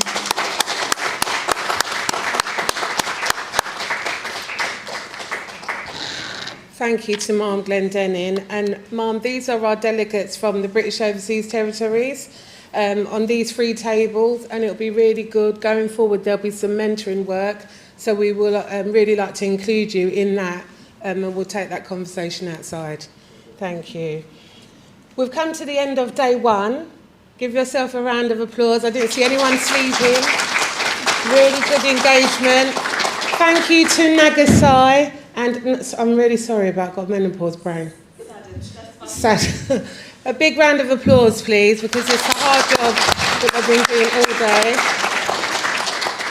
day. We are now going to take a little break, and then we're going to have Joint Protected Services. Now, that is our armed police, murder crime unit, roads policing, operational support. They're going to be putting on a presentation for us in the canteen area. But before they put that on, Mr. Boyle, Detective Chief Superintendent, is now the national lead for WOCip, which is our joint emergency services. He's the lead, and he's going to be doing a presentation in here. So why don't you have a break? We're going to kick off in about 10-15 minutes. There are some forms here from Lorna for you all. So if I give this to you to pass around, this is for the training programme. But if there's something that you're interested in, like Ma'am Glendenning, put it on. Yep.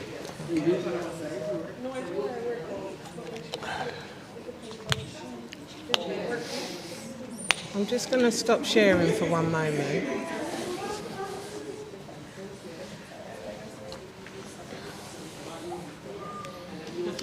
How long have we got, Sam? Well, we did give an hour, but we can, if you want to do a slimmed down version. How do you feel?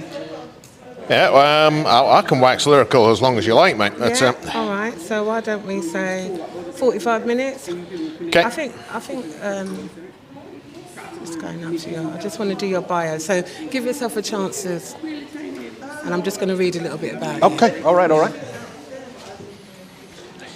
Okay, can we take a seat?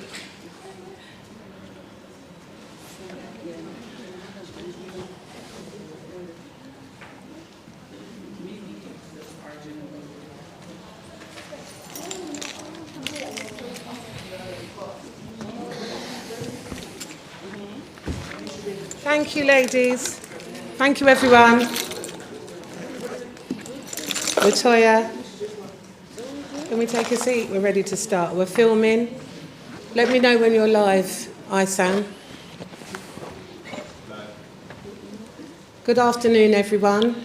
We're now on our ride-along session, and for the remainder of the week, as part of this Inclusivity Through Shared Learning programme with the International IPA, the British Overseas Territories, Foreign and Commonwealth Office, we are going to have some evening events for you. Today's event is our WOCip lead, Detective Chief Superintendent David Boyle, the National WOCip Lead for Strategy and Transformation. I'm just going to read you a little bit about his bio. Tomorrow we will be in Cambridgeshire, where you will have an evening with Cambridgeshire Culture Evening.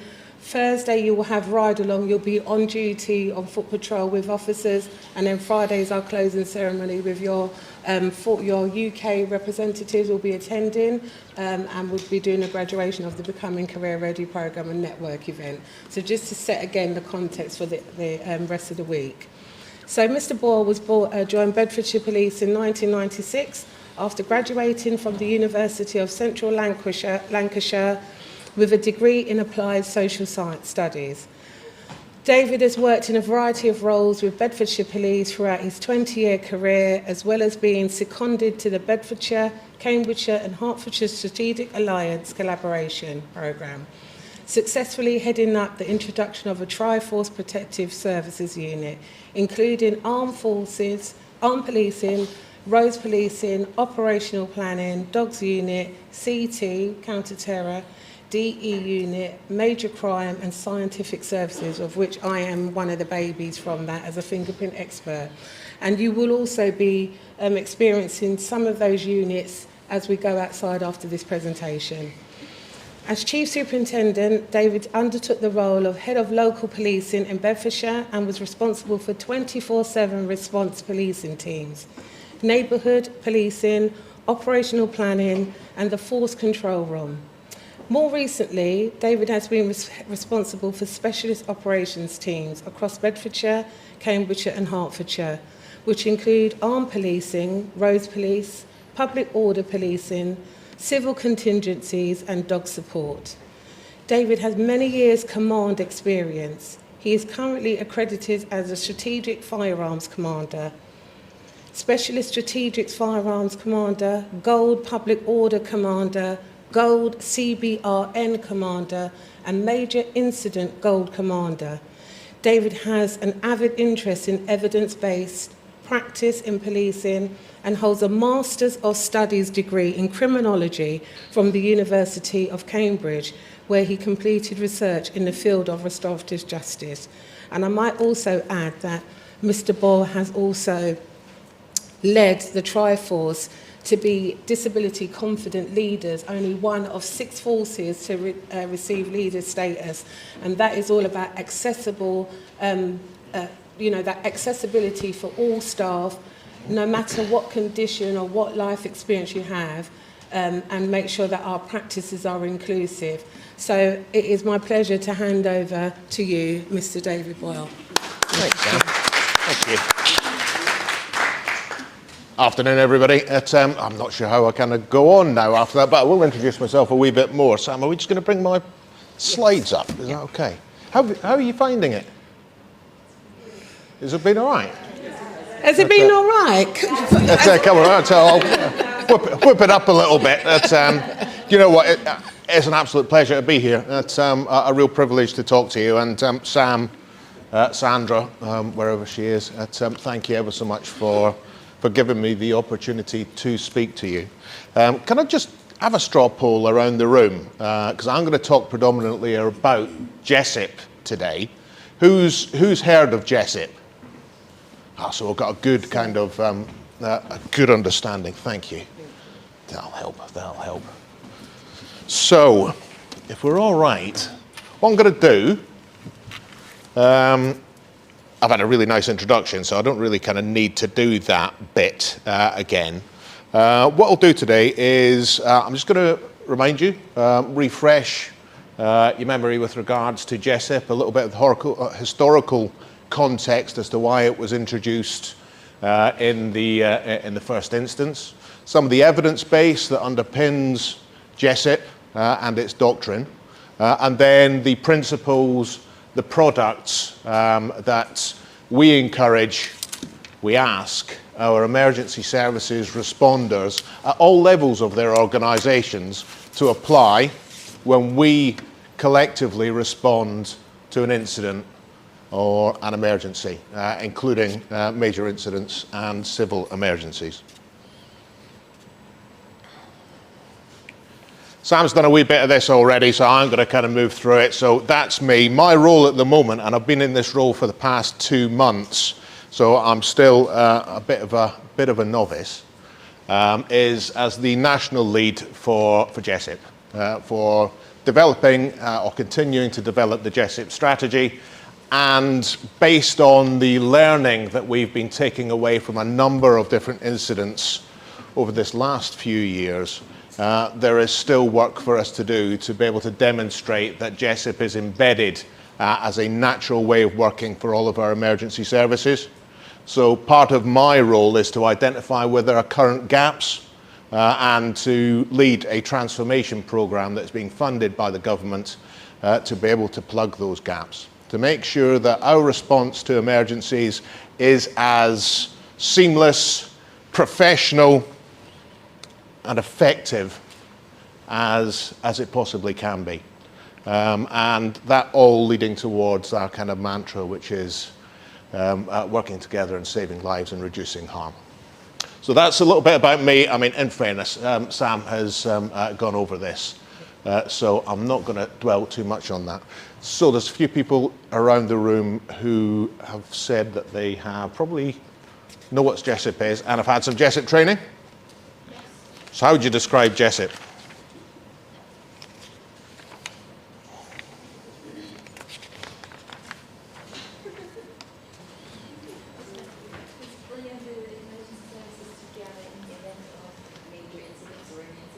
Yep. Yeah, absolutely. Originally, it was introduced, and the real kind of galvanizing reason for introducing WOCip was after 7/7, so the terrorist bombing in London. And a few years later, the then Home Secretary, Theresa May, said, actually, when you look back over a number of different incidents that emergency services in the UK have responded to, we are still identifying gaps with regards to the effectiveness and the way that we work together. And that's just not good enough. It might not always be possible to prevent an incident happening, in particular when you look at the range of incidents that we are asked to respond to as emergency responders. Some of those are natural disasters. How do you go about preventing those? We have to be able to be in a position to respond effectively to them. But how do we do so in such a way that it is effective, that we are not contributing to the loss of life? And how are we making sure that we reduce that loss of life, and actually how do we reduce the humanitarian suffering that happens whenever a civil emergency or a major incident takes place? And she said, I want you, the emergency services, to look at this. And she funded what was originally the Joint Emergency Services Interoperability Programme, WOCip. Anybody like to take a guess at what the definition, or a view as to what's the definition of interoperability in this context?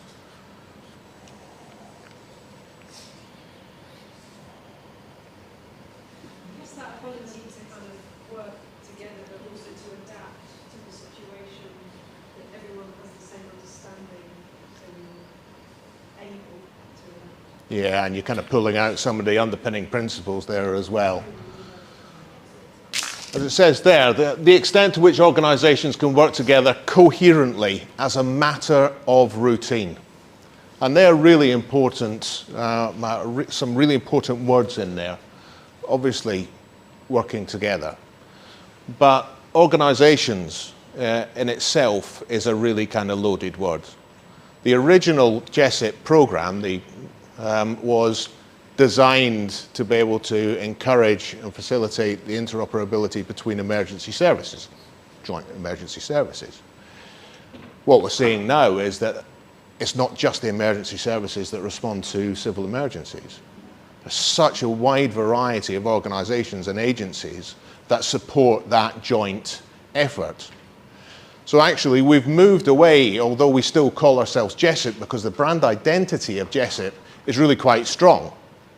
I think if you're probably to go into any emergency service, fire, ambulance, police, and other responder agencies, they would give you a really kind of good level of awareness of WOCip.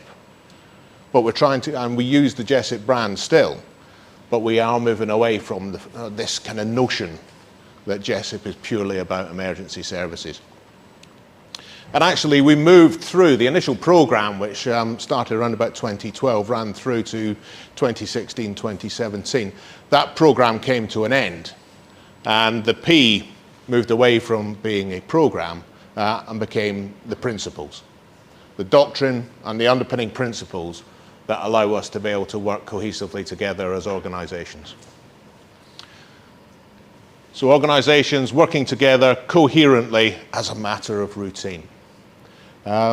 Everybody aware of the Manchester Arena inquiry following a dreadful terrorist attack in Manchester at an Ariana Grande concert, in the aftermath of the Ariana Grande concert. Mr. Saunders, who sat on who chaired the inquiry, he identified several things, but he identified one thing in particular with regards to WOCip. And anybody know what that was in terms of the feedback? The feedback was that WOCip, whilst it had been introduced back in 2012, still was not in the muscle memory of our emergency services when we respond to these incidents. 2012, we have had WOCip in the UK, and in 2017, we still did not have that in our organisational psyches as part of muscle memory. Again, some of the reasons that we need to continue to look at how we refresh WOCip. But it's a big job. That's actually a bit out of date now. There are 106 emergency services across the UK which we as the WOCip team engage with. Put on top of that, other departments or other agencies such as Coast Guard, who we work with, UK Search and Rescue, and the number of search and rescue organisations there are across the piece, non-government organisations, charities, all of whom have a part to respond to civil emergencies. Actually, that doesn't even touch, frankly, the sides of it, that count of 106. So actually, when you look back in that type of context, you ask yourself, actually, is it surprising that we cannot say with absolute confidence that WOCip is fully embedded within our responder organisations? That's my day job, that is, to make sure that it is. So, just to give you a little bit of the evidence base behind WOCip when it was introduced in 2012. The main kind of treatise that was pulled together was done by Dr. Kevin Pollock. It's called the Pollock Report. It was published in 2013. It was a systematic review of 32 incidents, emergencies that had been responded to since the 1980s.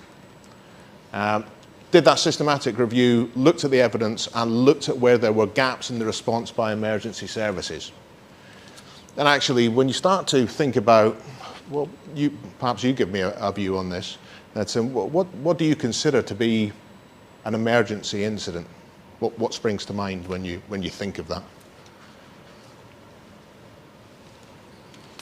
Any emergency or any incident that may cause loss of life or major damage to property. Yep. And if you were just to pick out a kind of picture in your mind or a specific incident that conjures in your mind when you think about an emergency, have you got one in mind? Mass shooting. Yeah. Mass shooting, marauding terrorist attack. Others?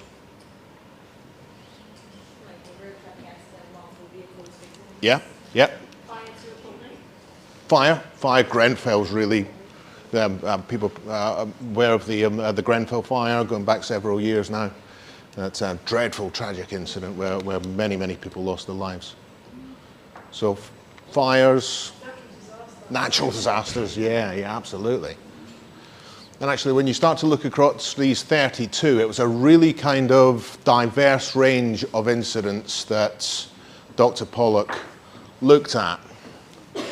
From sporting incidents, likes of Hillsborough, 7/7s up there, Hungerford shootings, the Dunblane shootings in Scotland, the Lockerbie disaster, where a plane with a terrorist attack on a plane.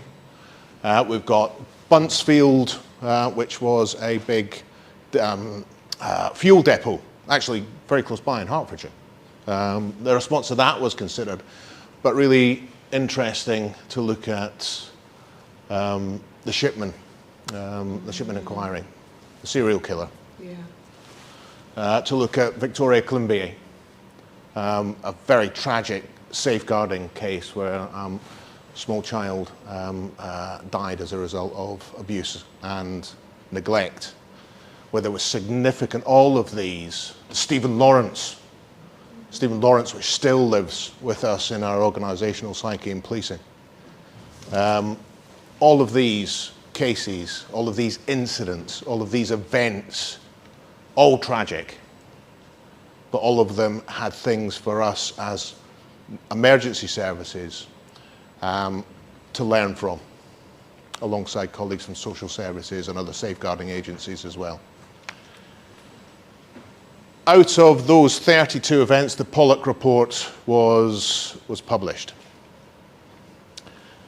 We've had many since, where we need to continue to take away significant amounts of learning, and I'll talk about joint operational learning a bit later. And from the Pollock report emerged WOCip. Well, WOCip was already being thought of.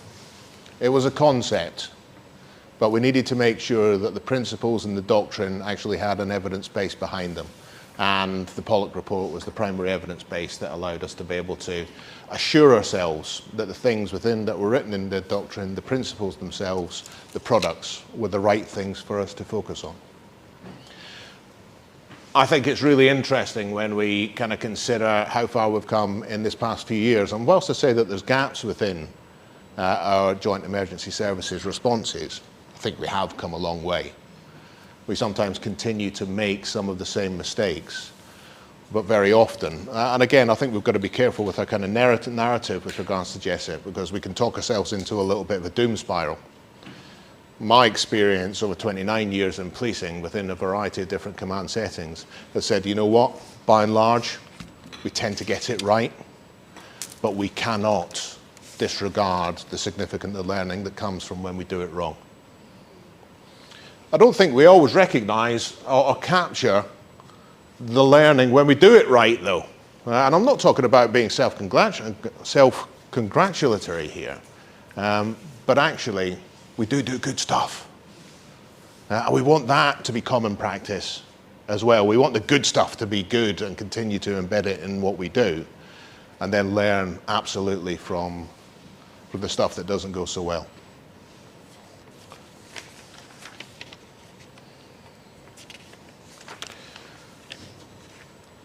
So here in the UK, and this is still the case since 2012, we recognise that there was such, I've talked about it earlier on, there were so many different stakeholders that had a part to play with respect to our WOCip response. And I don't know if you can see this very well, apologies, it's a bit busy and the writing's a wee bit small. But actually, when you start to look at the emergency services, we've got government departments there that contribute to WOCip and our development of the doctrine. Yes, there's my team, but we've got emergency services chief officers that absolutely are invested in making sure that WOCip is working across the emergency services. We work with our devolved administrations in Scotland, Wales and Northern Ireland. We are all part of the WOCip UK community. We work very closely with our inspectorates within the CQC, within health and HMIC FRS to make sure that we are working together. We in the WOCip team do quite a lot of assurance, so we're out there working with services at a local level just to make sure that they are embedding WOCip in the way that it should be embedded. Distinctly different from inspectorates, but we like to think that we kind of try and complement their activity as well as opposed to duplicating it. Again, you'll see that within each of those emergency services, the chief officers are represented and the various different departments that are responsible for national resilience across the emergency services. As you say, the devolved nations, they've got slightly different teams in place that are all doing national resilience, but I think it's fair to say that we've got a really kind of close working relationship with them.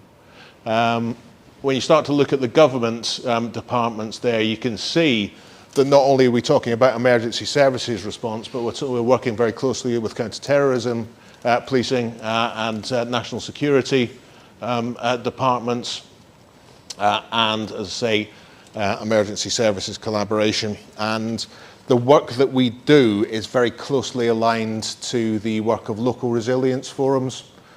So at a county level, partners all work together to identify what, as part of their risk register, are the foreseeable civil emergencies that might take place. Here in Bedfordshire at the moment, you may have noticed it, it's been a bit wet. So at the moment we've had some significant flooding in the county. This weekend I was on call and sat in tactical coordination groups, strategic coordination groups, making sure that our partners are all responding as effectively to the floods and to community need as possible. So the WOCip team work very, very closely with the Civil Contingency Secretariat and with local resilience forums across the UK as well. So it's a big membership. The WOCip community is a really big community, but it's not as big as I want it to be. I was at the Emergency Services show last week, which is brilliant. We had a stand there. The amount of merchandise that got taken away by people was wonderful. The amount of people that were coming up to us asking us about WOCip, showing a real kind of awareness of it. But it wasn't coming from the traditional sources. It was coming from a lot of charities, a lot of private companies, interestingly, that should they get an attack, perhaps because of the profile of the company, should they get something like an attack on that company, they're asking us, how do we work with the emergency services and other partners to make sure that we're doing the best thing to protect our people? And that, for me, is really illustrating that there is a significant appetite for us to work together. It's manna from heaven for me, because I am so often pushing open doors with people that are wanting to come and work with me and the team. So what did the Pollock report actually come up with? It produced for the first time the joint doctrine for WOCip, and we're going to go through that now. The doctrine is reviewed on a regular basis. It is reviewed against other incidents that have happened within the intervening period since the publication of the last version of the doctrine, and it's based on joint operational learning, which I'm going to talk about a bit later on. So what the lessons that we've been learning coming from incidents that emergency services and other responders have been attending. Because it doesn't need to be the big day of the races, if you'll excuse the expression, that we are featuring in the doctrine. It could be any incident where there is actually some learning for us to collectively take away and apply to make things more effective the next time we have to respond. And the doctrine is reviewed normally on a 3-yearly cycle. Not with significant reviews, not with significant changes, but it is reviewed on a 3-yearly cycle. And we're currently on version 3.1 of the doctrine. Any of this that you want, and I'll leave you later on, anybody who wants to know a wee bit more, I'll leave you with a website address, and I'll also leave some cards, and we've got 2 email addresses that people can contact me on and contact the team on if you want to know more. So we've got the doctrine, but what we've also got coming out of the doctrine are joint operating procedures. So what are the thematic areas where we are routinely asked as emergency services to respond collectively together? Somebody mentioned one earlier on. I think it was your good self that you talked about marauding terrorist attacks. So we have joint operating procedures for marauding terrorist firearms attacks and terrorist sieges. That should be a primary document for all of our emergency services to reach towards when we get an incident of that kind. Thematic issue that we can foreseeably prepare for and test and exercise together. Similarly for CBRN events. Is everybody comfortable with CBRN? Chemical, biological, radiological, nuclear incidents that we might have here in the UK. So my team's responsible, yes, for the production of the doctrine, but also for the production and publication of the joint operating procedures as well. So the doctrine itself, and I'm missing that one from my notes. So the UK approach, what does the doctrine cover? What are the main key components of the approach that we have? Yes, it's the publication of the doctrine, as I've said just a moment ago. It's making sure that we've got standardized training products that people can access, which allow us to be able to train responders from across the emergency services and beyond. Now, that training is sometimes tailored to the individual roles of those people who are responding. So we've got specific training that we will roll out to our commanders at gold, silver, bronze level, strategic, tactical, operational levels, all the way down to those people where the rubber really hits the road, and our first responders, who are so often the ones there that are being asked to provide a WOCip response at an emergency until such a time as a supervisor or a manager gets there. We provide the training on that and the training products.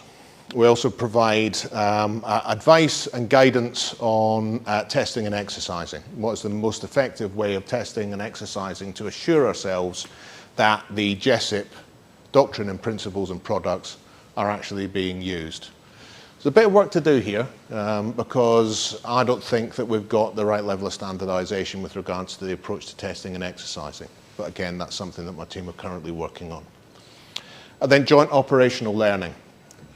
As I say, this for me, if I was to say that there was one real golden thread through WOCip, now WOCip for me is a golden thread that should go through every single emergency that we attend, where we attend collectively as emergency services. And if I was to say that there was one golden thread within WOCip itself, it's organisational learning. The Pollock report is really interesting to read, and if you've not read it, Google it. It's not a big document. It's about 20 pages before the appendices. One of the things that Pollock says that really can kind of conspire against emergency services being willing to learn from the experiences of the past is that we engender very often a blame culture and not a learning culture. People worry about the finger being pointed at them, that they might have done something wrong, they might have made a mistake. Well, they would, for the grace of God, go any of us, quite frankly. We all make mistakes on any given day. Pollock says, and quite rightly, and I really believe in this, we need to move into a learning culture within our organisations. Ones that actually embrace the fact that, yes, we've got learning here, mistakes might have been made because it's an imperfect world and it's really difficult to deal with volatile, uncertain, complex and ambiguous situations. But what people have to feel is confident that actually if that does happen, that they're going to be supported to learn from it as individuals, supported that an organisation is going to learn from the experience and do better the next time. So that's the basis of the UK approach.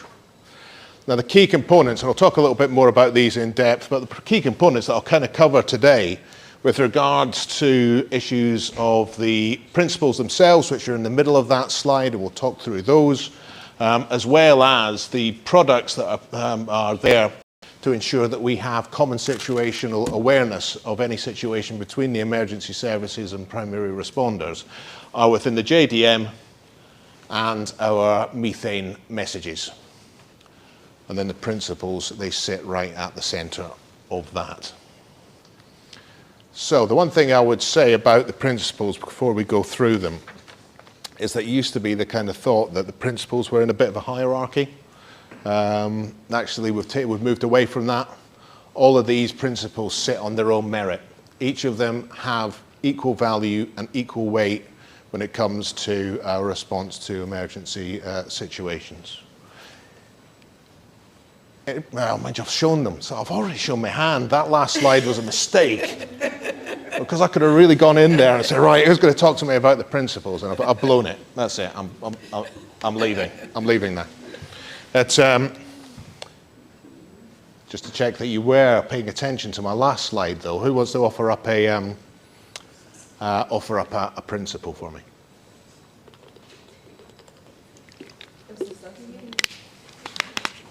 Joint assessment of risk. Yes, indeed. Yep, absolutely. That is one of them.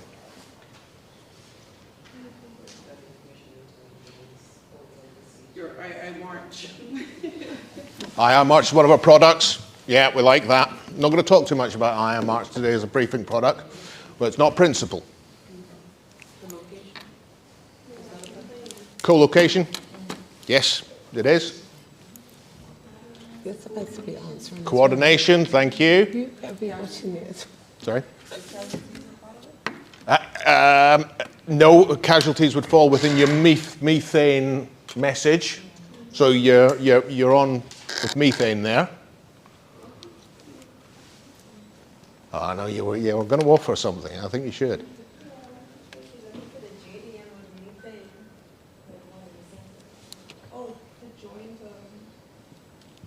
Joint organizational learning.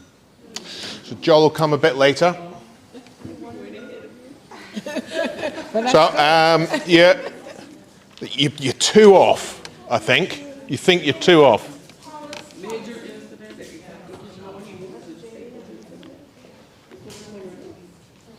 I'm gonna. No, I'm talking about the principles. No, again, that's a product. Right, I'm going to put you out your misery. I'm going to put you out your misery here. Co-locate. So, principle of co-locating. Now, initially, when WOCip was introduced, the notion was that actually this is about co-locating at the scene of an incident. Actually, sometimes we talk about the bonnet briefing, the WOCip huddle, where you've got commanders from each of the agencies there having a conversation about what's our joint response to this incident going to be. And that's absolutely right, that is what we encourage people to do. Co-location's more than that. Co-location with regards to convening tactical coordination groups, strategic coordination groups, actually getting everybody in the same room together, even the same virtual room, because Teams is a bit of an enabler here. But actually the notion of co-locating, everybody having those conversations together, everybody looking each other in the eye and agreeing what the way forward is going to be. Communication. And I'm going to talk a little bit more about communication later on, because every organization has its own bit of lexicon. Every organization talks its own individual language, don't we? Mm. How many three-letter acronyms can we think about that we use within our organization? And I could guarantee that a lot of those three-letter acronyms are used by other emergency responders and mean a completely different thing. So how do we get that use of plain language so that everybody's on the same page? Everybody is speaking together in a way that we all understand. That we coordinate. That we look at what our common objectives are. We look at what resources we can bring to this particular incident. But really importantly, so often we do not fully understand the capability and the capacity of the emergency services, let alone other agencies that might support us with regards to our response. This for me is a real priority at the moment. I've got 29 years service of working with other emergency services. I still go and have conversations with people that I've known and worked with as friends for many years. And they still surprise me when they say, oh, we can do that. Of course, policing, we go at the start, don't we? And we kind of think, right, we've got to invent something.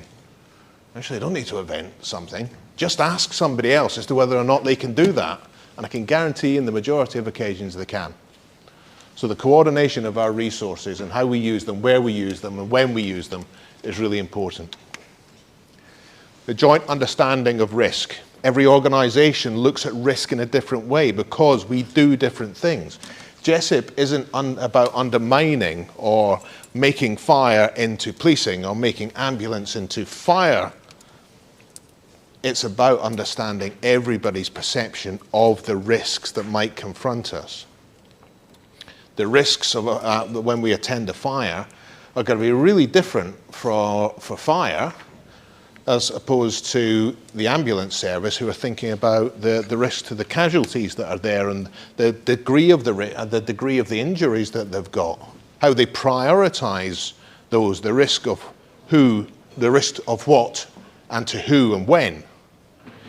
Each agency will look through their own lens in terms of their risk, but we all need to understand what each agency's risk assessment is and do a collective dynamic risk assessment at as one of the first things when we respond to an emergency. And then finally, shared situational awareness. So that we establish common situational awareness, shared situational awareness.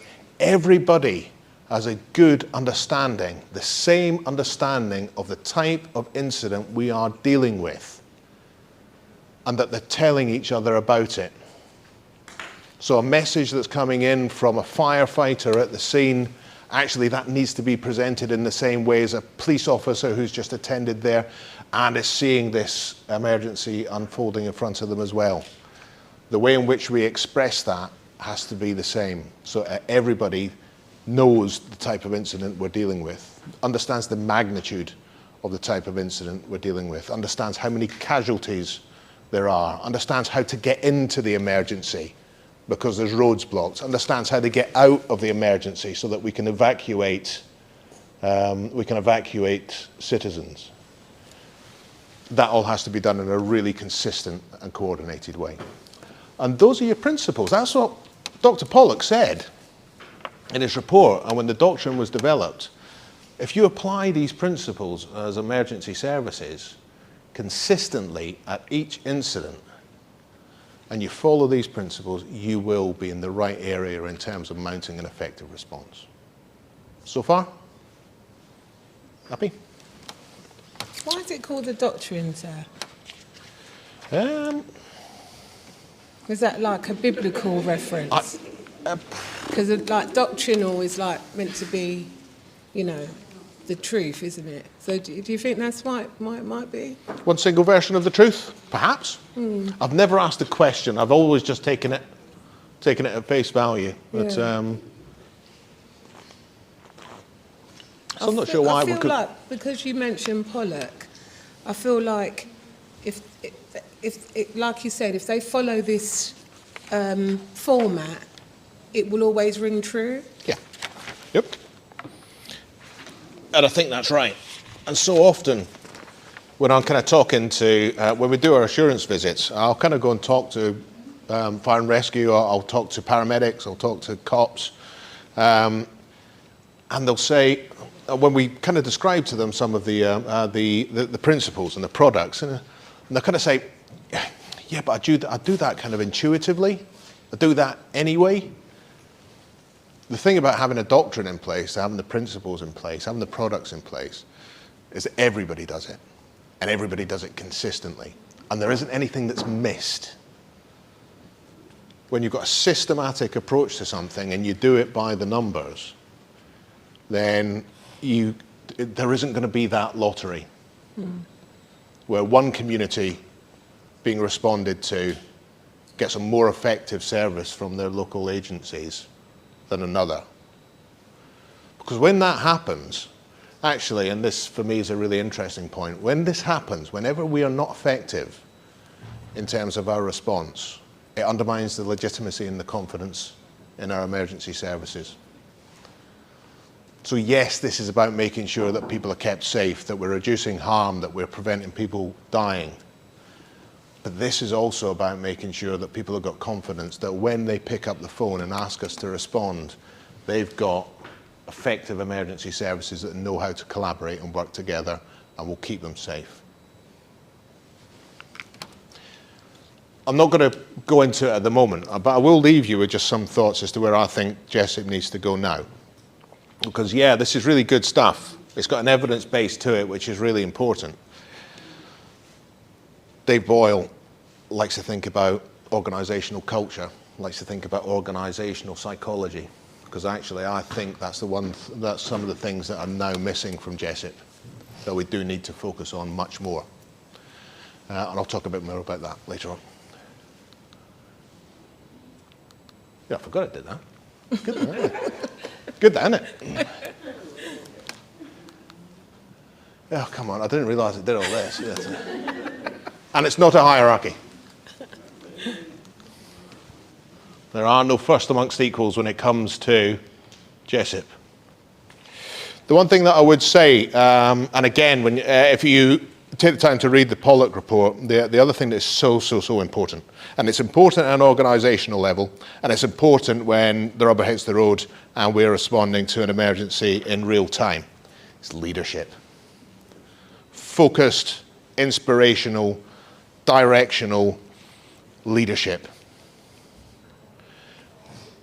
I'm not going to name and shame, because I don't think it's the right thing to do, but where I see organisations that perhaps have not got the right level of embeddedness of WOCip, it's very often as a result of there being a lack of visible leadership at an organisational level. Someone that is taking responsibility to lead that WOCip happens within their area. It's exactly the same when we respond to an emergency. We have to have courageous people with the right skills stepping forward and taking control and command of the situation from their agency's perspective, and being willing to work collectively with other commanders within the other agencies. I probably can't impress that enough, the need for that type of courageousness. So how do we build shared situational awareness? There's two things that really do this. There is methane, and there is the joint decision model. How am I doing for time, sir? You've got 15 minutes, sir. Okay. And we're going to do questions, if so. Be thinking about your questions. So I'm going to kind of move through these with a fair degree of pace, because I could wax lyrical about this for days. Yeah. So methane, this is what we expect every responder to do when they attend an emergency. What's in front of them, they assess it, they analyse it, and they synthesise it into this message. Looking at firstly whether or not it's a major incident. That's a fairly binary question, yes or no. We often kind of interchange the M with multi-agency. So if it is a single service that's responded, if it's fire that have bowled up to the incident in the first place, and they are recognising that they need the services of paramedics or the police, actually we're asking them to say, actually, this is a multi-agency response that's required here. Yep, the exact location, where we need to know where it's happening. There's ways, and I'll introduce you to the WOCip app later on. We do have an app, which is really groovy. But we need to find out from the coordinates, from what 3 words, exactly where we're dealing with, so that everybody knows where they're kind of converging. What's the type of incident? And we've already talked about the range, and it's the reason why I introduced it earlier on. The range of incidents that we might be asked to respond to in any given day. What are the hazards? And again, this comes back to the application of the dynamic risk assessment. What is each agency seeing as a specific hazard through the lens of their agency's responsibilities? And how are we describing those? Access routes and egress routes. So can we get in? If not, how are we going to get in? And what ways can we use to be able to get our people, our responders, in to provide that service, to provide that life-saving, very often life-saving service that they are requiring? And how do we get them out again? We often forget about that one. We think that we've got there, and then we're thinking, right, I've come in that way, and I've got my rendezvous point here, and I've just blocked the road with it. But I've got to get casualties evacuated out of this area. And then we look back and we think, well, I ain't gone that way. So we need to be thinking about actually what's our egress routes as well. I know it's really common sense stuff. But there's a mantra that I kind of like to use, that common sense is not always common practice. Number of casualties, particularly when it comes to our health colleagues and what type of resources do they need to be able to come and address the injuries that people have got. Actually, they are then talking with the wider health economy as well, because it doesn't take very long for accident and emergency departments to be completely overwhelmed with certain types of injuries. Burns are a prime example of this. So they're having to share that information to make sure that we're evacuating the people with injuries to the right hospitals with the right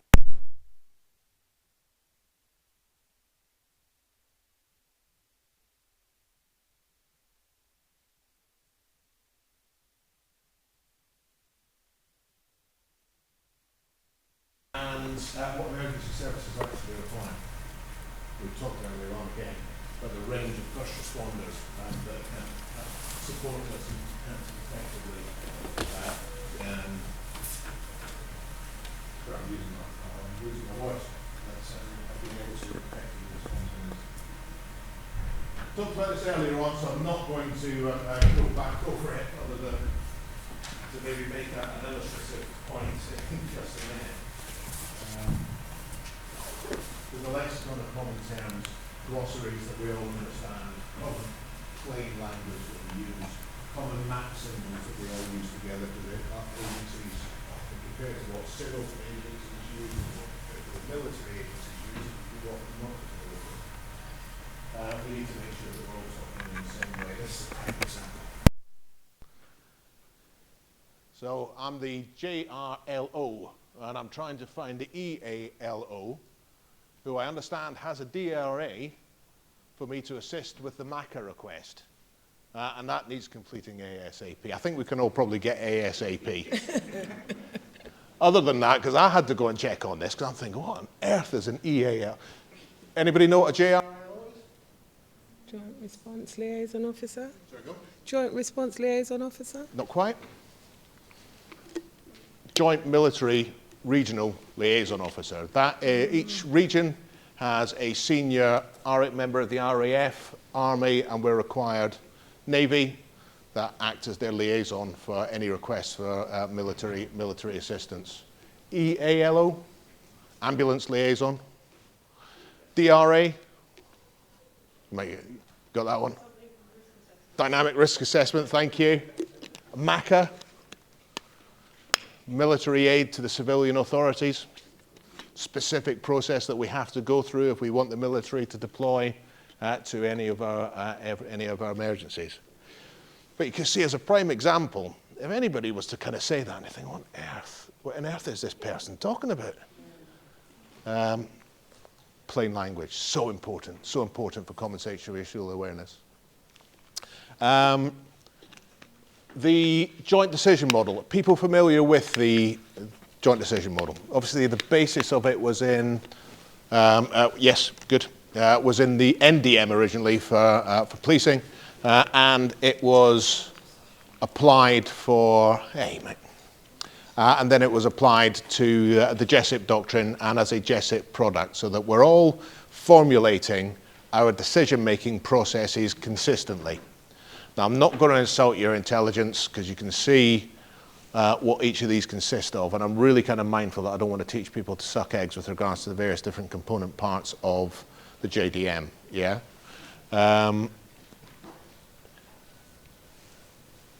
So, yeah, okay. Gathering information intelligence, risk assessment, assess threats and risks, we've talked about that already. Develop a working strategy, really important to draw that out. Actually, what's our common intention? What are we collectively going to do? What are our common objectives? And who's going to do what, why, and when?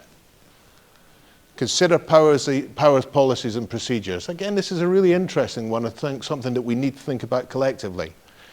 In policing, we like to think that we've got access to all the powers and procedures and policies. We've thought through every conceivable contingency.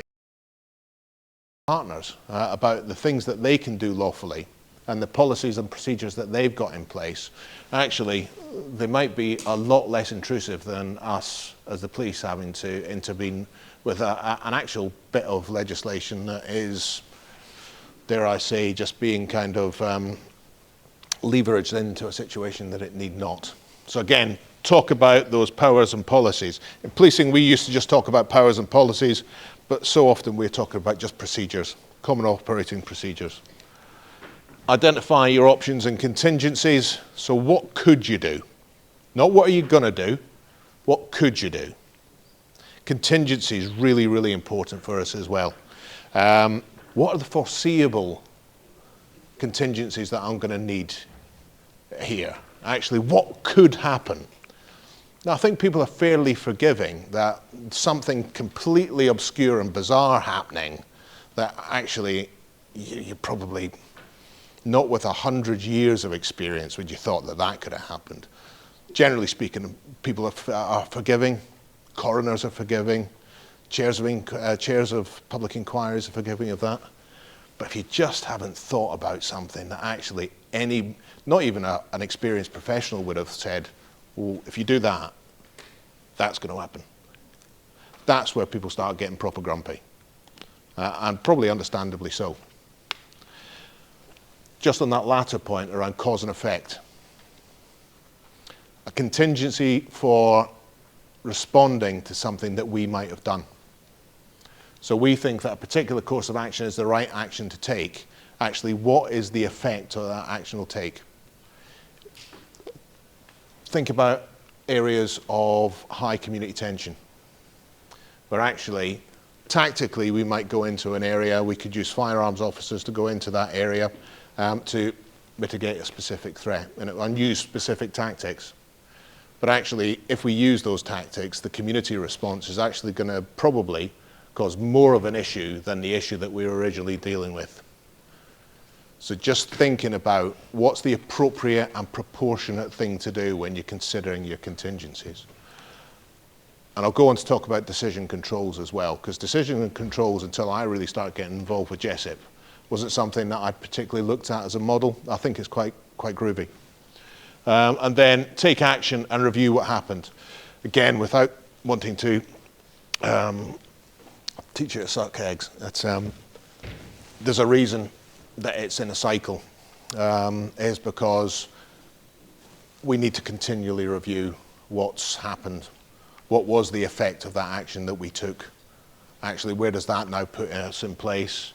When we're gathering information and intelligence, we should be tasking out any intelligence gaps and giving that to our intelligence departments, giving that to our community teams, and asking them to fill those gaps. So we might get another bit of information and intelligence that previously we hadn't had.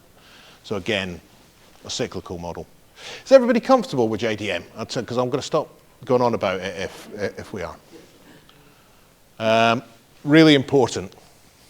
The NDM, what's in the center of the NDM?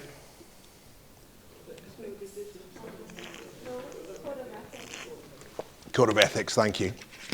It's one of the big differences between the JDM and the NDM.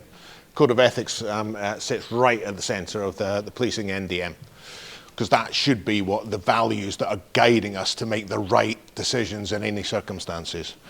For WOCip, we say that the guiding principles are that. Right, I've done this, I'm going to move through. I'm quite happy to share this presentation if anybody does want it. Again, we'll talk about working strategy, powers and policies, decision controls. It's not part of the JDM. It should work alongside the JDM. But if you're ever wondering whether or not a decision is the right decision to make in any circumstances, actually just ask yourself, why am I doing this? What's the purpose of me taking this particular action? What do I think is going to happen, cause and effect? Is it proportionate? Is it proportionate to the risk that we identified when we did our dynamic risk assessment? Does everybody understand the decision that we've just made and the impact that it's going to have and their part to play in taking action? And as an individual, and this is one of the things, and again, please, this is not meant to patronize in any way, shape or form, but the amount of times where I've had to make really thorny, difficult decisions, sometimes fairly, relatively career-limiting decisions, and I don't mind doing it. The amount of times that my decision-making log and my rationale for why I made a decision under those circumstances, even when the decision might not have been the right one, when I've had to stand up and account for myself, the fact that I can go back to contemporaneous notes that I made at the time that said, this is why I did what I did, and this is what I was feeling in my heart, in my gut, and in my head when I made that decision. It's really difficult for anybody to criticize you if you've engaged all those parts of your body and you've applied your professional skills with diligence and you've recorded it. Not just written, actually getting an audio recording in. Recording your Teams meetings, your planning meetings. Have an audit of what you've done and when you've done it. and how you've applied your thinking and your rationale. Is that okay? That's it. I'm going to cover over this that we've talked yet. There's a slight difference in terms of the lexicon around command structures for the military. Within policing, as you know, we normally deal with strategic, tactical, and operational with regards to the hierarchy, if you want to put it like that. The military, they flip it around. They go strategic, operational, and tactical. But come with absolutely essential skills that we need sometimes, and come with a different problem-solving lens than military at times. And when you're thinking about, my goodness, the magnitude of this particular operation and incident that I'm dealing with, I don't know how to deal with this. We've got a breach in a dam that's going to flood and critically flood a huge area of housing. And this is based on an incident up north, and not that long ago. And the military said, well, we'll get a Chinook.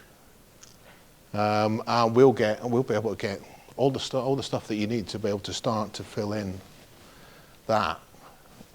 You imagine the police officer in that room thinking, where's my Chinook? Why haven't I got a Chinook? The military are absolutely outstanding. So, joint operational learning. Talked about it earlier on, and I make no apologies for repeating it as well. It really is that fundamental piece of the WOCip puzzle, how we ensure that the learning that we take away from our response to incidents through good hot debriefings and structured debriefings, can't impress enough how important it is to make sure we do those debriefing events. How it then goes on to our national repository, the JOL online system, which is hosted by Resilience Direct at the Cabinet Office, goes there to be able to be shared across UK emergency services and other responders to allow them access to the learning that's been taken away from a localised response to an emergency. At the moment, the area that I kind of worry about when it comes to JOL is that I think we're good at capturing by and large, although there's some gaps. I think we've got a good system where people can go and interrogate it, and we send out JOL action notes to raise in the awareness of all the emergency services and responders that this has happened and this was the learning. The bit that worries me is the so what question. Do local agencies take it, apply it into their working practice at a local level? And do they monitor whether or not it's been actually applied in a sustainable and consistent way for the future? I think we're really not too bad at the first couple of bits of that. I think there's more, and again, I'll just encourage anybody when you're going back into your agencies to ask yourself that question. Can we say that when these lessons have, when we've had access to these lessons, that we go back and apply it in operational reality? And that's why that's where that slide came from. Have we really learned from that? Or when we say and we think we've learned from it, have we really? And are we confident that if it was to happen again, that we wouldn't make the same mistakes or have the same response gaps? And there's a variety of different ways in which JOL can be contributed towards. So it's not just the incident that we ask for people to contribute to JOL. Yeah, that's important. But actually, when we test and exercise a response to a particular scenario, actually, what was the learning that we took away from there? Interestingly, Manchester Arena, the attack at the arena, a very similar scenario had been tested and exercised the year before. One of the things that the inquiry couldn't understand was why those lessons from the test and from the exercise hadn't been applied, because they could not find an audit of where the learning from the exercise had been applied with regards to Manchester Arena. You don't want to be the person looking yourself in the eye thinking, when we did that exercise, could I have done more to make sure that we'd applied that learning? Because that could potentially have prevented somebody from dying. That's quite a thing to ask yourself. Training, likewise. So all of these things contribute to JOL Online, and we encourage people to put them in. And all of that, JOL, as I said earlier on, contributes to the development of the doctrine. And it's one big virtuous cycle, so that we're keeping that doctrine up to date. I just want to explain, I didn't do that slide. I can't do things like that. I've not got the technical know-how. That's, oh, look at that. Look at that, there's tick boxes there as well. What?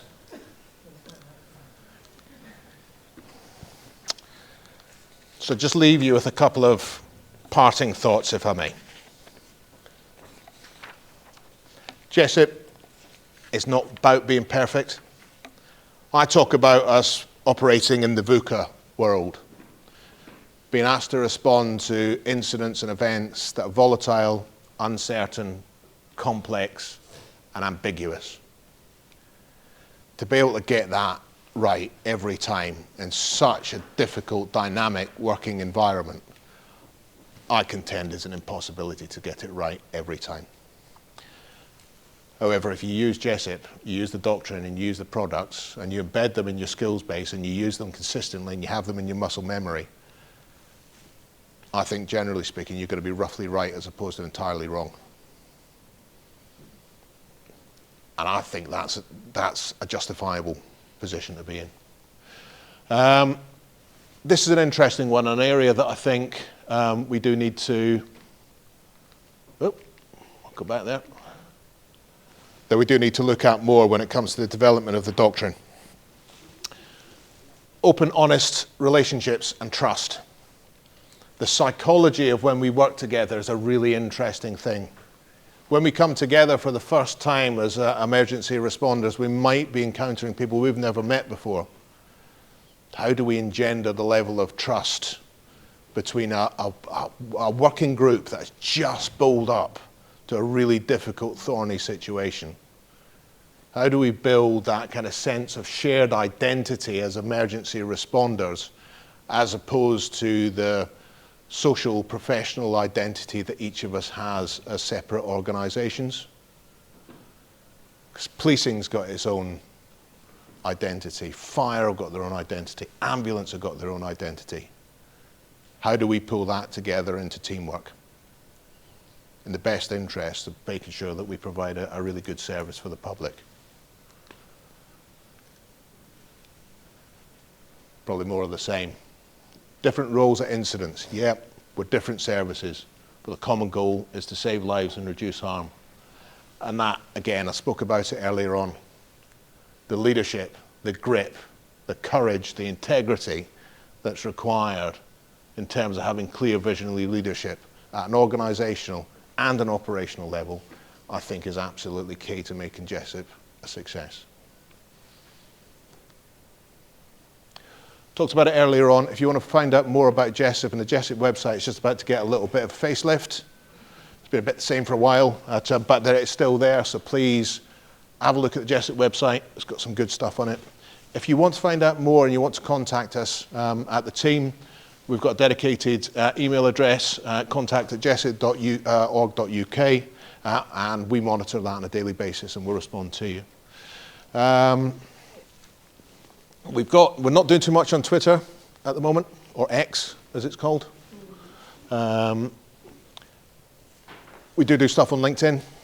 I would suggest actually LinkedIn's probably a better place for WOCip stuff online and on sort of kind of, well, it's not social media, it's more professional media. So if you want to find out more, or I'll leave some cards at the front if you'd just like to have a conversation with me to find out more about WOCip, more than you already know, then you're absolutely welcome. Thank you for listening so attentively.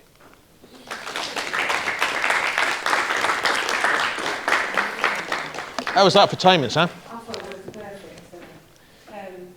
Now, I know that we've had a long day, a lot of theatre stuff and everything, but I'm sure you will join with me in saying that that was interesting and you can apply that in any area.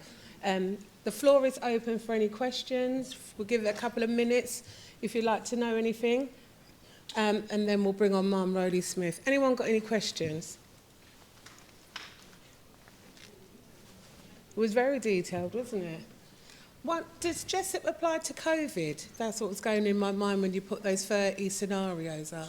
So when we're looking at the next iteration of the doctrine, yeah, we will be looking at COVID. When I'm talking to colleagues particularly from health, they're really interested to see actually how do we learn from the pandemic, how do we identify kind of common issues that can be applied to the WOCip doctrine. So yes, it will be. Right. Any other questions for your home areas over here? So I don't have a question, but I would just like to say that coming from St. Helena and I work in the Joint Emergency Control Centre, that we apply the WOCip every day. We are responsible for all of the emergency services within the one control room. So we need to be able to, in the control room, determine how many resources we have, which resources need to go, and also we are responsible for pulling out the chain of command. So whether it's the fire, or the police, or the ambulance, you as a control room operator is responsible for getting out the right people at the right time and forming the higher chain if there is methane. We also have adopted TRI within the control room. So we use that daily with normal calls if it's not a multi-agency response. Brilliant. That, and you're doing stuff there that I can guarantee you that we are not doing consistently in the UK, particularly with regards to our control rooms.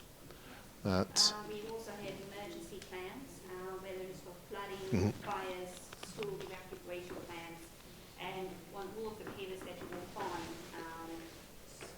saved in the control room, which is the responsibility of the controller, you will find the triangle for everything there, so that you see who needs to and what needs to happen. So you will know step by step. Sometimes you have to miss a step, this has already happened, but you are also responsible for obtaining the whole of the methane before it gets pushed out to the services. So with one control room, it is more of a one-point contact that you know everything is fine and instruction. So you know exactly who's there, you know exactly how many you've deployed, and it's all down to the controller. Yeah.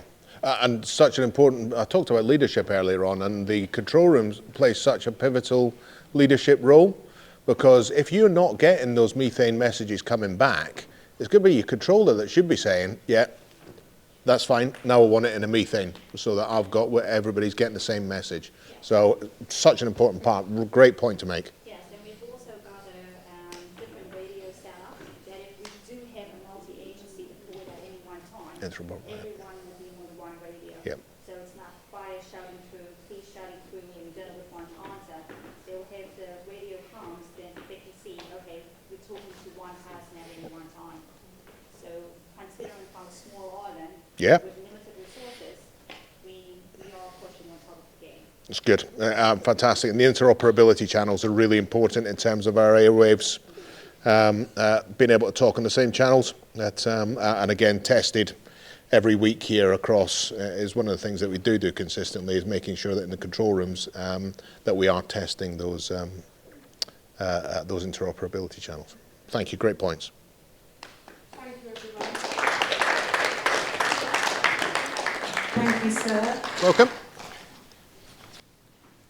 We now have coming on the stage Ma'am Rebecca Rowley-Smith, who is Superintendent, and I'm going to let Ma'am introduce herself.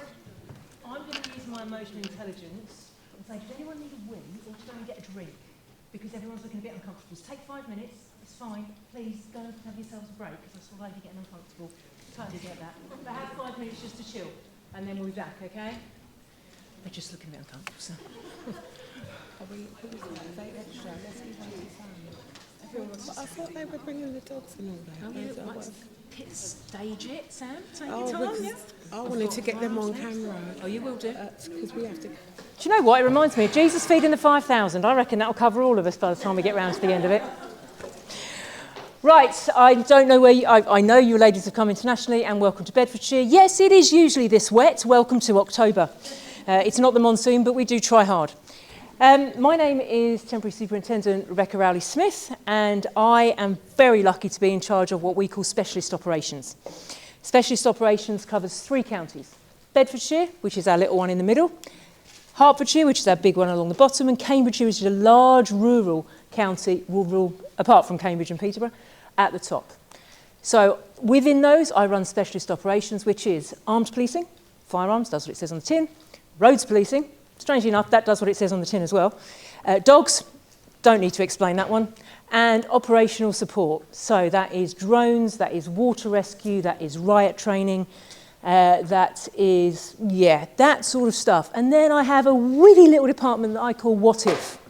And it was interesting hearing you talk about school evacuation, because strangely enough, they're dealing with flood response. And they are our civil contingencies unit, and they write all our business continuity plans, and they go to all our partnership groups and they say, yes, but what if the dam does burst? What if the 41 does flood and it takes myself and half my staff an hour and a half to go 2 miles? So, yes, this is what we are here to talk about. Now, Sam's invited us to talk. This may not be relevant to what your general input has been today, but I'm not going to go over violence against women and girls. You've had that. You've had some excellent presentations from national leads and from local leads. What I would like to touch on is society and the internet from our operational point of view. The other half of our Joint Protective Services, which is our major crime unit and scientific services, and what it means to us internally. So, society and the internet. These are not pretty. I am not technical in any which way. They are merely hints for me to crack on. So national direction for us, I'm sure it does in your countries, gives us very strong purpose when it comes to violence against women and girls. You've heard Operation Satoria. That is a, unfortunately, necessary lead from a national perspective of what police forces should do with violence against women and girls. The sad thing is it was needed. That was what was sad for me. And the sad thing is some forces are still not coming up to scratch. You may or may not have heard of this. For us in Britain, the Angiolino inquiry, and particularly within the firearms world, is a very, very sad state of affairs. Published 2024 in February, it refers to a police firearms officer, Wayne Couzens, who abducted and murdered a member of the public off the street, sexually assaulted her, and was found guilty. Not just that. He had previous for stalking. He had previous for indecent exposure. And because none of those were properly investigated, he was allowed to go and murder Sarah Everard. That doesn't go great with firearms officers because, unfortunately, I don't know if it happens in your country, our media love to label everyone the same. And they are a challenge. Does nothing for morale, does nothing for recruitment, and it certainly does nothing for women in our specialist operations groups. The report made 16 recommendations, and it was designed that the chief constables would adopt these no matter what. They really didn't have any choice. But everything was done so that the government would support the NPCC, would support the chief constables in making sure these recommendations happened. And it's been interesting. So recommendation 6, the review of all indecent exposure allegations and sexual offences against serving police officers. So our vetting department started, and suddenly people were disappearing from units. They were literally being arrested on the way to work, they were being reinvestigated, they were being revetted. And it started to be slightly unnerving that people were just not there. It was to identify, investigate, and ultimately remove those. And sadly, the revetting of officers means I've already had officers suspended from my command. And as much as you think, yeah, but he's just a nice lad, unfortunately not. And social media is one of the worst offenders where people hide. And we know that from all areas of investigations against women. Social media is where people will hide. Recommendation 14, a positive culture and an elimination of misconduct, criminality and banter. God, we love that word. I've loved that word ever since we've had the whole of policing. I was only joking. Really? Well, my boobs are my problem, not yours, so butt out. It just gets taken too far. But it needs to be anti-sexist, anti-misogynistic, anti-racist. But we shouldn't have to say this. But unfortunately, the Angiolino inquiry found WhatsApp groups where officers have been quite frankly disgusting and perverted, and they were rightly sacked. Metropolitan Police did not do them any favours. Recommendation 15, reporting by police officers and staff of harassment by other police officers and staff. It happens. I think anyone would be naive to think in their force, in their country, it doesn't happen. It does, and we'd let it slide, and poor management, and he's just one of the boys. That's always my favourite phrase. He's just one of the boys. He's just having a laugh. No, he's not when he's standing outside her house at 2 o'clock in the morning staring at her window. No, she's not when she's monitoring where he's going to jobs and she's following him around. Yes, that's one of my staff. It happens, male and female, and this is to encourage victims to come forward. And I'll talk about Bluebell slightly later. I know you've had an input on that. We've had too many DV victims where it's been swept under the carpet because, as I term it, they're a member of the golf club. They're somebody's mate who happens to be a senior officer, and they're like, didn't mean it, don't worry, love, you'll be fine.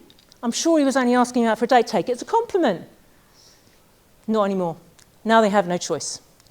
And for me, a massive one, and what my fantastic females will come and talk to you about, the recruitment and retention of female police officers in specialist units. We are really poor at this. I don't know why we have this problem in BCH. In Essex, 50%, half of their roads policing officers are female. They have a fantastic work-life balance policy. They put people on the roads when they need to be there. And strangely enough, that's 6 o'clock in the morning for us and 5 o'clock at night.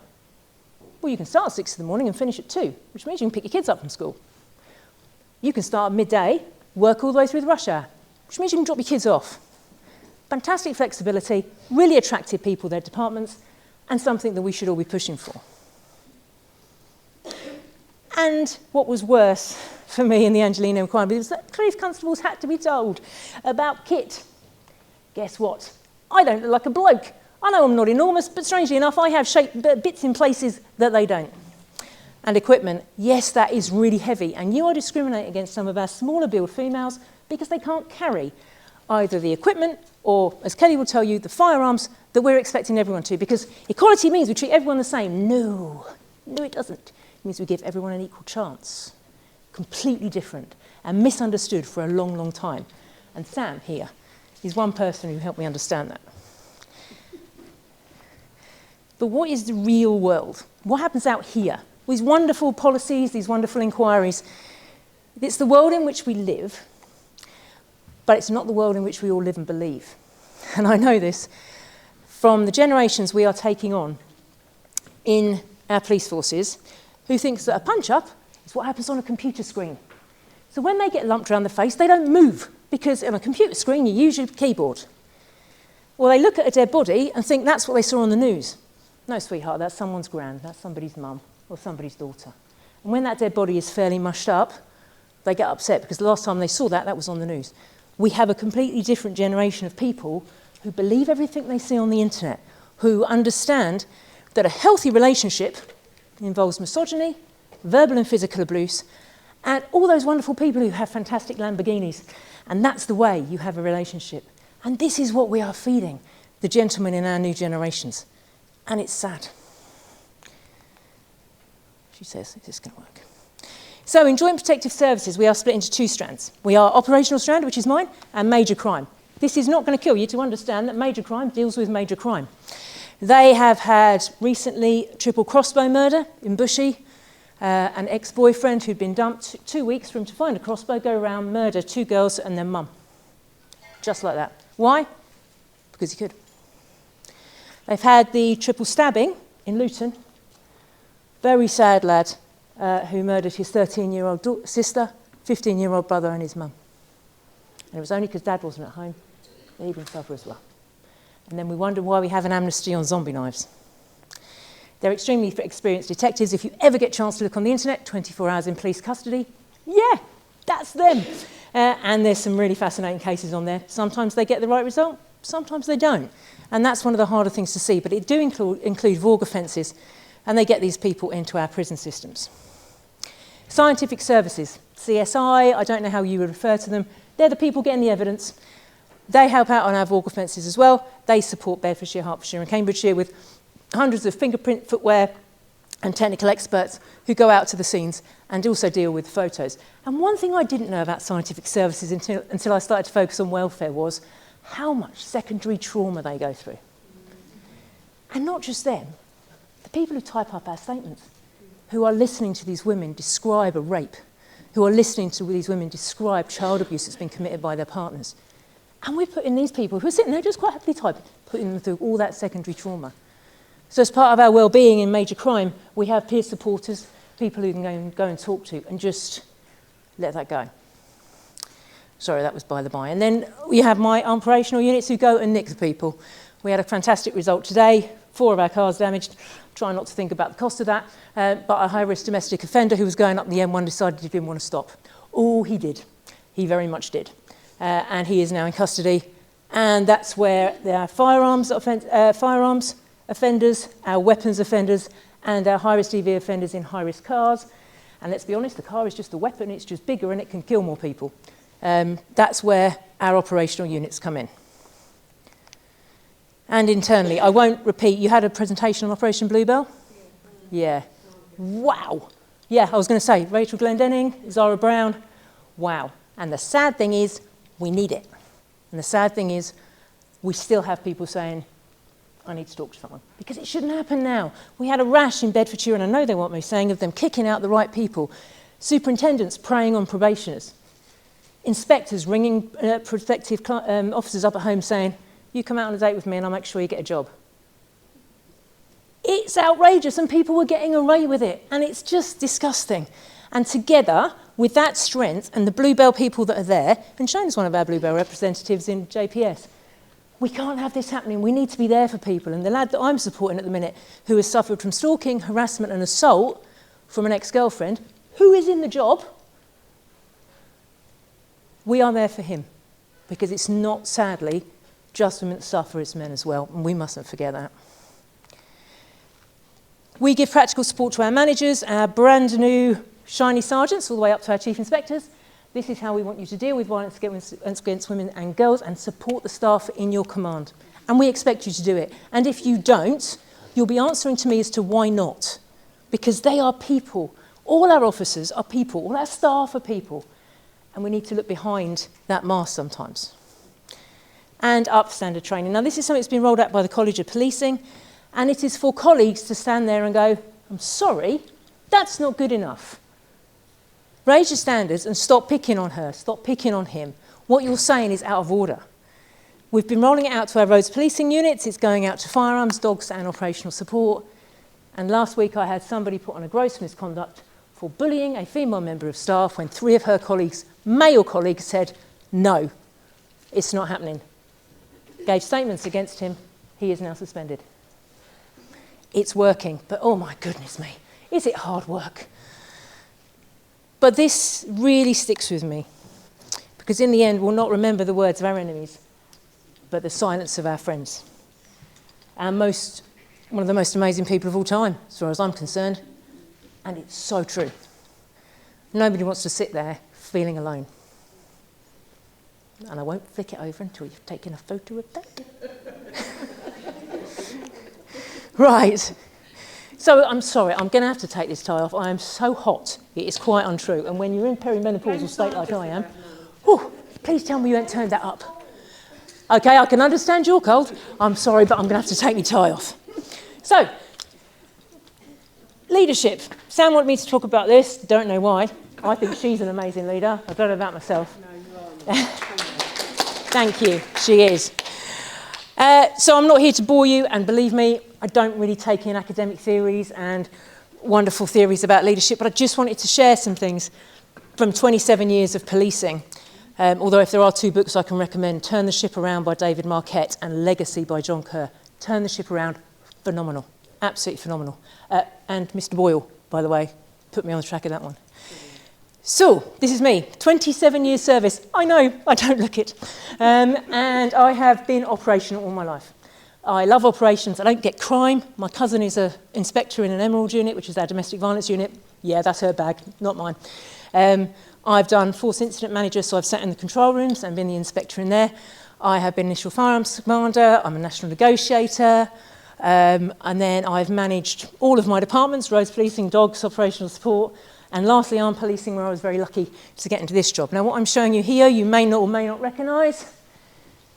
Potter's Bar train crash. For those of you who don't know, a train went over a set of, let's say incomplete, because we wouldn't want to blame National Rail, rails. The own carriage came off and rolled into 2 platforms that were full of school children. Amazingly, only 7 people died. God knows how. First on the scene, possibly one of the most horrendous things I've seen in my life. And with 2.5 years in as a skipper, bit of a shock, especially on a Friday afternoon. This one you may or may not recognise, Buncefield Oil Depot, on my way into work when the motorway shook. And I was on the A1, which is about 50 miles away from that. All the gas terminals had blown up. Largest explosion in mainland Europe since World War II. Absolutely phenomenal. Oh, I was a negotiator. I was a national crisis negotiator. I loved it, 18 years. Unfortunately, I can't keep it up, but absolutely amazing. And we worked all the way through to this, the triple murder in Bushy, for which I was the tactical firearms commander. Absolutely horrific. That bloke turned into a ghost. And what we were hearing from the officers over the radio was heartbreaking. Absolutely heartbreaking. However, this is also me. On our latest trip, I am a mum of 1. This is my husband and I. As we're driving across Tennessee, we like a little bit of netball, we like a little bit of American football, and we love going on holiday. And I am a rural girl. For those of you who live on islands, I absolutely love them. I live in the middle of Cambridgeshire, where I don't see anyone else. That's my idea of heaven. It means I don't have to interact with the public. So, we're going to talk about a few areas of leadership. Visibility. Oh, this is so easy, we just turn up. But we don't turn up and sit in an office and hide away from everybody. Go and sit with our staff. Don't we, ladies? Yes, because then we can have a cup of tea, which if you hadn't noticed, this is actually, I don't have any blood in my blood system, I just run on tea. And you talk to people. Because let's be honest, my area of operations, I don't know how it is in your islands, is male dominated. And we're probably talking 96% of my staff are male, except for operational support, who'll be here later with the drone. It's a statement, it's a fact, and the majority of my career I've worked in that environment, and I don't have an issue with it. But then again, I don't have an issue with much, because I've got a big gob, and I will speak out when I need to. And I saw that, Samantha, thank you very much. Of course. But one of the ideas of visibility is visualisation. I've just realised I'm standing in front of this, you can't see it. Visualisation. My predecessor did an amazing piece of academic work that said, why are females not drawing firearms? And half the reason was that. But does all our firearms officers look like that? And I tell you now, that's an entire team, they're all white male and middle-aged. And most of them menopausal at that point, but yeah, they're all white male and middle-aged. And can any of our probationers go, oh yeah, I look like that? Not if you're female. They should look like that. It's what prevents half of our females in probation even thinking about going into firearms. How wrong is that? Well, we've changed that. It's very simple. I spoke to Kelly, my fantastic FDC sergeant, and I said, we are not sending men to go and talk about firearms on our probationer courses. We're sending women. And one of my females is about this big and about a size 6, and they're all like, yeah, right. And I'm like, ooh, you want to take her on? Crack on. She's amazing. So we send Amy, and we send Faye, and we send Kelly, and we say, you don't have to look like that. Usually with a big beard, but we made them shave them off for CBRN. You don't have to look like that, you can look like us. But it's not just that, is it? Because they can't all just look like that. Because they're all white. And we have bizarrely, in BCH, we have the highest level of non-white officers at a whole 6%. Let's be honest, that's pathetic. But Kent have 0.1%.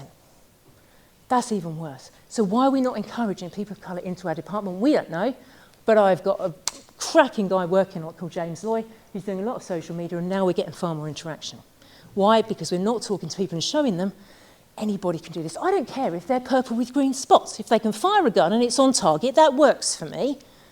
Unfortunately, that's not the impression we're giving. We also need to build leaders from the beginning, and this is where David Marquette comes in. You've probably heard this talk 100 times, but since I've come into this position, I turn around and say to my heads of department, do not bring me a problem. You bring me your solution, or you can go away and deal with it yourself. And they know now, they don't come. Prime example, firearms. The airport car is breaking down. Do not come to me with the airport car is breaking down. Give me another vehicle that's going to be suitable. Give me where you're going to get it from and give me how you're going to pay for it. New head of firearms came to me with exactly that. Fine, crack on. But we don't just do it from chief inspector level. We then work it down. And we've now got the guy doing the social media. Actually, do you know what? I thought I could do a radio broadcast. Really? Yeah, worked like a dream. We had so many clicks, apparently, and it went out on, was it TikTok or something? I don't know. It was some social media platform, and he was brilliant. And I was like, thank you. Provide me with a solution. And if we make our constables do that, it's going to work all the way through. It also introduces positivity. And that's another thing that David Marquette goes on about.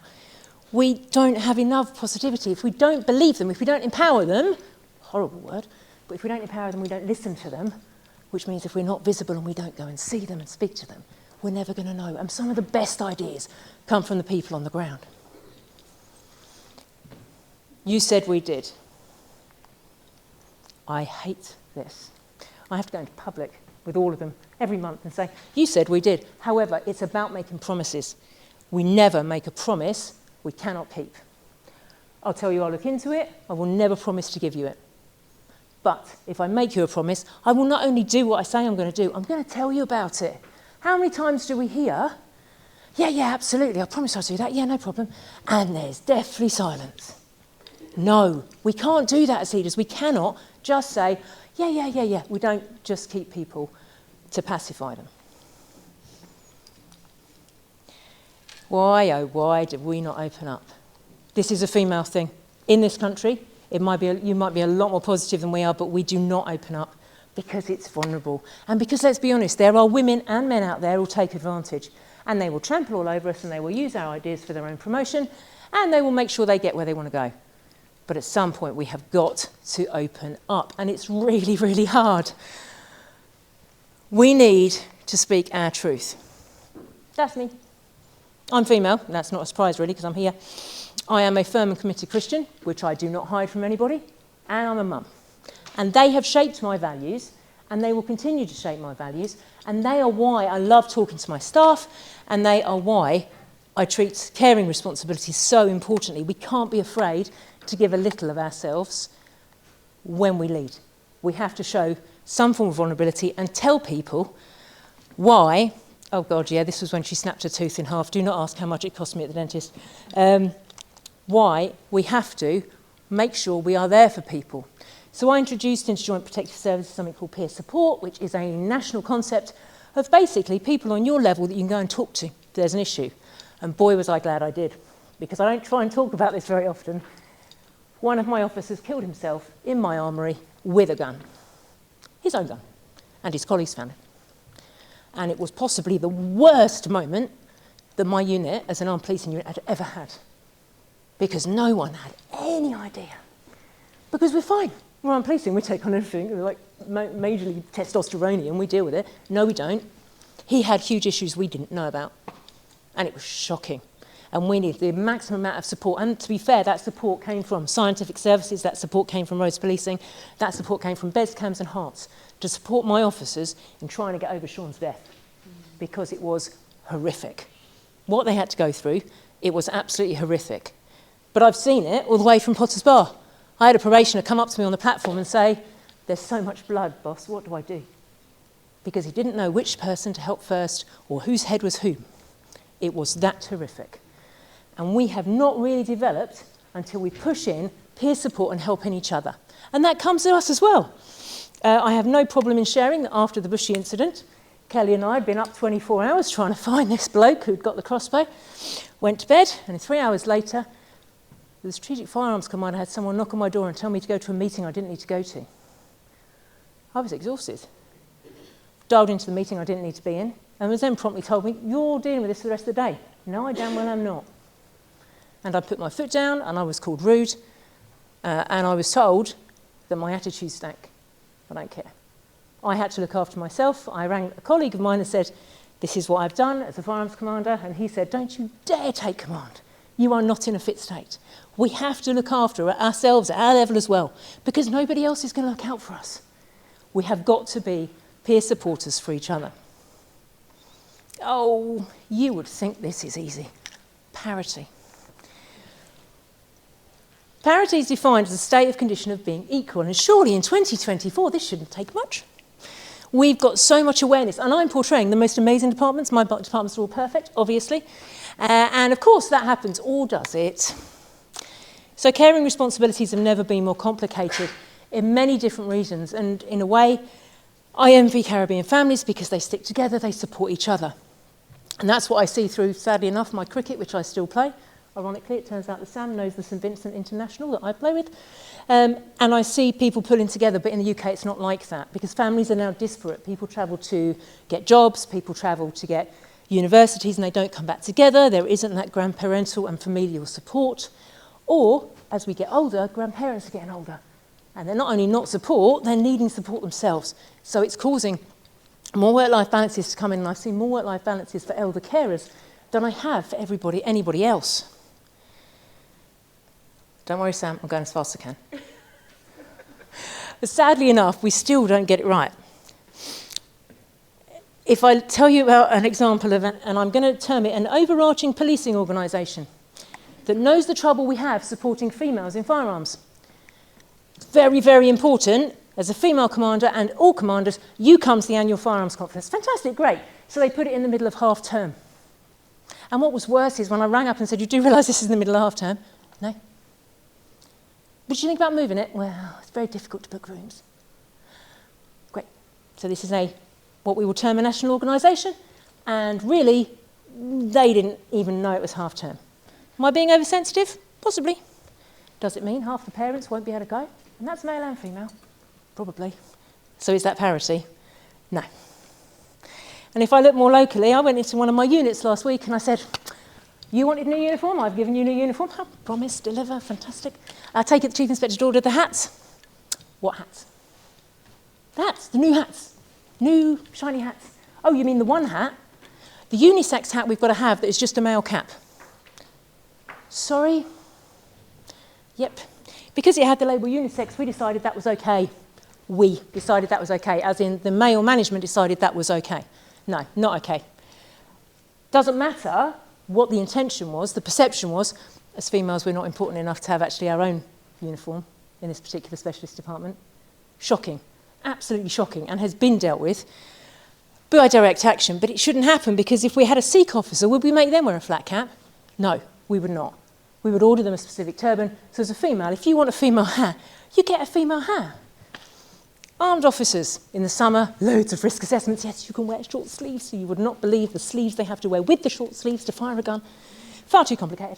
I was like, oh, okay, fair enough, but it got hot. Okay, not as hot as your lovely islands probably are, but hot for here. And I said, great, go and order short sleeve shirts from stores. We're sorted. Yeah, except stores didn't order any female short sleeve shirts. Why? There's not that many of them. I have to order in bulk. Oh, that's okay then. No, I don't think so. Not only did one of my sergeants go out and specifically find someone who made them, I allowed them to all get their long sleeve shirts tailored to short sleeve shirts. That's ridiculous. This is 2024. What the hell are we thinking about? It's not perfect. Religion. Now, openly committed Christian. I'll tell you two stories. Maybe it's because I'm a Christian that I think about people's religion, whether they believe or not, and just about their welfare. So my predecessor was my boss, and his favourite swear word was, oh, Jesus! Every time. Until I said, well, actually, boss, if you ask, he'll probably help. Sorry? If you ask, boss, he'll probably help. Oh, yeah. Yeah, sorry, I didn't read that. He got better before he retired. Not perfect, but every time. I know it's a tough decision, boss, but you can ask the Lord. I'm not sure he's going to come up with more staff. And it became a bit of a running joke, but sometimes you can have a challenging conversation without being rude. And he just wasn't thinking. Now, I've worked in Joint Protective Services, coming on 8-9 years now, which keeps us quite separate from our forces. And I host now a variety of meetings. At one of the use of force meetings, which, oh, she's not here. The PCSO lady was coming to. Toya was coming to. And Sam sometimes comes to. One of the staff said, oh, boss, it's lovely to see you. Hey, excellent. Head of the Muslim Police Association in Hertfordshire. Really nice bloke. And he said, do you remember the McDonald's incident? Oh, God, come on, I'm 50. Seriously, you expecting me to remember? I said, remind me of that one. And he reminded me of a summer's evening. It was a hectic Friday night in Hitchin. Fights going on everywhere. They'd gone out, they'd dragged people in. I was the custody sergeant. And he said, he was at the back of the queue. It took about an hour and a half. We weren't very efficient then. Wasn't much computer work.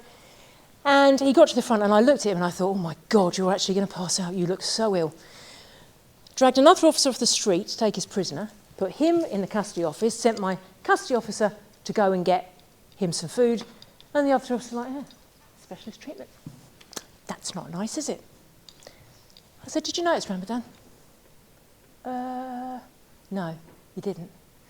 If he hasn't eaten for about 15, 16 hours. But nobody even noticed. Yes, it was only a chicken McDonald's, but he added chicken McDonald's. And he said, I will never forget that because you just noticed. We can make so much difference just by looking behind the officer and finding the person. She says, what was next? Yeah, and be the generations to come. That little angel whose face is on the screen, not an angel. I'm sure you've all got angels. I don't have an angel. She's 12 going on 18. But last year she came home and just describing the person who's helping her with her physics experiment. She's, no, that's not an angel, no. I wouldn't put her face up again. Come on, they've suffered enough. And I said to her, so who's this girl you're working with? You know, long plats. No, half your unit, the team have got long plats. Glasses, black glasses, big ones, round ones. It's like, no, oh, he's one tall. She plays shooter in the netball team. Really? Can't picture her. Oh, for goodness sake. My child did not even think to say she's Asian. Didn't even occur to her. Wouldn't that be amazing? If when we come to it, we say, actually, she's the lady with a degree. Actually, she's the one who's fantastic with welfare. And instead of saying, oh, actually, that's that black sergeant, don't you know her? Which sadly still goes on. I am not going to bore you anymore. I'm just going to remind you of the starfish. A man was walking down the beach and there'd been a storm and there were hundreds of starfish, and you've probably heard this before, hundreds of starfish on the beach, too high to get to the high tide. There's a young lad of about 10 walking along, picks up a starfish, puts it back. The bloke goes, what are you doing? There are hundreds of starfish here. And he said, yes, but I made a difference to that one. And he made a difference to every single one. And that's what I want you to take away from this leadership talk. And I know it's boring and I know you're all tired and I know jet lag's hitting in. But please take away, if we can make a difference to one person, they will remember. They'll remember the McDonald's. They'll remember the work-life balance. They'll remember the hat. Because it makes a difference. And perception is everything. But doing one thing for one person makes a big difference. Thank you.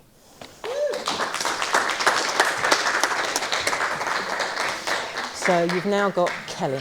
Now, I would say, Kelly, that we're having you up here, but we've got some cadets outside that we weren't told were coming in here. So we might have to do you next door. Is that okay? We're just talking there, but you won't have your visuals. Is that all right? Well, you can get it on the white wall. Oh, okay. That's a good call. That's a good call. So does everyone want to go into the canteen? That will give you an extra. Let's give Mum a round of applause. Is that all right? Okay. Is that all right? And Sandra's got a starfish, Mum, just to let you know. So have I. That does not surprise me at all. Oh.